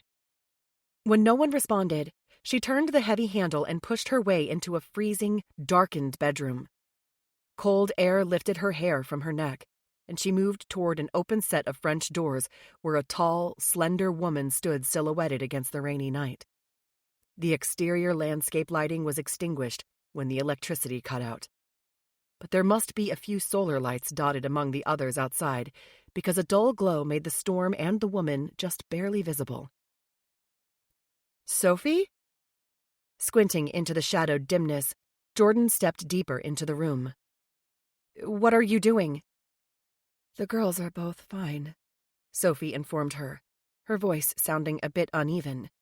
Remote, actually. Detached. "Charlotte is back home now. The party she was going to was canceled when the power went out." A rustling noise sounded from the other end of the room. Was it just the wind? "Glad they're safe." Jordan glanced around, trying to determine if this was one of the daughters' rooms, but the shadowed suite seemed as minimalist and bland as every other vanilla nightmare in this house. Either this was a space for guests, or else one of Sophie's offspring had inherited her mother's spare style. "Why are you up here alone, letting all the rain in?" "We're alone?" Sophie glanced back, her eyes scanning the room as if searching for someone else. Then, not seeing anyone else in the shadowed corners, she turned away from Jordan to step through the open French doors out onto the balcony. "The deck is covered, so it's a good place to watch the rain." How weird was that? Something was off about her words. Even her walk seemed wobbly. Maybe she'd started drinking before her guests had arrived. "You want to enjoy the rainstorm during book club with a house full of guests while we're all downstairs trying to solve a murder?" Jordan's eyes narrowed as she followed Sophie outside. There were a couple of low love seats and some tall plants that probably made the space feel more private, but Jordan could see the outline of the pool area below. A waist-high railing wrapped around the deck, save for the space where a wide stairwell led down to the pool. "I think you came here tonight believing you already knew who the killer was, didn't you?" It was the first thing Sophie had said that made some sense, even if she was way off base. "No. I have a lot of suspicions, but I'm still not sure." Jordan studied her in the gloom that was only a tiny bit brighter outdoors, thanks to the occasional streak of lightning and a few solar lights in the garden between the pool house and the main structure. "Do you know who killed Tara?" Sophie walked toward the stairs, as if she planned to leave the shelter of the balcony for the pool deck, in the rain. The storm had slowed from a sheeting downpour to a steady, cold shower. That didn't mean a sane person would want to stroll through it without a coat. "Do you know what she threatened to do on her last night here?" Sophie asked instead, turning unsteadily to face her. Jordan wished she would come back inside, or at least away from the wide outdoor steps that were sure to be slippery, but she wasn't about to lose the thread of this conversation. A discussion of Tara's killer was what had brought her here after all. "Tara? Threatening?" Jordan shook her head. What happened to her having a generous heart and absolutely no agenda? She hadn't forgotten Sophie's description of her friend at the witch walk. "She changed," Sophie said simply. She stuck her hand out beyond the roofline so that the rain fell freely on her skin. Her moves seemed to be in slow motion. "That last evening, she was like a totally different person." Jordan remembered the phone conversation they'd had that night. Tara had been dressed as Maleficent, telling Jordan that everyone she wanted to hex would be at the book club meeting. Sophie wasn't wrong. Tara had seemed different. Still, she needed to keep the woman talking, find out what had happened. "How did she change? Why would you say that?" Jordan felt the old defensiveness flare, her need to protect her friend. Only now, she protected the memory of her, the legacy of kindness Tara had left behind. "She tried to blackmail me into..." Sophie swung around to look at Jordan and seemed to change whatever she'd been about to say. "She threatened to tell the police that Luke was some kind of...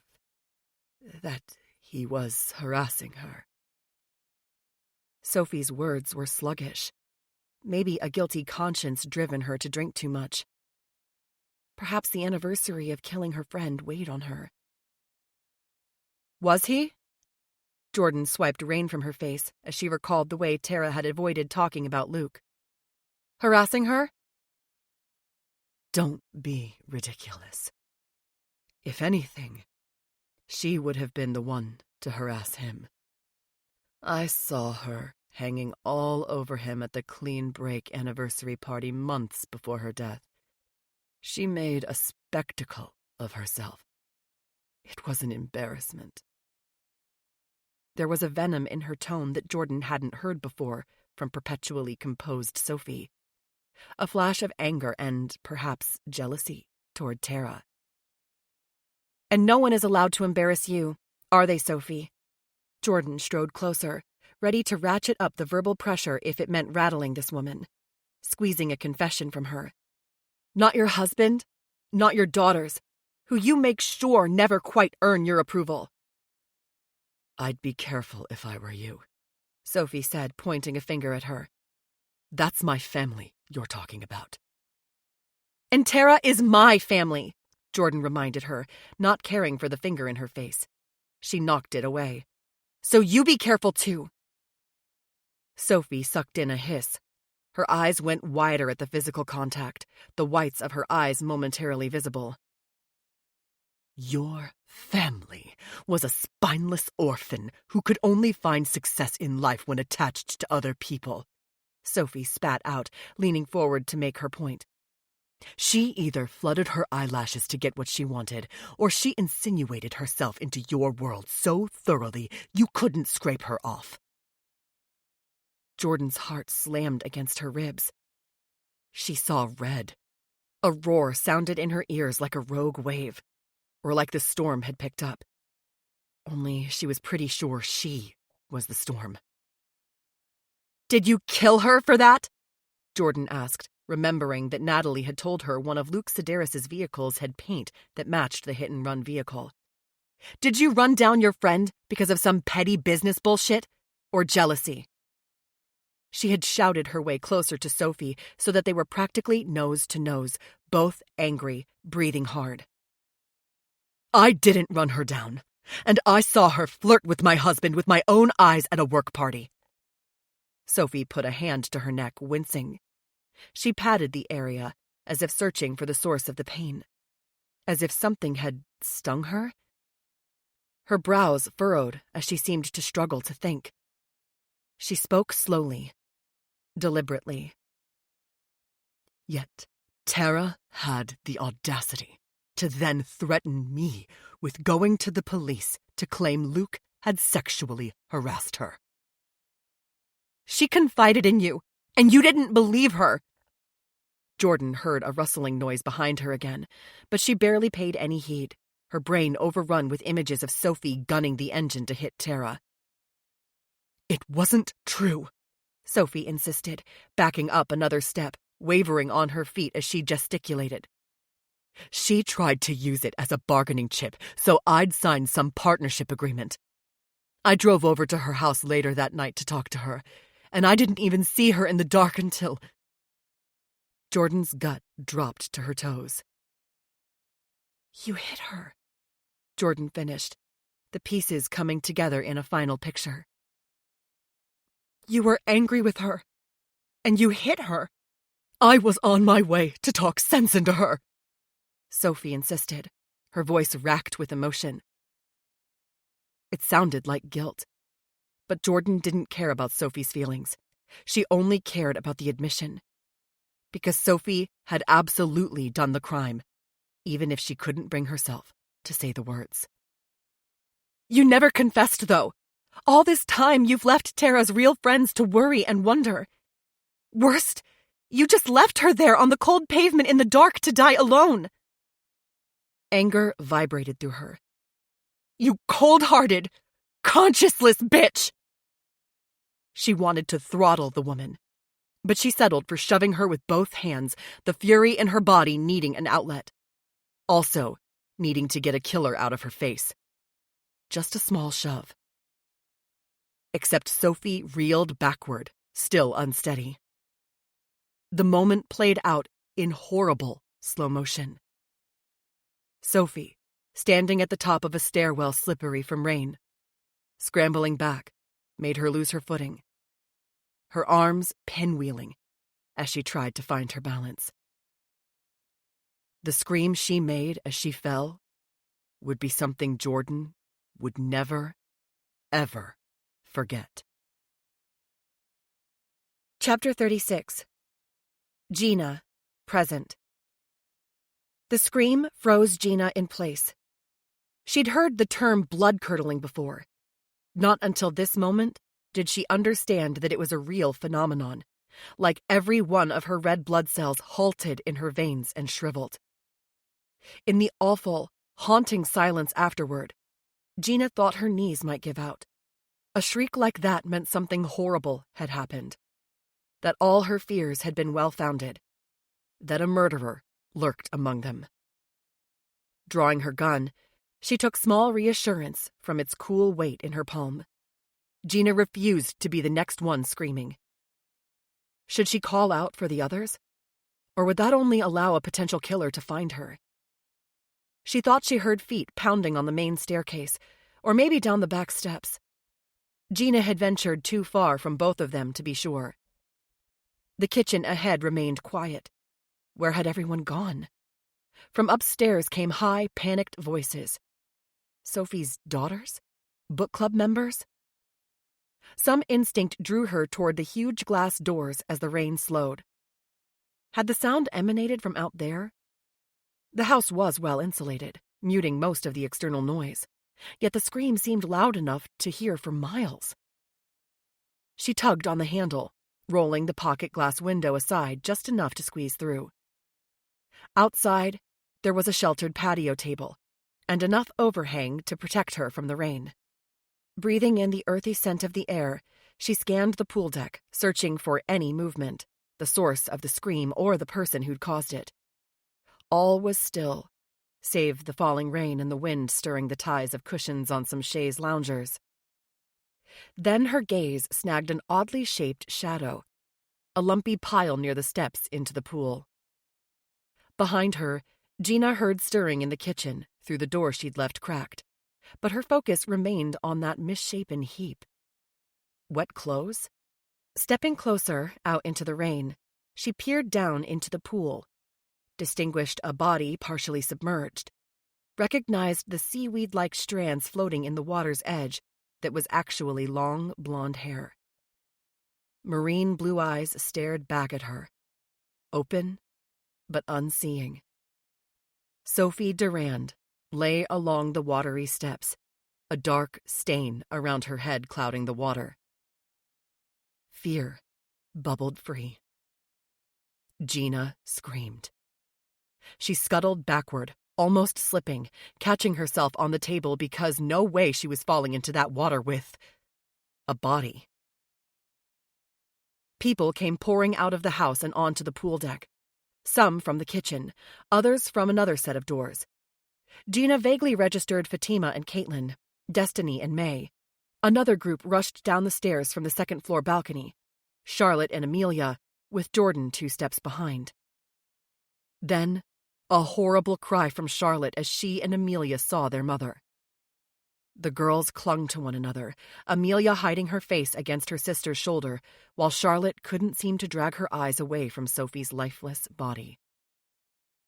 Arms extended, Jordan moved to comfort the girls, ushering them out of the rain toward the shelter of the first-floor overhang with the others. "Where's Luke?" Gina asked, her throat raw after her terrified scream. It had been the first cohesive sentence to come out of her mouth, even though her brain ran a mile a minute trying to put together what had happened here. Only murmurs in reply. Someone behind her sobbed quietly. In the meantime, fury simmered inside her, rage that she'd known Luke could be a murderer, and she'd done nothing. She'd been too focused on revenge that now she'd never have the chance to deliver. All that hard work had been for nothing. Sophie had been a horrible, horrible person. But justice should have meant taking her down a few pegs, humiliating her, making her regret her life choices, not this. "Where is Luke?" Gina shouted, turning toward the women gathered around the pool deck. Jordan and the girls stopped in their tracks. The rest of them huddled together under the overhang close to the house. Only Gina stood fully in the rain near Sophie's body. "Gina," Destiny said gently, "put the gun down." Lowering her gaze, Gina saw she still had the small derringer drawn. Raindrops slid along the steel onto her shaking hands. Nausea clawed at her gut. Oh, sorry." Fumbling to click the safety into place, Gina lowered the weapon. As she did, the others began to speak. "We need to call 911. "I don't know where the phones are. Did anyone find Brad?" Gina didn't know who said what as the words circled her adrenaline-fogged brain. Or maybe it was shock acting like a barrier between her and the rest of the world. Then, 3 words blasted into her consciousness and detonated. "Was Sophie shot?" May had been the one to voice the very reasonable question, a question that told Gina how much trouble she could be in. "It wasn't me," Gina assured them, spinning to face the book club members and Sophie's daughters. As the adrenaline wore off, her teeth started chattering, and she trembled all over. "I swear." Even in the shadows of the rainy night, she could see them take a collective step back. Did they think Gina would start firing on them? Oh, God. Did these people really think her capable of murder? Jordan cleared her throat, shoulders back. "I think we should have the girls look for our cell phones. Is that okay with everyone?" While the others agreed that would be best, Gina took the opportunity to slide her weapon into the holster. No way was she relinquishing it until she figured out what the hell was going on. Only Destiny seemed to have noticed. The woman's eyes tracked her every move. "I never fired the gun," Gina informed Destiny as she stepped under the overhang out of the rain. She needed to tell her story so they could find the real culprit. "It's Luke we should be looking for. He's the one who wanted to kill her." Destiny looked her up and down. "We all came out here to find you standing over her with a weapon in hand." "But did you hear a shot fired?" Gina asked, still shaking from the cold and the shock to finding a body.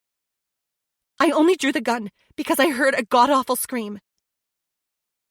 Fatima fidgeted with the opera glasses that were part of her costume.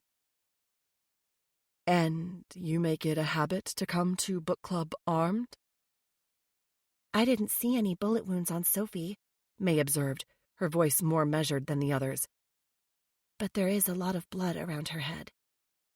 "May, you had a good reason to kill her," Caitlin announced flatly, her mascara smeared from rain or maybe tears. "You just found out it was Sophie and not Tara who slept with Nikolai. Maybe you ran over Tara last year when you thought she was the guilty one, then decided to exact revenge on Sophie tonight."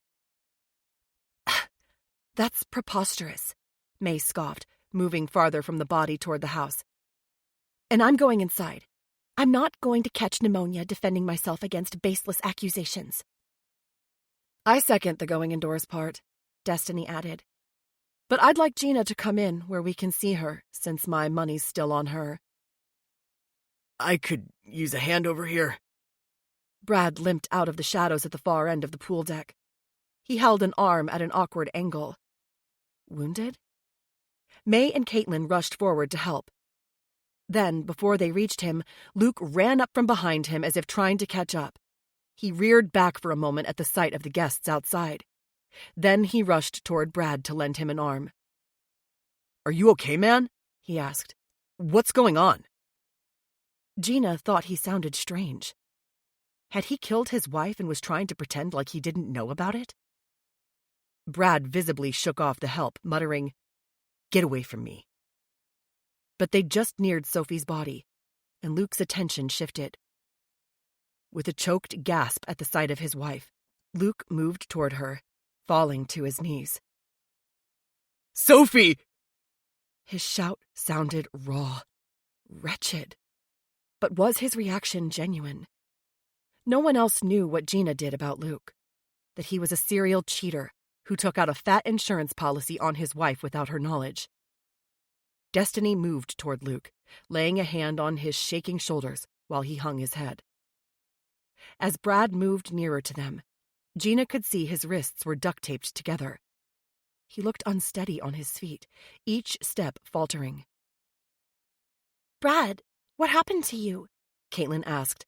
At the same time, Fatima pushed her way to the front of the group and asked him, "Where have you been?" I don't remember so well," Brad admitted with a hesitant glance back at Luke.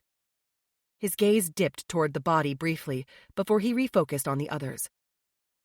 "But someone bound and gagged me and put me in the basement. I think I was drugged." That caught Gina's attention. Made sense, considering his delayed reactions. Moreover, the only person in this group that she knew enjoyed recreational drug use was Luke. Not often, but he'd asked her twice if she wanted to try ecstasy, supposedly to make sex all the hotter. She'd refused both times. "Luke?" Fatima called to him where he leaned over Sophie. "I don't think you should touch her. The cops will want us to preserve any evidence." "She's my wife, goddammit!" he barked back. "I'm entitled to see if she's really gone or if there's any chance."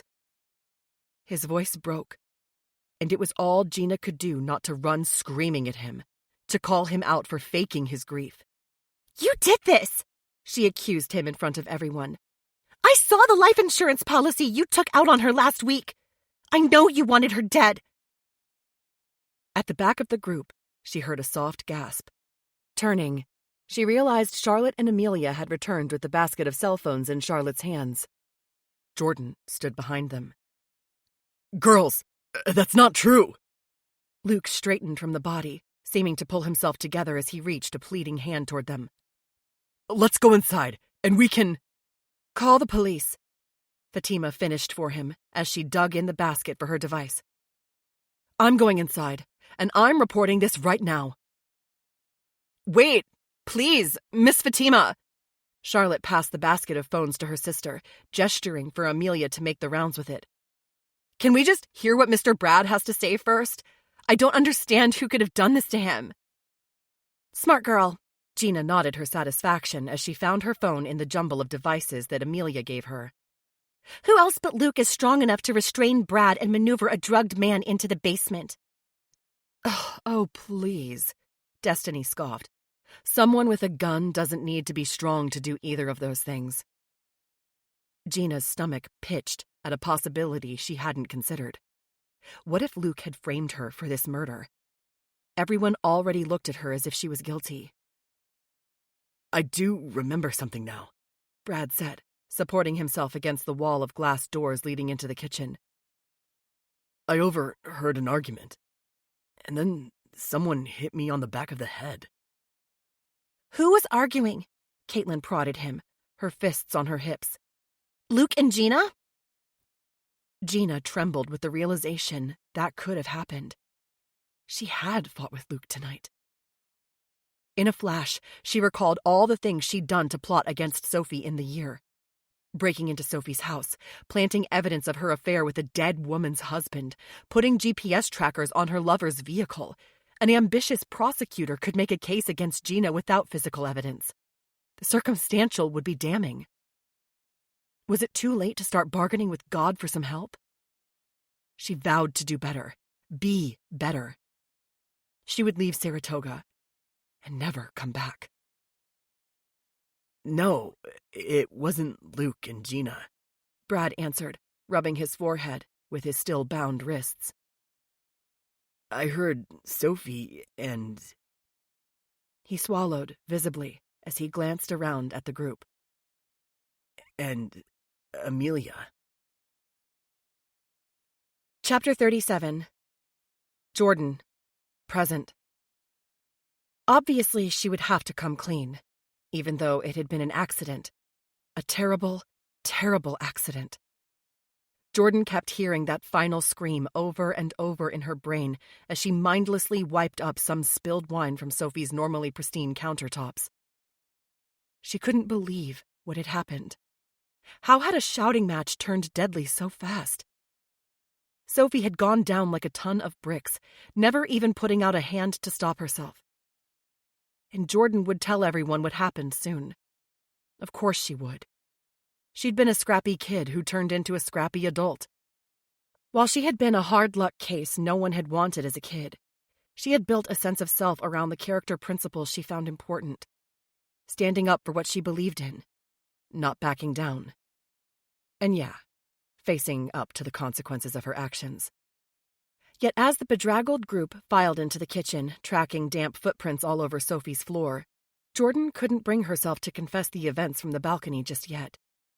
No matter how horrible she felt about the argument upstairs with Sophie, the push that had turned deadly, she'd come here tonight with a singular mission: to catch Tara's killer. And even though Sophie had been the one to run Tara down, there were still too many unanswered questions, too many weird things coming to light. Luke taking out the insurance policy on his wife, someone drugging Brad and tying him up. There were missing pieces to this puzzle, making the picture fractured and out of focus. Sophie had admitted that Tara threatened to out Luke for sexual harassment. Could he have had a hand in covering up Sophie's crime? If Luke had played any role in Tara's death, Jordan could hardly just quietly turn herself into the police for what happened to Sophie, leaving Luke free as a bird. Jordan's fingers went to the St. Rita medallion. She tugged it from under the white t-shirt she wore beneath the costume lab coat and brushed over the familiar worn edges of the saint's outline. Rita? Tara? If anyone was listening, she sure hoped they'd guide her toward more concrete answers about Tara's death before she had to fess up to what happened on the balcony. She felt so jittery inside she was surprised everyone didn't spot her guilt scrawled all over her face. But she needed more answers first. The longer we wait to call 911, the worse it will look for all of us, Fatima reminded the group, still brandishing her cell. Charlotte, we need to report this. My mother is gone. Charlotte opened a long drawer and scooped out half of the identical white dish towels. She flung them unceremoniously on the island while keeping one to wrap around the ends of her damp hair. And once the police arrive, I will forever lose my chance to ask questions about what the hell happened here tonight. The older Durand daughter glared at them, her unnatural calm reminding Jordan eerily of her mother. Other than that initial cry of surprise, Charlotte hadn't shown much reaction to Sophie's death. Maybe she was just in shock. I give up. Fatima slid her device onto the island. We'll just wait for the killer to take out more of us while we square up our stories. Innocent people don't need to worry about getting their stories straight, Caitlin huffed as she wiped tears and makeup from her cheeks. But Charlotte, think of Amelia. If she was the one arguing with your mother, the police might have questions about that. Thanks for that resounding endorsement of my character. Amelia still wore the woodland fairy costume from earlier in the evening, though the stocking, mask, and bug eyes were long gone. Unlike her siblings' cool facade, Amelia's expression moved readily from sneer to scowl. Is anyone surprised I argued with my mother on a regular basis? I'm virtually surrounded by people who hated her, whether any of you admit it or not. So let's not rush to judgment that I found her overbearing and occasionally called her out on it. The accusation seemed to quiet the book club members, but Charlotte didn't appear surprised by the outburst. She squeezed the dish towel around her hair before returning it to the counter, then turned to where Brad was seated at a small table off to one side of the kitchen. Mr. Brad, did you hear what they were arguing about? Amelia shook her head, muttering, Jesus, Charlotte. Brad hedged, looking uncomfortable. Things are still a little foggy. Because Luke drugged you! Gina shouted, slapping her hand on the counter, her whole body seeming to vibrate. He keeps illegal shit in this house! She swung to face Luke. I looked up G and K, by the way. Date rape jugs can make you forget things. Luke sagged against one of the closed glass doors. You're out of your mind, Gina. Get a grip. You seen that stuff? Destiny asked, sounding skeptical. She'd pulled off her feather fantail so that she walked around in a rhinestone bodysuit. With your own eyes? Yes, I did, Gina snapped, leaning into a Cajun accent that Jordan had never heard her use before. And it's Evangeline from now on. I only came here to wreck Sophie's life in the way she wrecked mine with her stupid podcast. I never planned to kill her, but in my haste for revenge, I ended up sleeping with a murderer. Someone made a soft whistling sound of surprise, while eyebrows raised around the room. Jordan, of course, wasn't surprised by the admission, but hearing Gina's vehement denial of coming to town with murderous intent made Jordan less inclined to think she had any role in Tara's death. You're the woman who's suing Sophie? Luke scrubbed a hand over his face as he stared at his lover. Then he turned to his stepdaughter. Charlotte, we need to call the police.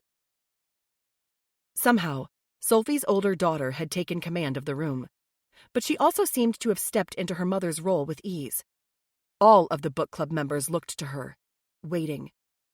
Maybe they were all in shock by now. Charlotte didn't answer. She moved toward the kitchen table where Brad Reynolds still sat, lowered herself into a chair across from him. I'm sorry about the duct tape, she told him softly. But if there are fingerprints on it, we need to preserve them until the police arrive. Jordan blinked at Charlotte's matter-of-fact thinking in the aftermath of her mother's traumatic death. It seemed strange, almost frightening. Could she be in denial? That's fine. Brad nodded. If my drink is around, someone should test it. From the back of the room, May said, "I'm on it." Caitlin almost knocked over her counterstool to stand in a hurry. "We should work in pairs. You know, keep an eye on one another until we know who killed Sophie and drugged Brad." They weren't seriously suggesting that this murder mystery evening play out for real. Jordan couldn't smother a surprised laugh. I spent my childhood surrounded by drug dealers and addicts, and my teen years in and out of foster homes with more than a few criminals in the making. Yet my Saratoga book club knows more about crime than any of them. We've read a few police procedurals, Fatima admitted. Amelia stepped forward, her eyes on the lit phone screen. She laid the device on the table near her sister to share it. K is ketamine, an anesthetic that can cause dissociative episodes. Charlotte didn't look at the device, keeping her attention on Brad. I know what it is. Mr. Brad, what were my mother and sister arguing about? Amelia said she wished her mother was dead. A chorus of startled gasps from the book club seemed hypocritical, considering the way this group all trash-talked one another. Maybe they didn't realize how much the younger generation mirrored the older one.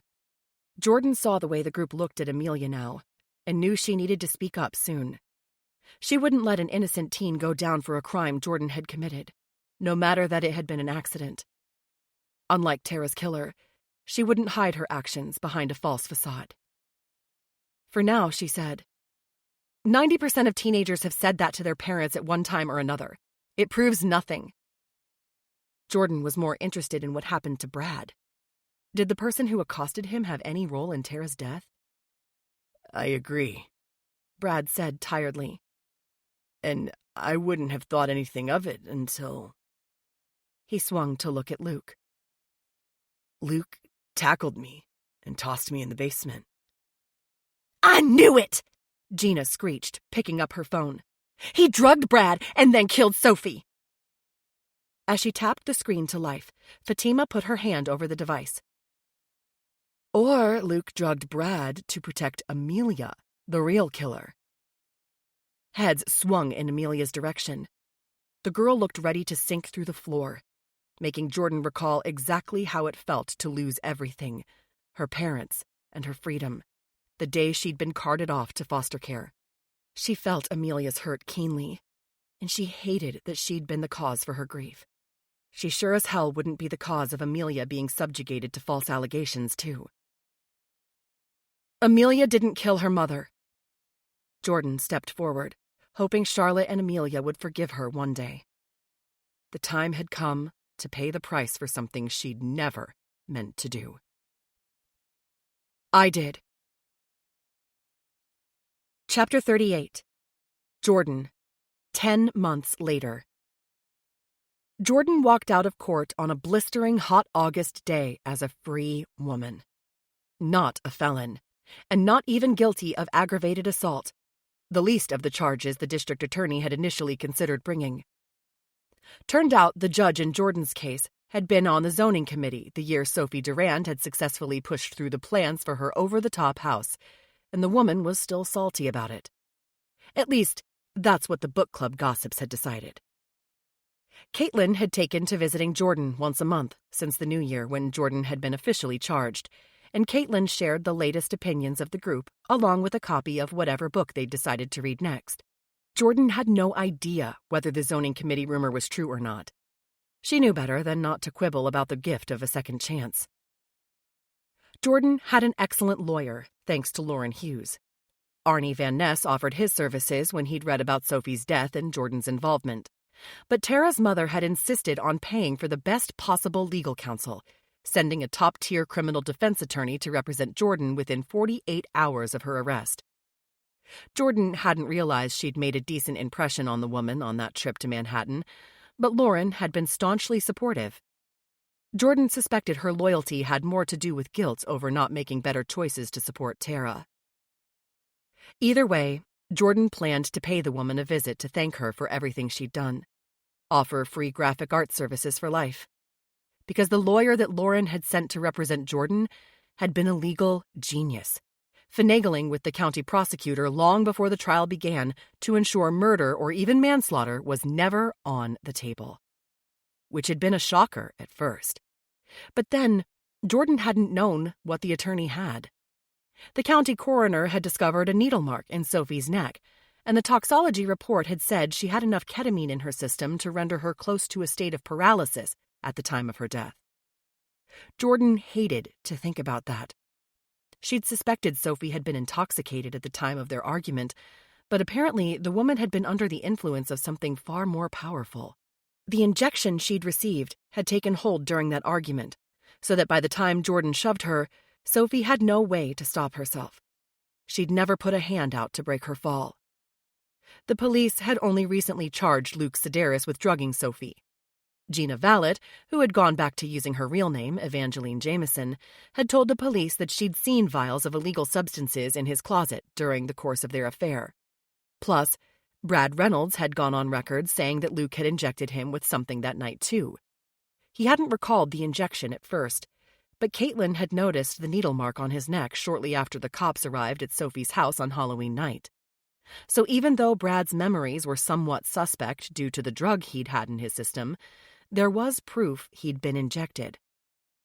Luke's trial still loomed. Jordan would be following it to see if anything ever came out of his role in what happened to Tara. Briefly, she thought maybe he'd been the one responsible for leaving the threatening note on her car and had reported it to the cops. But later, the investigating officer had told her that Ezra had actually been the culprit. According to the officer, Ezra had claimed to be so worried about Jordan's safety, he'd left the note, hoping it would scare her into returning home. The dolt. At least the police were investigating Luke now. If he'd helped Sophie to cover up what had happened to Tara, there would be accessory charges to come. Caitlin had told her that Charlotte and Amelia had been allowed to remain in their family home. Charlotte had turned 18 before Luke had been arrested, so there'd never been a time when guardianship was a cause for concern. Neither of the girls cared to live with their birth father, so they'd remained in Saratoga, with Charlotte planning to attend college locally while Amelia finished high school. It came as no surprise that wealthy, historic Saratoga was home to a college considered a hidden ivy. Charlotte would go to Skidmore as a pre-law student. Now, Jordan left court and the ordeal behind her. She smiled to see a familiar white Jeep at the back of the court parking lot. Natalie Ramos, her PI friend, leaned against the spare tire mounted to the bumper, shading her eyes with one hand. "Welcome back." Grinning, Natalie leaned in to give her a hug. "My head is still spinning that it's over." Jordan glanced back at the courthouse and shuddered. "Thanks for the lift, and for packing up my rental and everything." Natalie had stepped up in a way that had been wholly unexpected. offering to box up Jordan's things from the carriage house so she didn't owe rent for the months she'd been in custody awaiting trial. Natalie had put everything in storage for her, but then Natalie knew a lot about handling things like that from her line of work. "My pleasure. I think my bill will be decidedly smaller than that attorney your friend hired for you." Natalie whistled appreciatively as she slid behind the wheel. "Pretty sure he eats prosecutors for breakfast. Do you mind if we keep the top down?" She pointed through the roll cage to the blue sky overhead. Jordan laughed. "I think the wind in my hair is going to feel pretty nice for a change." On cue, Natalie popped the vehicle into gear and took off with a flourish, fishtailing just enough to make it fun. Clutching the door in one hand, Jordan sucked in the fresh air, promising herself she was going to exercise a little more caution in life going forward, a little restraint. Caitlin had spoken to her at length about developing a podcast of her own, something about foster families and the unique bonds that resulted from those relationships. The clean break may have ended, but Caitlin still had the podcast bug after being shut out of Sophie and Tara's brainchild. Caitlin had a lot of contacts in the foster system from her work in counseling, but she wanted to use Jordan and Tara's story as her first episode.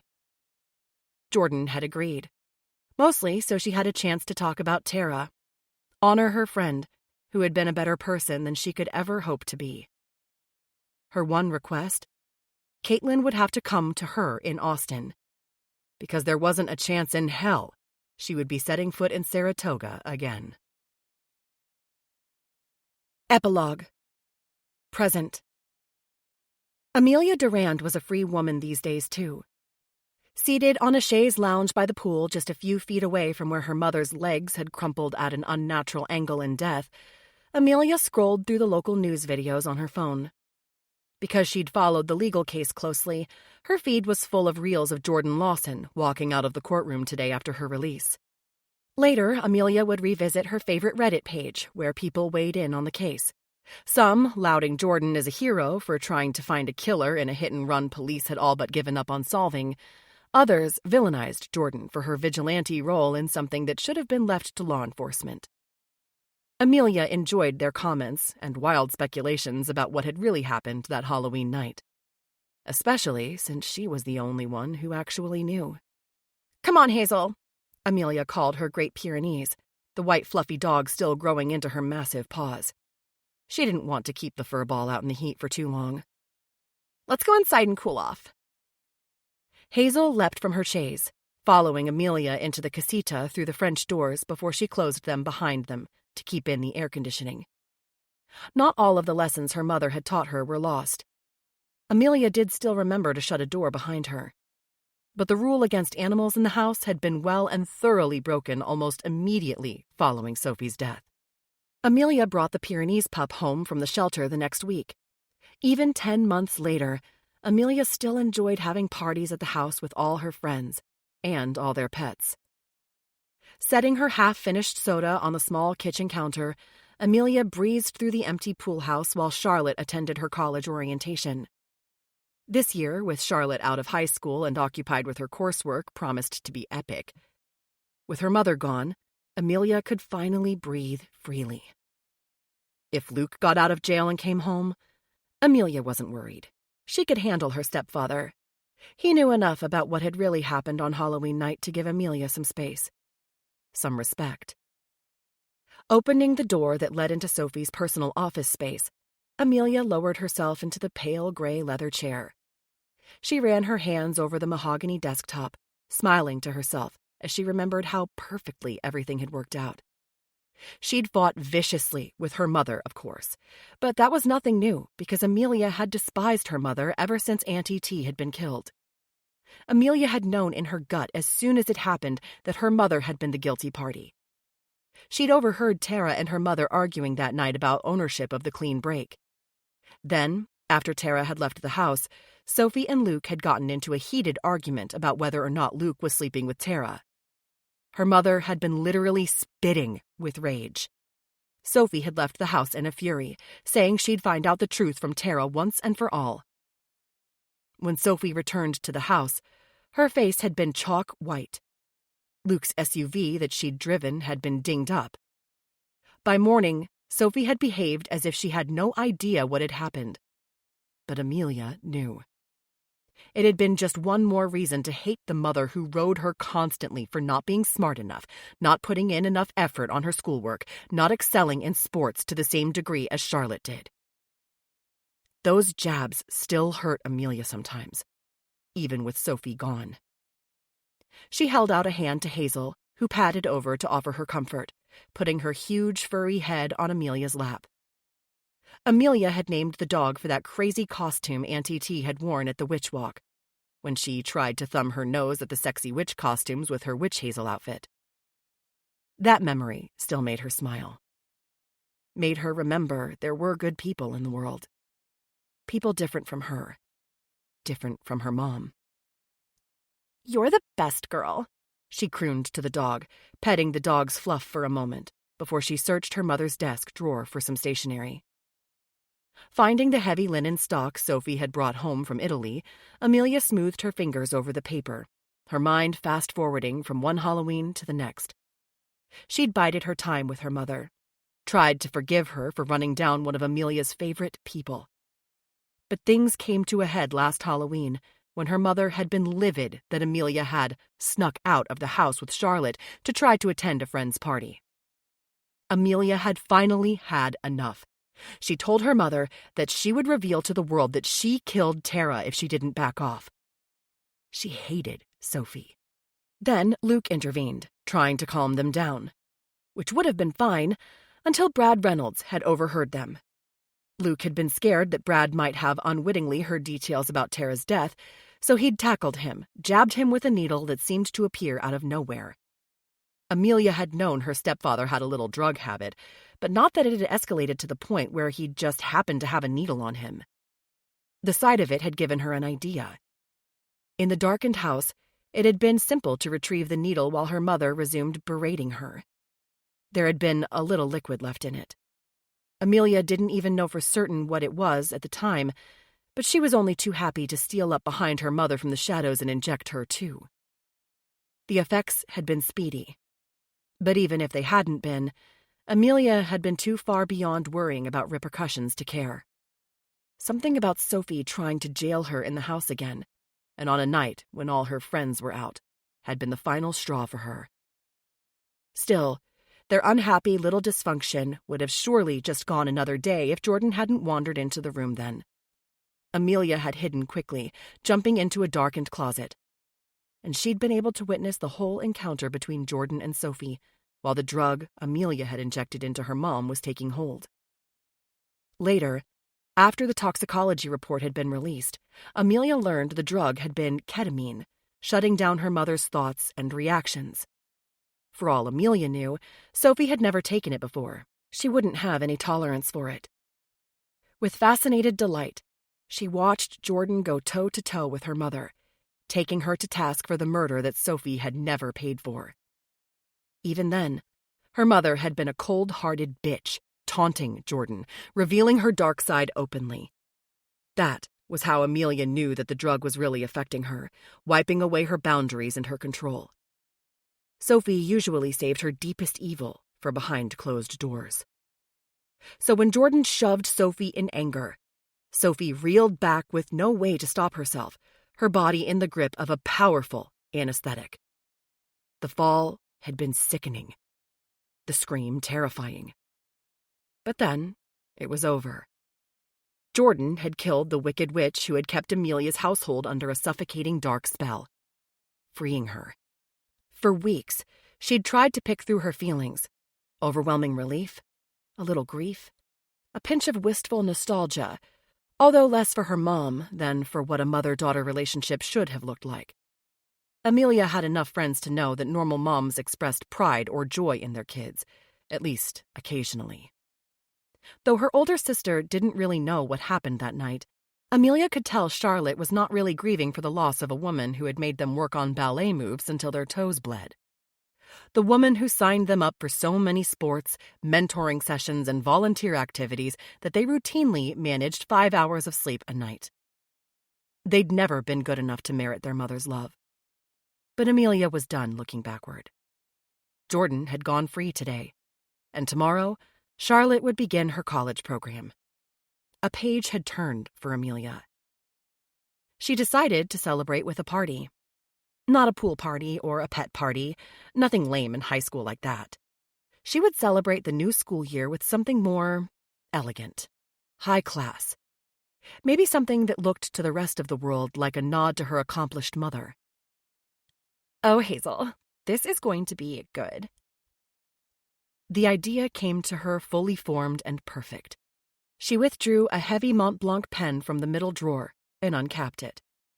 Then, setting the pen to paper, she used her best penmanship to craft a special invitation to her very own themed book club event.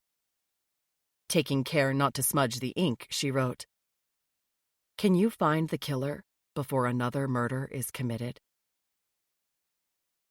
We hope you have enjoyed this production of The Last Book Club, a novel by Joanne Rock, narrated by Michelle Price.